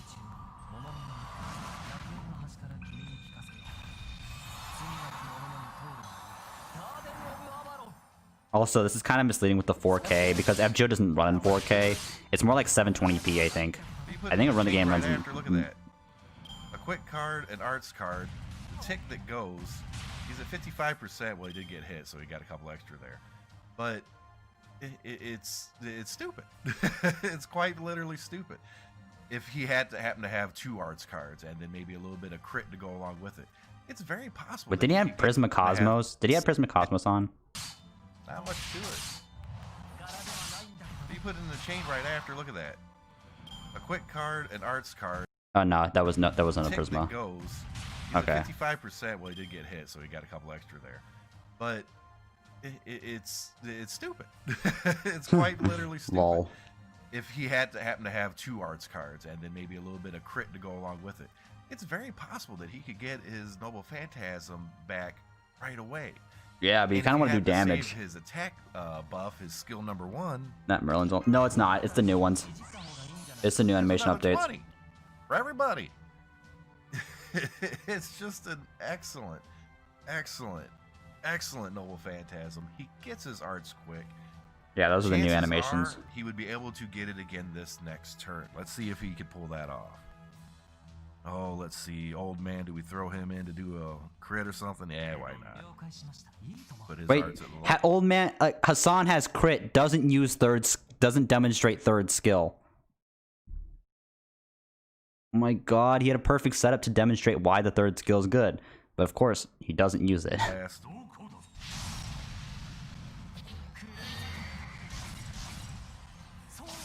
Look at that. He got it right back again. And keep in mind, we're just using a support guy. You know, we're not using our own Merlin. Our own Merlin is NP5, but... This guy's a fucking whale, and he doesn't know what he's talking about. Oh, that's like the worst combination, dude. Well, how the... Dude, he's a whale, and he doesn't... oh, that just doesn't make sense to me, dude. Not NP5, NP3. I'm overstating a little bit. I wish he was NP5. Oh. That's Freudian or something, maybe. I don't know how that goes. Yeah, he can That's do pain. it again right now. That's painful, dude. And it stacks. He's a whale, but doesn't know what he's doing at the same time, dude. That hurts, You guys dude. have no idea That how many times hurts. I've seen That hurts animation. me. Oh my god, so many Right in my times. kokoro.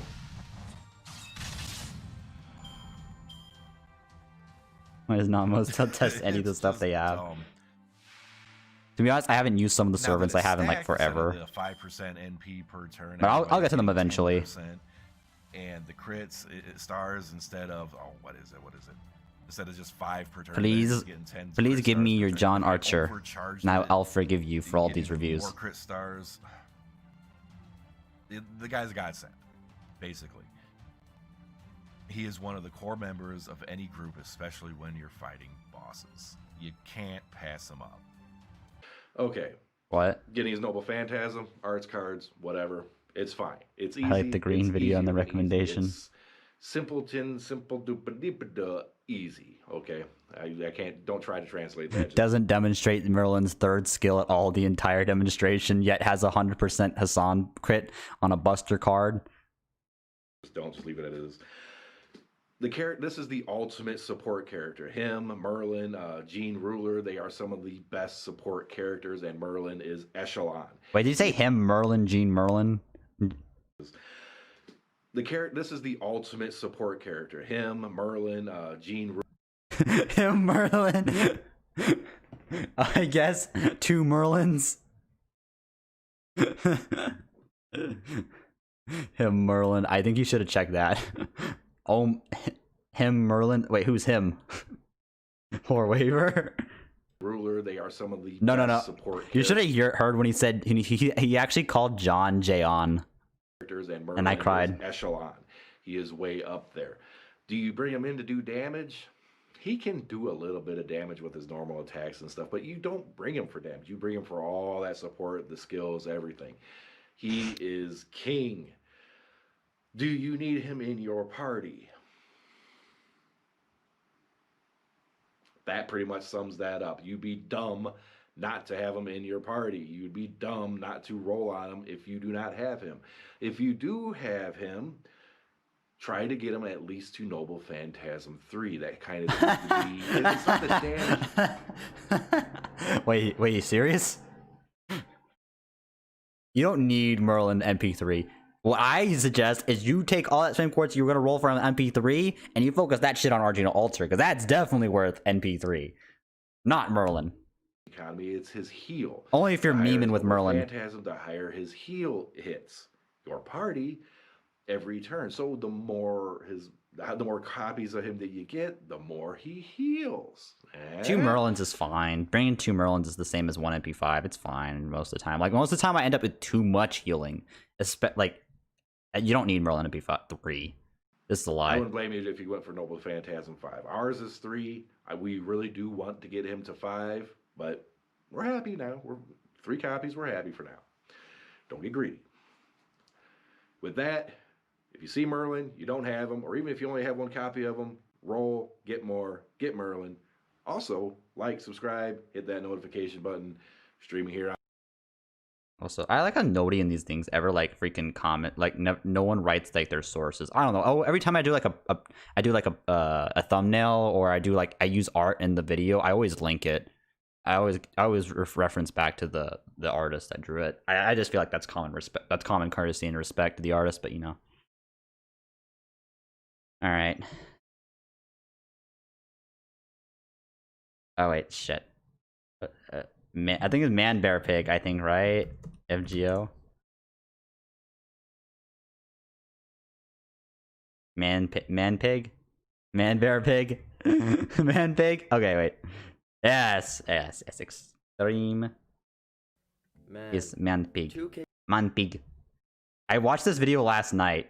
I saw this video last night, and I had to comment on it. So.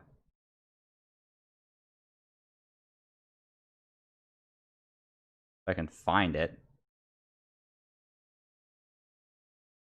There we go. There we are. As crit kill it. A quick thank you to all of my patrons. Your support is heavily appreciated. His name is something. I can kill it. Hello everyone, and welcome to this new video where I once again talk about cool new servants to use and shit. Now, I know what you're all thinking. Wow, Manpig, you are so on time. Only about 2 whole years late. And to that I must answer, I am, but who cares? Welcome to the new rerun of everyone's favorite crossover event, the Karno Kyokai crossover event, Garden of Order. Increase the volume a bit. Yeah. I will increase the volume. It's already pretty damn loud. Do nothing else with the property. Repeat for all existing. I think I should be loud enough. We are indeed heroes of justice saving the world. So, of course, with this wonderful event coming up again, I think he really overhyped Saber Shiki. I just want to take a look at all Saber of the Shiki servants is not good. will bring. I refuse to say new because I am indeed. That is true. That is true. That is true. He did say that there were only the few YouTubers that actually claimed that said they were good. The welfare of the event, Shiki Ryogi Assassin. Shiki is, coolly enough, the main character of Karno So I do that too. Meaning that she has a lot of fans, and so it's super neat that everyone gets a good chance to get her. Now her gameplay, as we all know, is just as amazing as her character writing. With a single target arts NP that does a shitload of damage because of NP5 and interlude later on, and evade with a crit damage up, damage steroid, NP charge, albeit at the cost of a little HP, as well as high star gen and high NP gen. I mean, given that she doesn't have much HP, is like, I kind of, you lose 1,000. I guess if you use like Tamami, you get a heal back for it, I guess. It's also worth noting that while she does have high instant death chance, unless it's a casual mob you're killing, don't expect it to proc. Especially since she's a single target unit designed for 1v1 fights against difficult enemies. Enemies which are definitely not casual mobs, just don't expect to use it practically much at all. The ultra high NP damage alone is more than good enough to service for your efforts. There is one drawback to using Ryogi for your assassin, and that's her HP is kind of low for a gold unit. As such, she dies. I don't like how her arts doesn't hit that much either. Like it's kind of sad for the NP charge attack. Her NP gain just kind of sucks. Yeah. And thanks to that and her third skill demerit. It's not that horrible though, mind you, for a multiple of reasons. First of all is that she does have an evade, so her survivability isn't completely rubbish. She can tank NPs unless there's a pierce invo or sure hit. Yeah, she's Merlin. The other reason is because she's an arts unit. And you know what most healers and supports are? That's right, arts servants. Pair her with the big supports of any kind, specifically Tamamo if you have her. I still think Merlin's still freaking good as an art support. Shoots off far stronger. Not to mention, with Tamamo again, Her damage consistency is far stronger as a result of the lower cooldowns and arts NP gaining. You may need to consider survivability on the support side since you'll be using Shiki against riders and riders kill casters quick, but still. It's safe to keep in mind since they are fantastic together. For potential CEs, I recommend going one of two ways, damage or survivability. NP gain and consistency is no problem with people Shiki put the on her own. wait people use the moon goddess CE on Shiki? Hello? Wait, people still use that CE? Dude, I thought people burned this thing or put it in their fucking secondary storage and we never heard from it again. That's something she already does well. However, if you want to boost her damage instead to go ultra nuke on a single boy, you can do so. And honestly, that's probably the best option. If you want to instead prioritize survivability though, that's also a I don't fair even know what option that since CE is. it is. Dude, this was the fucking 5-star CE from this is the 5-star Gacha CE from Moon Goddess, I think. I'm not even kidding. The very fucking first event. That is Moon Goddess event. Yeah, it wasn't even the free CE, dude. It's the fucking Gacha CE. Oof. Oof. Oof. It's the 5-star Gacha CE.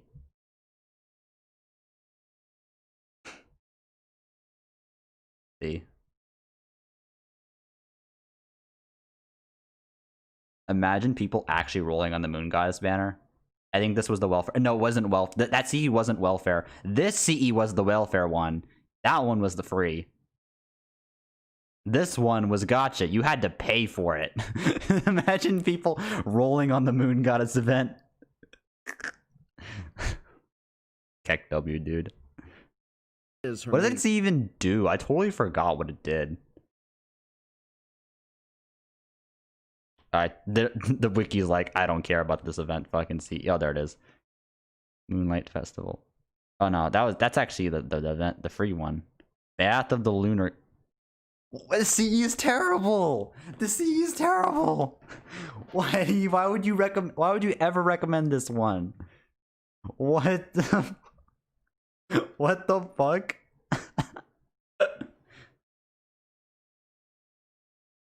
Dude, that's like a fucking 3-star CE. That's like 3-star level CE quality on a 5-star CE that costs 12.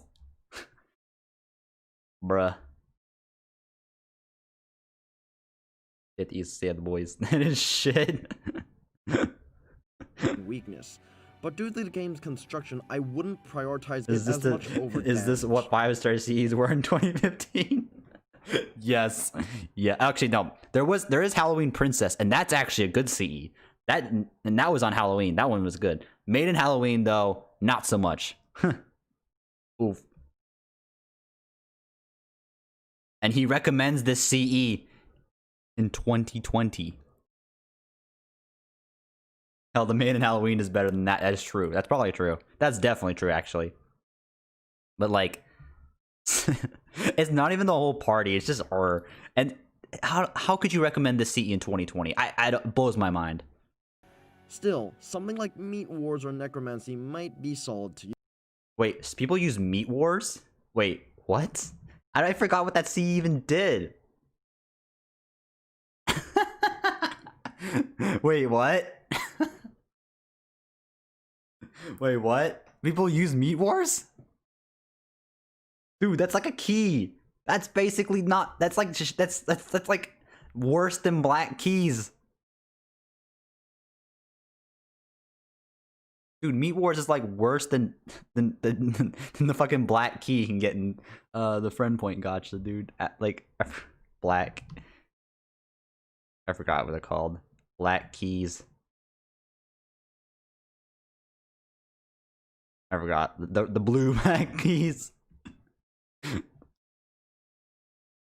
Dude, the fucking black key is better fucking stats than that. Has better freaking stats than Meat Wars, dude. This is a black key, but worse. For 200% HP per turn, you get like your HP, your cost is like increased by way more. Use. Now with the 4-star Shiki done, let's talk about the 5-star Shiki. Dude, why didn't you recommend Dive to Blue? Dude, where the fuck was Dive to Blue in this shit? Shiki Void, Saber. And boy, do I have some real things to say about how she's designed.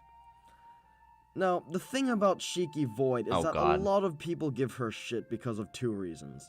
1, she doesn't have solid defense like her assassin counterpart, and That is a valid claim, actually, but you know. 2, she has a low attack stat, meaning her normal damage doesn't amount to as much as it does for assassin. True. True. This is true. As well as finally 3, she's AoE instead of single target, and thus because of that, a lot of people label her as one of the most underwhelming sabers in the game. That's not necessarily true. Just because their servants AoE does not mean they're useless. They're actually a lot of opinion, in my personal opinion, I think AoEs are much better than single target equivalents. Mainly because they have a lot more use in farming and a lot more challenge quests. And as challenge quests start, challenge quests also sometimes become a lot more AoE focused. So I think that's not a downside at all. I think that's a fake one. Game on the same tier as, say, pre-buff Arthur. And I'm just gonna say this as clear as possible. Any rumor or My word main argument against Saber Shiki is that her gain is awful. Like, the gain stat's fine, but it's just her arts hit so little, and like she relies on having like getting good charge, and it's just so slow. You're just sitting there forever. It's like it just hurts. It just hurts. that says she's that low, it's bullshit. She's super good, and I think one of the best. the problem is that he keeps labeling Void Shiki as like this broken servant, and she's not at all. She's in fact very weak, especially for NP1. Like, she does hit very harder NP, but there are other servants that, like, you sacrifice a little bit of damage, but you guys get way more benefit out of it than Void Shiki. I can completely disagree with what he says right here. Best AoE sabers out there, in my opinion. Now, He's I don't know if y'all realize she's this, actually one of the worst. I think Altera is even better than her because Altera's tactics is AoE, so she can buff up everybody and makes farming a lot easier too. So I would have said, like, okay, maybe Altera's maybe a little bit worse, but no, not anymore. but she makes up for her low attack with her 3 out of 5 turn attack buff, and similar Mystic Eye skill, which is also AoE. Like, But- the But people actually get Shiki's skills to 10? What? Mystic Eye skill might not be 50%, but 40% really isn't that bad either. Especially since, unlike Assassin Shiki, she has a passive That's a gives her 10% card loss. That kind of sucks, though. Oof. effectiveness by 6% to all of her cards, making it effectively a Why is a rainbow buff good, though? Most rainbow buffs aren't very good. I'd rather focus more on one thing and hit that thing hard than focus on a rainbow buff that I may not be able to take advantage of all the stuff. So, and just sacrifice a lot more. 46% burst. Is that not great? I don't get No, it. Plus, as a it's trade-off not. for her lower It's attack, not good at all, dude, bruh. How about Madness Enhancement EX where fucking Buster's 12%? Like, wait, that's what you want. That's what you want. You want like Magecraft EX, like 12% arts, not this a 6% on this quick card you'll never use. stat, her high HP is not a bad thing to get It's either. not. She's AoE and arts, meaning you use her for stall fights to begin with. You pair her Wait. with Tomo and Just because you're AoE and arts does not mean you're a stall servant. That doesn't ever mean you're a stall servant. John, and not nuke him all in one turn like Merlin crits. Plus, she has an NP interlude now. So not only does her NP remove all ally debuffs on command, it also refunds 10% for everyone while ignoring any defense buffs, and has the second highest AoE Saber NP damage in the game. Your point? The problem is that it's gonna take a long ass time to hit it, and she can't loop because it's one hit, and then like the whole death gimmick is fucking a meme. Remove party debuffs. Wait, people actually use that to remove party debuffs? Chance to kill all enemies, dude. Terrible overcharge effect. It removes ignores defense. That doesn't really come up a lot of the time anyway. May as well just remove buffs or like other things. Like, I can alright, let's just plug in this NP damage chart. Ugh, I wish I had a copy of this just constantly saved I could pull from, but I'm lazy. Oh shit, alright, definitely went too far. I mean second. I mean Altera's not that far behind, and she offers much more benefit. Like it doesn't. The differences are so minute. Like it doesn't matter. Look at fucking Saber Alter. Like she's like 2,000 damage behind. Like okay, it's not gonna mean that much difference.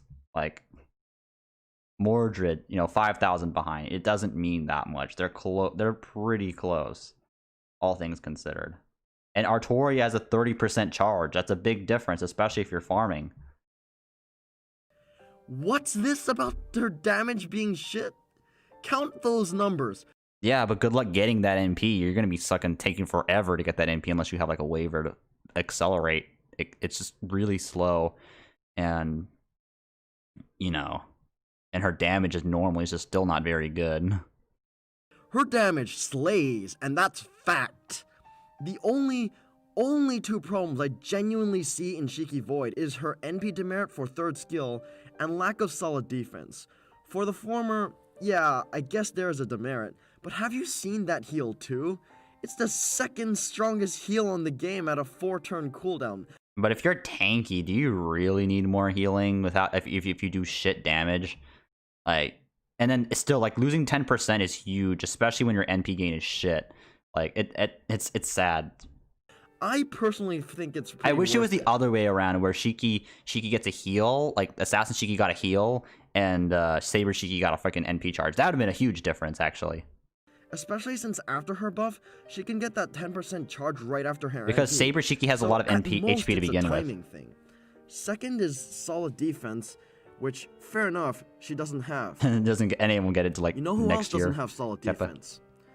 Artoria, Salter, Nice Altera, clickbait, no farming. Mordred, Arthur, Sorry, guys. Siegfried, Susan. Like, seriously, can you really call her one of the worst sabers in the game? Yes. Look at the facts, guys. This isn't bullshit, it's the truth. Saber Shiki is good, if not really good, if not debatably the best AoE saber in the entire game. Wait, are you serious? You serious?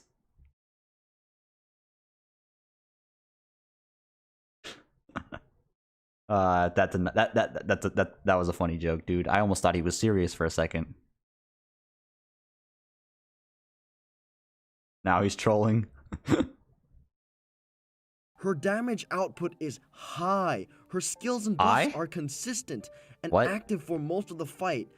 Not to mention her high HP pairs. I mean, also could you say that anybody who has cooldowns on 5? Artoria has a charisma that lasts 5 turns, and it's just as good as Shiki's buff, and it affects the entire party, not just herself. So, like, your point? well with supports of her card type since she's meant for stalling to begin with. Her consistent damage that you can This is spam still a with JP art farming stream. support is After this video, I swear I'll go back to JP farming. useful for many fights. I just and wanted her to take a little effects bit of break. during her various skills and NP are plentiful. Plus, that instant death is actually relevant now since mobs are something she will often. Wait, instant death is reliable now? Why not? If you're using her for instant death, why not just use Nito? Like, why don't you just use Nito, Chris? Like, I don't understand why you had to bring Shiki. And you need to get NP with Shiki. Like, your damage is so high, but what if you just fucking... I don't get it, dude. Fight since she's an AoE servant. Unlike Assassin Shiki, where you're going to be using her against bosses. Am I missing something here? It just seems Yes. like she's an all-around amazing package that's virtually flawless outside of the solid defense. Virtually flawless. Saber Shiki is virtually flawless. Oh boy. Oh boy. Flawless. Throws her in the garbage immediately. Ah, yes. Defense meme that people love to complain about that most AoE sabers lack anyways. Like, genuinely, I don't see Artoria is really good. I still think to the fact that Artoria is like easily one of my favorite AoE sabers and is way more than Shiki. She just like there's almost no benefit of using Saber Shiki. many flaws with her, if at all. Overall, The problem anyone who is that says- she's competing with with non-limited 5 stars, and she sucks at competing. So like unless you really like Saber Shiki as a waifu, She sucks compared to her competition, especially when you can get spooked by the competition and get higher NP. And the damage difference is different. Like, you're more likely to get spooked by a copy of Artoria than you are gonna get, and you're gonna get spooked in a GSSR by Saber Shiki. Shiki Void isn't good, needs to get their head out and look at the facts. Because the numbers don't lie. What facts? She's one solid unit, especially... The numbers are lying because you haven't seen the other Sabers. Like, okay, so Shiki has a 25% up, but let's look at Artoria. Artoria Pendragon. Let's open this up. Artoria has 18%, but not just on her. So you take a 7% downgrade, but it affects everybody. And so if you have more NP, you know, and not to mention she has a mana burst that's 50%, so you're not wasting literally dead. Mystic Eye's death perception are literally fucking useless because most of the time the death won't proc, and so you just take a 10% shit for no reason, and then the rate, and she doesn't have a charge, while Artoria has a 30% charge. 30% is way better than 20% charge. Also, the fact that that Shiki has to compete for a 4-star position with Saber Alter is just very sad. And in fact, like I arguably gonna say that Saber Alter is better than Saber Shiki. Post buff. For an Art Saber, you actually can't get a better Just let him unit. be. He loves K and K. She's The problem is that it's misleading. I have to point this out though. Extremely worth rolling for. For CEs, she's very versatile. Similar to a unit like BB, if you want to go damage, go for it. If you want survivability, go for it. If you want NP gen or consistency, go for it. Perhaps less on critical damage and star gen stuff since she isn't as... Like, literally just say, go for it. Go for it. Like, that... I would give... Like, if this was me, I would give general, like, general guidelines. I'd go, like, mostly arts and not really crit. Like, she does, like, an independent action. So, I guess crit, but, like, it's just a passive. It's not that good. It's not even that good of a crit passive anyway. Crit focus, but I just can't think of anything that's actually wrong on her. She's amazing. Yeah, I can think of plenty of things wrong on her as memes. The QP Mystic Code, not Mystic Code, CEXP cards for memes, or you could put a Bond C on a meme, but like undeserving of any of the bad rep she gets, and 100% worth rolling hard for. Nihon Koko And with Asa. that, we've covered the old units that most of us should be familiar with. But oh wait, oh boy. We still have one new unit to talk about since this rerun is bringing us one more new servant. Yup. Another new 4-star that I've personally been waiting very long for. You all knew I get that he's hyped, but he shouldn't get his hype get over like the facts that, you know, he's letting the hype take over his and his bias take over the entire review in a bad way, I think. You know. Okay, now we're going back to FGO. Okay, sorry about that. I wanted to take like a 30-minute break. That was definitely longer than 30 minutes though.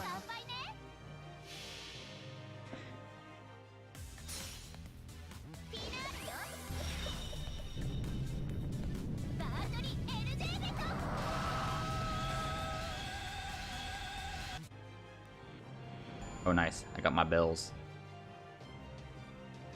Hey, you get to see like the freaking... Hey guys, you like the Chinese knockoff Shadow Border? The Tiger Tank?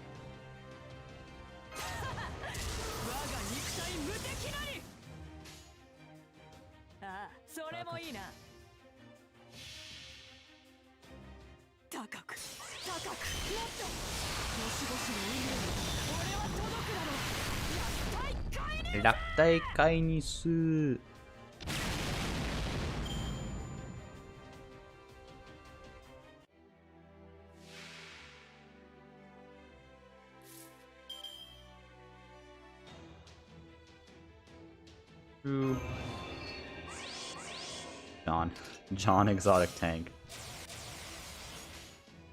Tigertron, is that you? Oh, change screen? Oh. Wait, what?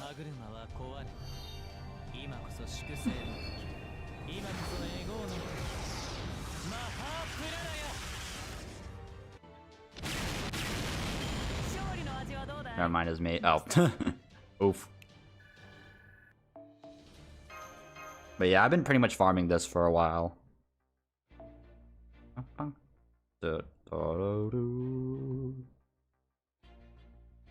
NA will get this sooner or later. I'm surprised. Maybe NA might get Bond Grails. Hopefully NA gets Bond Grails early. I'd be sad because they get it early, but you know. Found your NA account. I still have it. I just don't play it as often, to be quite honest.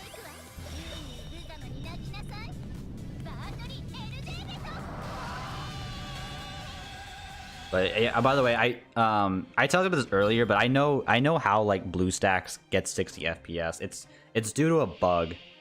The problem is depending on how the timing goes, it may end up getting killed if they ever find it out, the cause of it. How BlueStacks actually does it is it takes advantage of like screen refresh rate stuff. There's actually a bug regarding frame refresh rate in regards to frame rate in Unity for some reason. It might be Unity, it might be the game. I have no idea. It's probably Unity. But it tries to recalculate frame rate based off the changes in refresh rate. And so it ends up, if you have 120 hertz, you can actually enforce it to be 60 FPS pretty much. You have to start the game in 60 hertz, and then you change it to 120 hertz. And so the new calculation ends up being 60 hertz because it's 30 times the new rate over the old rate. The ratio of the new rate over the old rate. So if you have 144 hertz, that works too. Is Raikou Lancer better than Canis? Canis is like a hit like a super freaking hits hard serve, and like in regards for a better term, gorilla. I guess what freaking certain man said is true.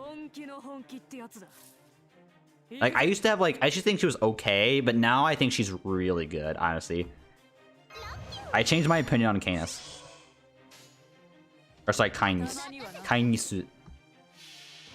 Oh, she says Madness Enhancement EX for some reason. Her busters hit hard.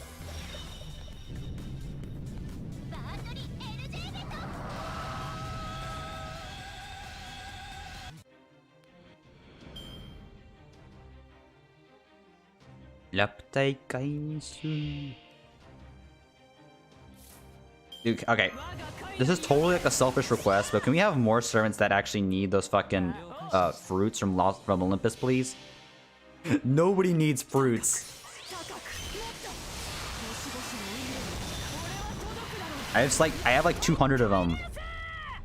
Is she strong enough in MP1? She needs MP2, MP3. I mean, MP1's fine for kindness because like her NP, especially for like content, it's not really like the most important thing. The most important thing is the effects on the NP.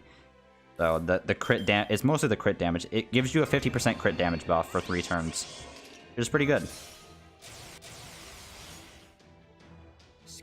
Also, I like using this. Boom.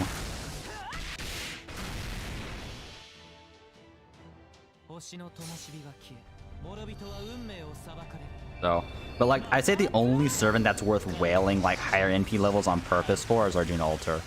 You won't regret it. That's like the one you will never regret. Literally, if you start next year on NA anyway, you end up getting like, so much stuff. Like, look at that. Look at those freaking Arjuna altars. Like, this is how it is to live the life on JP, dude. Have all these nice whale Arjuna altars on your support. Makes your farming like so much easier.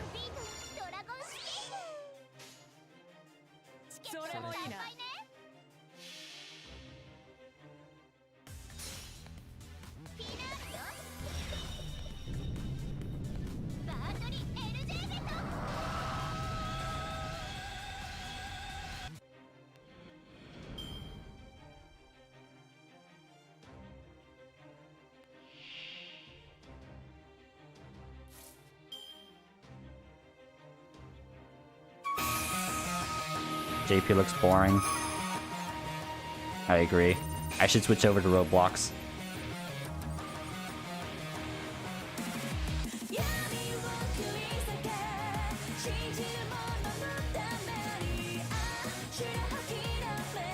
Watch a future sir recording a goblin that upgrades her skills.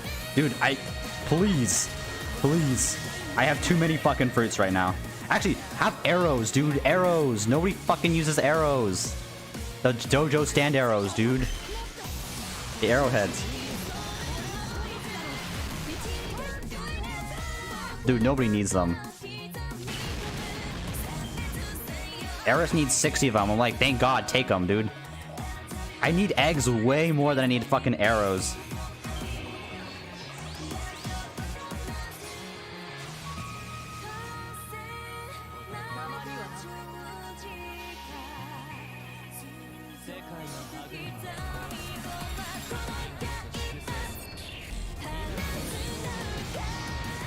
You'll get proofs and you like them. There you go, the core. LB3 mats aren't that hard to farm. Pretty much the best like drop rate, the best node to farm. You only need to farm one node. This is the best node to farm. It's the best drop for cores, and it's really good for bells anyway. Just farm this one.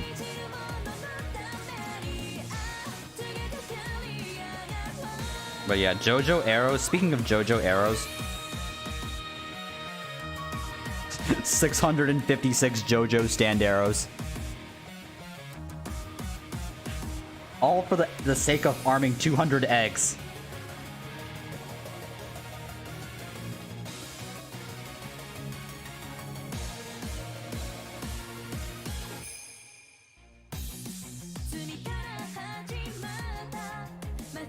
This guy's a fucking whale.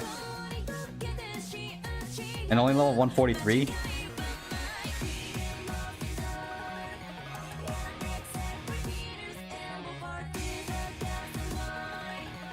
Also,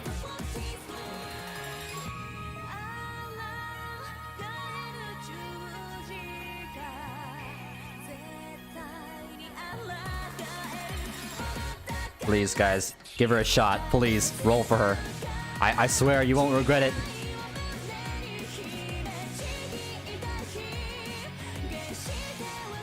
I need to get her MP5, please. Guys, I pray every day that you will get a buff one day. Kami-sama, please. Give her a buff interlude campaign, please. Please.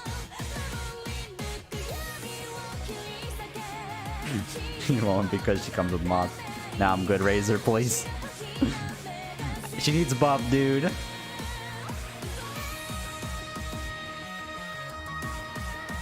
And that booty.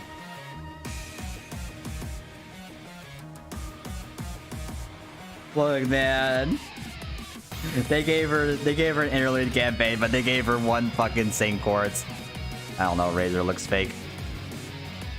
They gave her an interlude, but they gave her quartz. That's fucking sad, dude. F. Why? They're mean. FGO being mean, dude.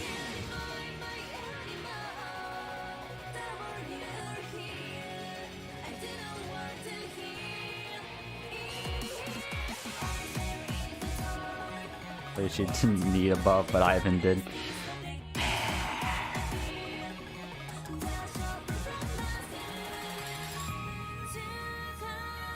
Dude, honestly, if you keep Waver on your support, dude, I support you guys. Everyone and their mother's gonna put Scotty on support, and you're gonna be really fucking sad. It's like, okay, guys, I need Waver, and all you're gonna get is pounded with fucking Scotties.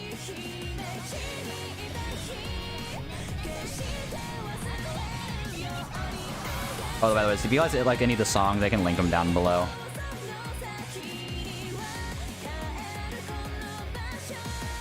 F. Wait, did my stream die?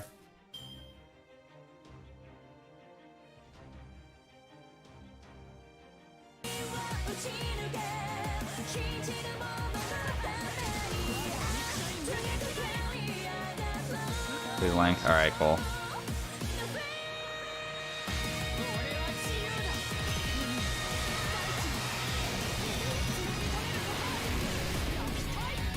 Honestly, I'm gonna be that guy and say, like, I don't think Scotty is absolutely necessary for a lot of people, because they won't have the setup for it anyway. But I guess if you want slightly worse waiver, then go by all means go ahead and roll for slightly worse waiver.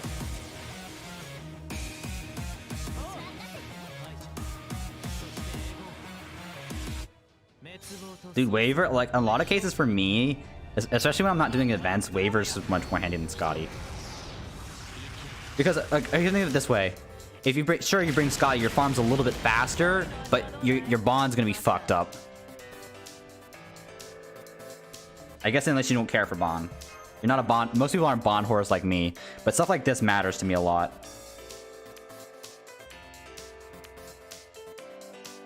Okay, wait.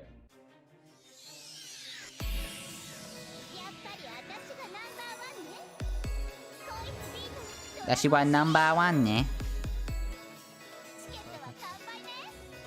Yo, Razor, I want.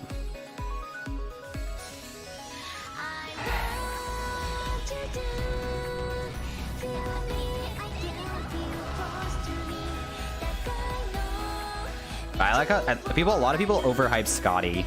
She's not going to be useful to a decent amount of people.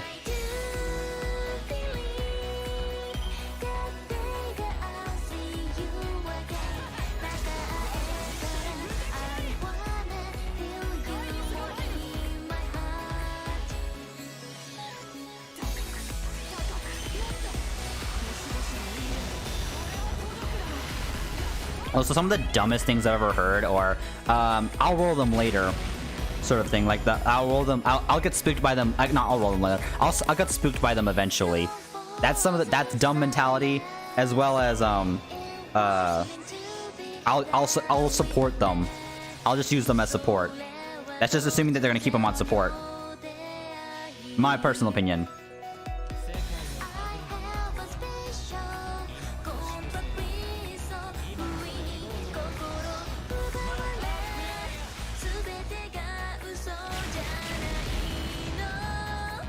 Like, a lot of people who say that I'm gonna get spooked by them eventually, like, they're free to play and they don't roll that often. So the rate just gets worse and worse. Unless if you're a whale, then fine, yeah, you're gonna get spooked. You'll have a decent shot at getting spooked. But if you're like free to play dolphin, no way.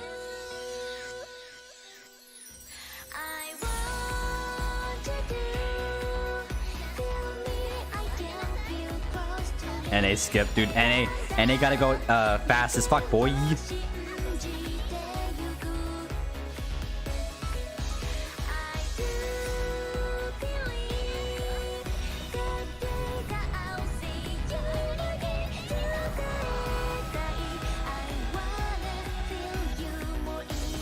Nice. More bells.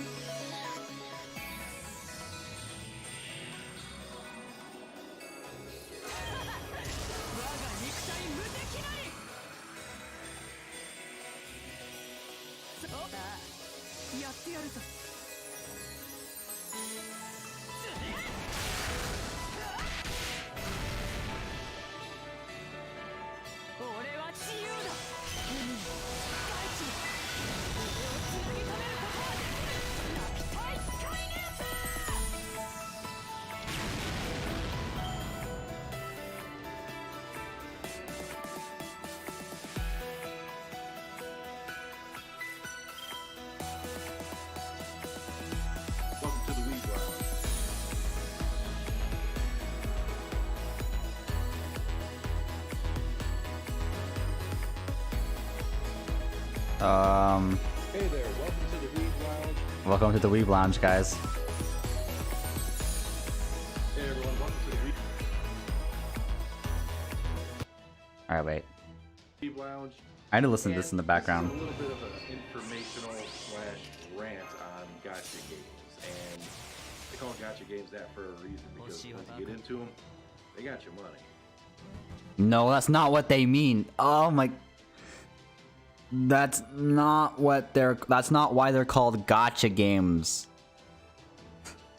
They're called gacha games because they come from the word gachapon in Japanese. And I'm sure most of you guys have actually well, not an actual Japanese gachapon machine, but it's like those things, or like those ball machines where you put in like a quarter and you turn around, you get a ball, you get a random ball. Think of it's pretty much the same thing in Japanese. Instead though, like in Japanese, like in Japan, they have like the coins, like a $1 bill in Japanese currency is a coin. It's like a size of a quarter. It's actually smaller than the size of a quarter, I think. And then up to $5, $1 to $5, and all the cents. those are actual coins. There's a lot of fucking coins. You gotta carry those shit around on your fucking coin purse. And people have like these fancy ass coin purses and they go to Japan. Even if you're fucking man, and if you're a fucking dude, I highly suggest you bring like a coin purse with you just to fucking keep track of all these fucking coins. But there's also like starting at $10, they have the 10,000 they have a 1,000 yen bill, and then $50. The 2,000 yen bill is like a fucking meme. It's like a $2 bill, and then they have a $5,000 bill, which is the $50. And then they have a 10,000 yen bill, which is which is like $100. Well, not really. A 10,000 yen bill is more like $80, but you know, conversion rates. But you know what I mean. But I can show you an actual 1,000 yen bill, what it looks like, real quick. Let me just be right back.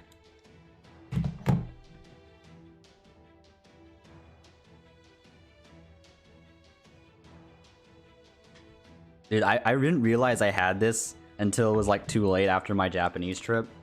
So, alright, let me put up my cam real quick. If I can keep it freaking steady. There you go. There's your 1,000 yen. It's slightly ripped. But yeah, this guy was like, he discovered something for like, I forgot, he was like a disease guy. Like a biologist. It's kind of weird. But there you, the art's like really nice. Unlike the United States one.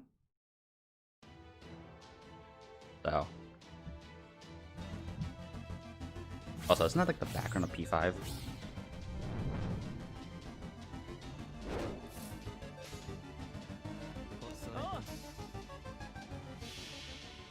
Now, gacha games are all over the place, especially if you like anime type games. I mean, they're in Japan. Okay, we're talking about Arcanine, Fate Grand Order, Princess Neck Dive, and a whole ridiculous slew of games that are basically just gacha games. What is a gacha game? Basically, you pay money for currency in this game, and you use that to try to get items and or characters in the game. The problem is, and this is why you have to really, really beware of these Where's games, the big money? I don't have a 10,000 yen bill on me, lol. Actually really, really predatory. Now, there is a bit of a standard with these games, and that's, you kind of call it the 10 pool, okay? The 10 pool is basically, you spend so much of this in-game currency that you can buy with real money for a certain amount of items and or characters, and within that, if you use 10 pool during the game, you're guaranteed at least a little something, right? A little something that ain't just garbage. Because in these gacha games, most of what you pull is going to be complete and utter garbage. So, how do you know what games are predatory, that are basically just trying to get your money? How do you know what games are predatory? They're all predatory, dude. Ones are kind of fair. Play the game and have fun. Throw them a little bit of cash here and there, maybe have fun enjoying the game without having to take out a loan or anything. And People take out loans for gacha games? Spent enough on these gacha games to go out right now and buy like a brand new Chevy Camaro SS fully loaded. Yes, that's how ridiculous it has been for me, and that is why I hope you'll listen to my advice a little bit. Alright, here we go. First up, you need to know what these gacha games, how easy is it for you to earn this premium currency playing the game itself. That is a big factor, because there's that, and the first thing that's important to me is, I'm not gonna lie, the first thing that's important to me is popularity and my likeness of the whatever it's based off of, if it's new. Second of all, it's based off longevity. How long do I, and this really correlates with popularity, but how long will this game last? I don't want to invest. Oh, thanks for the follow. Thanks for the follow, Henriksen. But I really don't want to invest into a gacha game if I don't know, especially if I don't know if it's going to last that long. You know, if this game's dying, I don't want to spend $1,000 and just have it end the next year. You know, I want to keep my investment going, essentially. That's like the main factor for me from playing a gacha game, as well as and then third is enjoyment. You know, I guess first would be enjoyment, I guess. Percentage rates to get the rarest items in these gacha. Typically, I mean, that hell happened to it. It's still around. It's just that they fucked the international audience so badly. You have to pretty much be in Japan the entire time to play the game. Even if you're outside of Japan and still Japanese, like on a vacation, you still fucking can't play the game.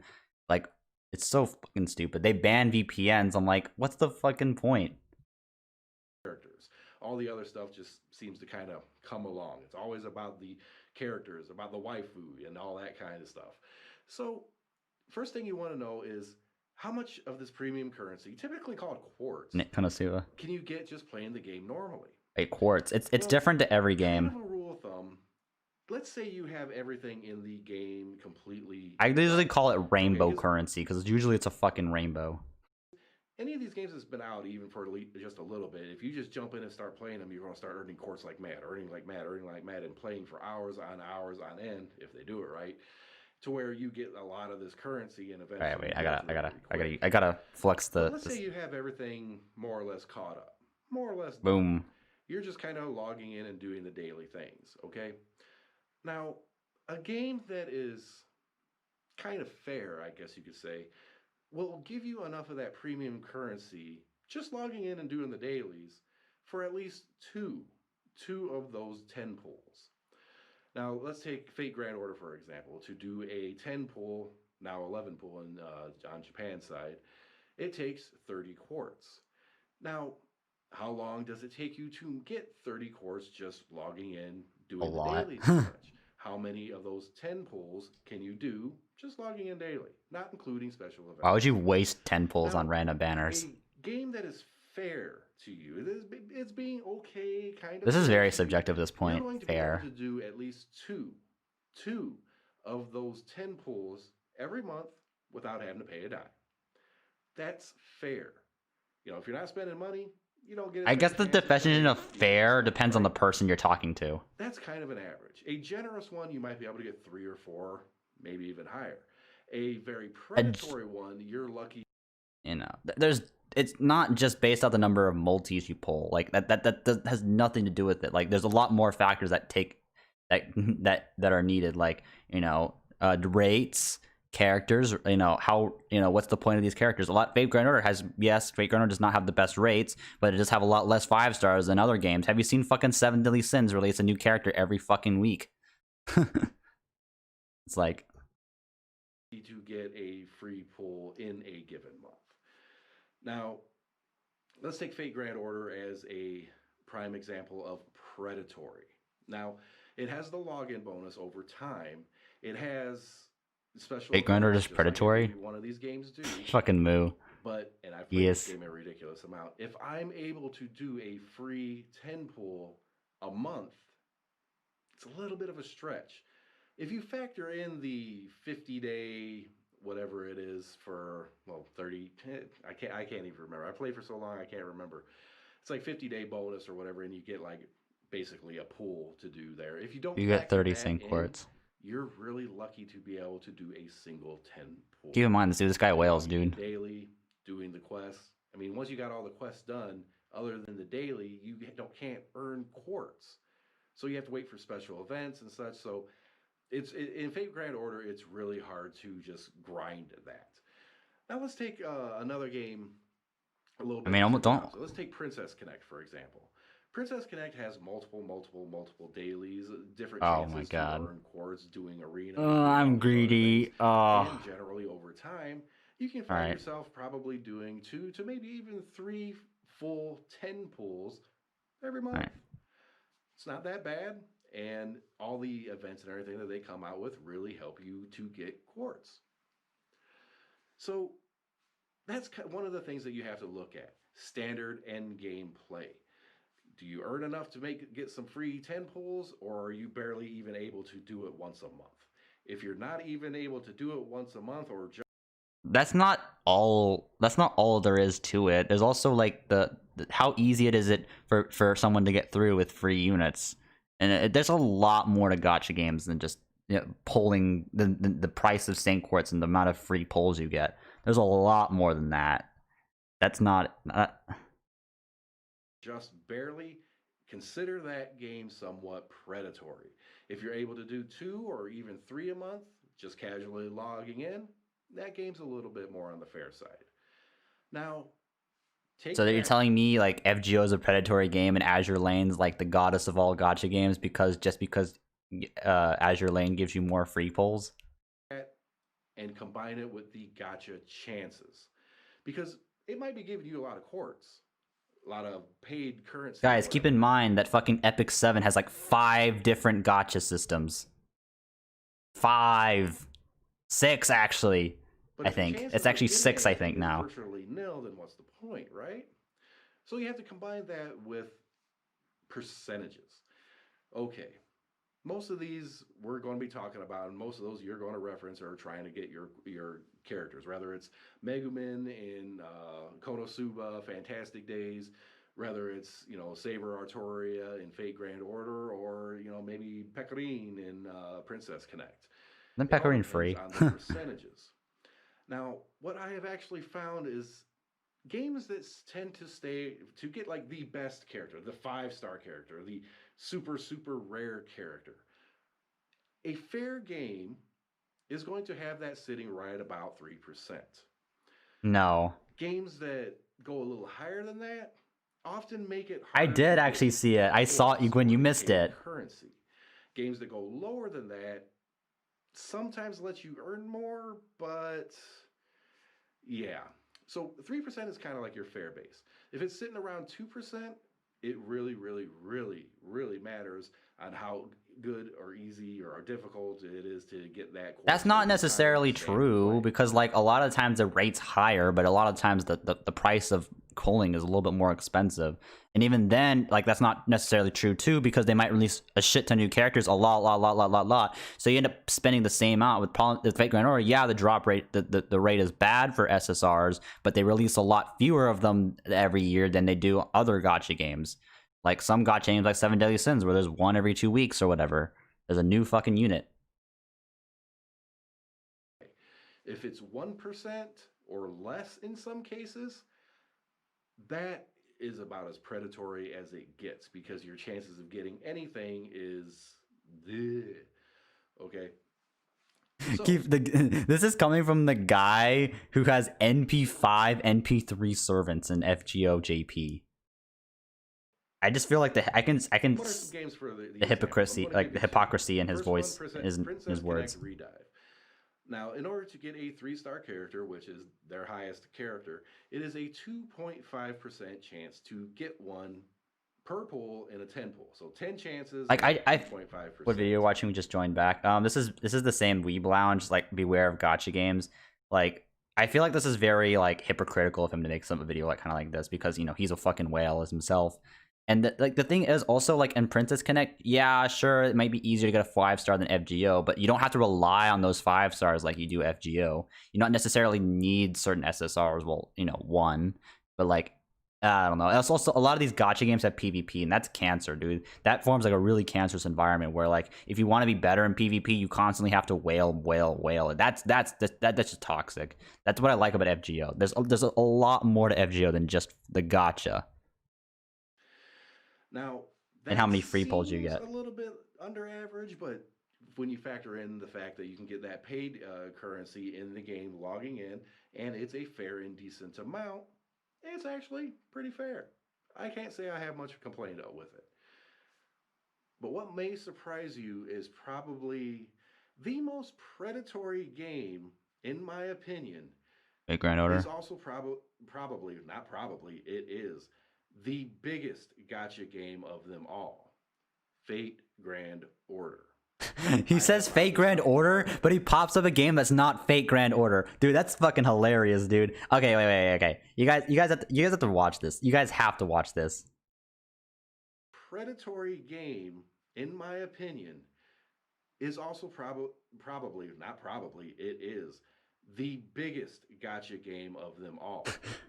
Fate Grand Order. He puts up Grand Chase. Like, how do you not see this? Fate Grand Order puts up a pop-up that's not Fate Grand Order. Like, how does this go through on your editing? How would this get through? I don't even. I have found this out the hard way. Let's put it this way. There was a time a few years ago when I had some disposable income there. Too much. Yeah. Anyways, I wanted to get a certain 5-star character, and I really wanted it. So I figured, okay, I'm going to buy some quartz. I do so. I use the quartz. Don't get the character. So so I'm like reluctant. I'll spend some more or whatever. Didn't get it. And then you start thinking, okay, well, I've spent this much money. I might as well go ahead and spend some more and make sure I get it. $1,000 later, one copy of this card. What? I was pretty livid. How the fuck, dude? Most people talk about their whole like $1,000. It's an exaggeration, dude. And all my time rolling, I haven't spent more than $1,000. Like the most you guys spent, you see me spend is like 600 to 800, but never 1,000 for one unit. It's never been more than 1,000. So, like you guys saw my Nobu rolls; those were shitty. Okay, but the premium currency in these games is always pretty high priced. They want to get you money. That's the whole point of a gacha game. But in Fate Grand Order, it's hard to get the quartz on your own, just playing through. And to get that 5-star character, 1% chance. That's it. So not only is the game really hard to earn the quartz in the game itself, nice chance bells. of getting what you want is incredibly, incredibly low. And they motivate you to NP5, which basically means get 5 copies. Not really. Of that character. Combine them to make them the most powerful as possible. That is incredibly predatory. And how do they get away with it? They don't force you to NP5 at all. Like, what is he talking about? Like, that's what I don't get. Why is he telling you that you have to get NP5 at all? Well, that's actually pretty easy. It's the most popular. It has a vast number of waifus, incredibly, incredibly popular characters that are very much looted over everything. And the game itself is a good game. You know, playing the game through, I've played it way too much. But you don't necessarily need to whale, especially like the game doesn't release that many new. Okay, lately the game hasn't released that many new units, and there's not like too much. If you really just want to play through the story content and enjoy the game, like you don't need to spend that much money. In fact, it's very easy to spend $0 and still enjoy the game. It's totally doable. I don't understand why this whole fact is that you have to spend so much money on the game, and it's very easy to save. Like, why does he think that you have to dump 2 multis every month to be a good gacha game? That sounds stupid. Most new games do that because they want you to play their game, unlike Fate Grand Order. Fate Grand Order doesn't need to coax people into free multis to get them to join. It's the characters, the lore, it's what draws them in, and the gameplay. Playing Fate Grand Order or with quartz nowadays, it's not really. Lately, explore other games. I dug around Konosuba. I eventually went to Princess Connect after avoiding it for a while. I didn't want to play Princess Connect Redeye because it sounded like a real girly game, a bunch of princesses dancing around. I didn't even really look into it. It's not what it is. It's not what it is. It's funny. It's a fun game, and there's so much more to do in that game compared to Fate Grand Order or Konosuba Fantastic Days, and a lot. Is this video just to shit on Fate Grand Order? Did he literally just make this video just to shit on Fate Grand Order? I hate people when they do this. Like, oh, you really want to talk about PvP and how cancerous that is?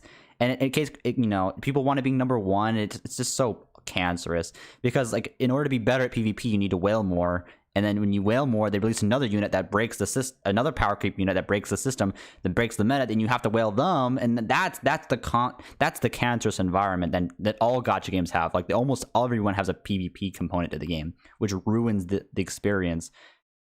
And Fate Grand Order doesn't do that, so you're not coerced into getting these units MP5 at most. Out of the other ones that I played, like there was Evertail and a couple others.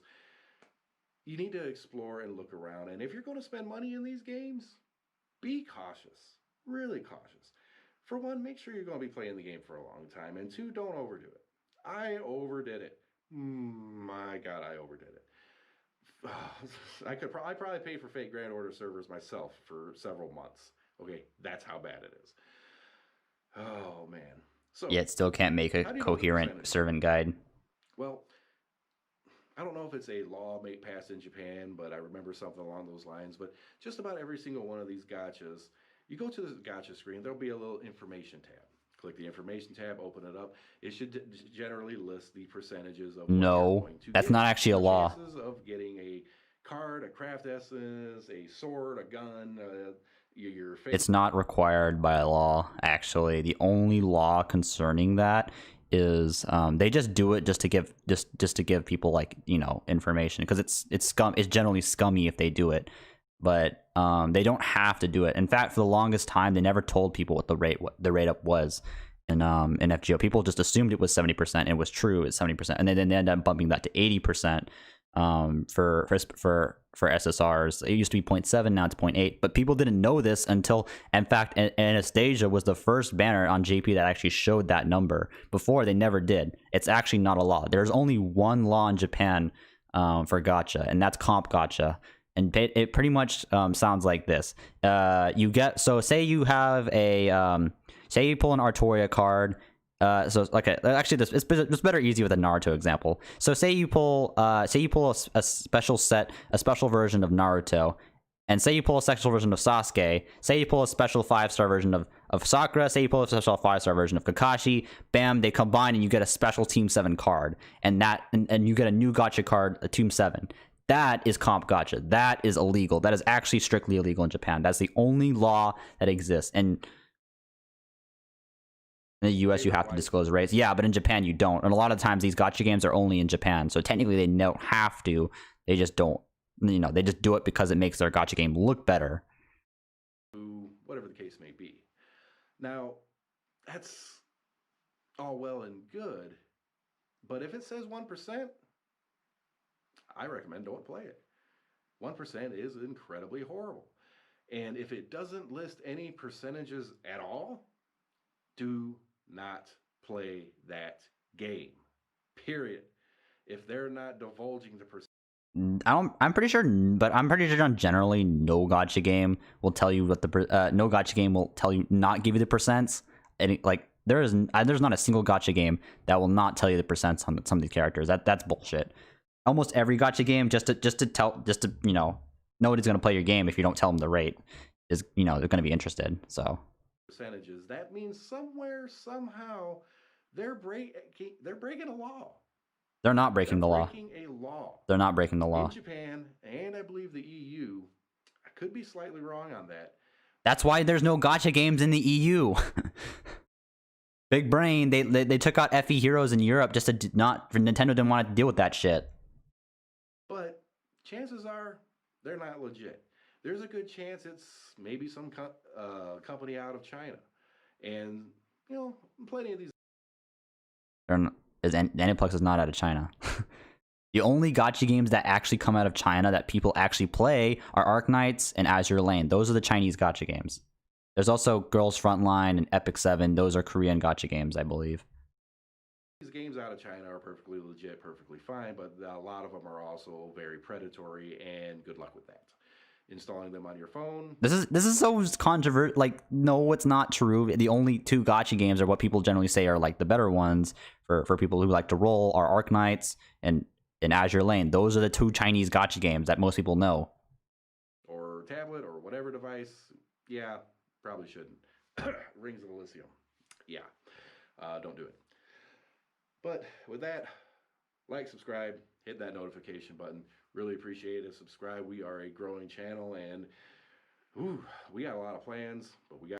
Dude, the EU, like, no gacha game is in the EU, dude. Nobody. It's a waste of money. Like, it is such a waste.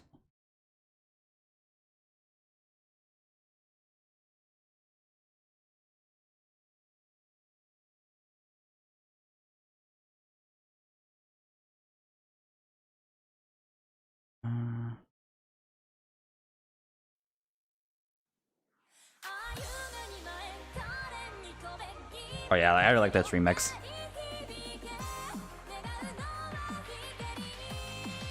I think in Destiny Child, I haven't really played enough to realize that. I remember that. Only thing I remember about Destiny Child is that the game with a thick waifu.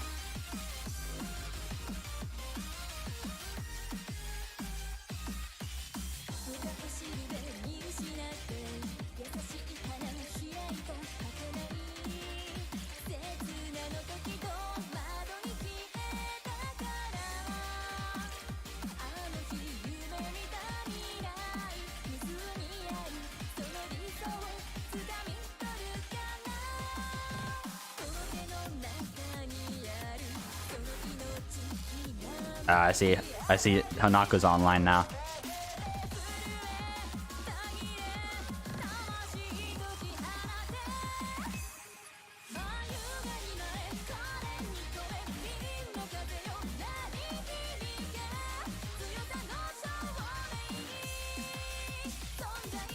How long I've been streaming anyway? I need to check. Almost 5 hours.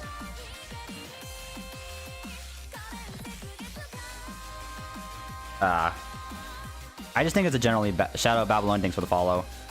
I just think it's a generally a bad idea to release gacha games in the EU. It's just still they're very strict on various things, and so I think as a business, I think it's not worth the investment.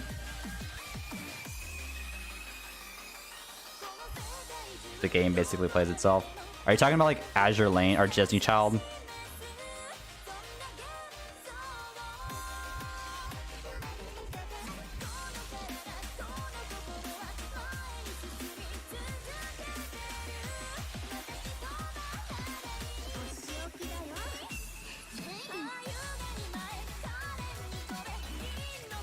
Destiny Child. I see. Naruhodo.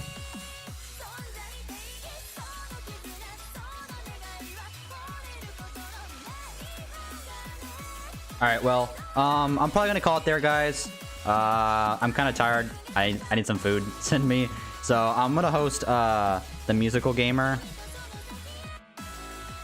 And I will see you guys later tonight for the podcast. So yeah, peace.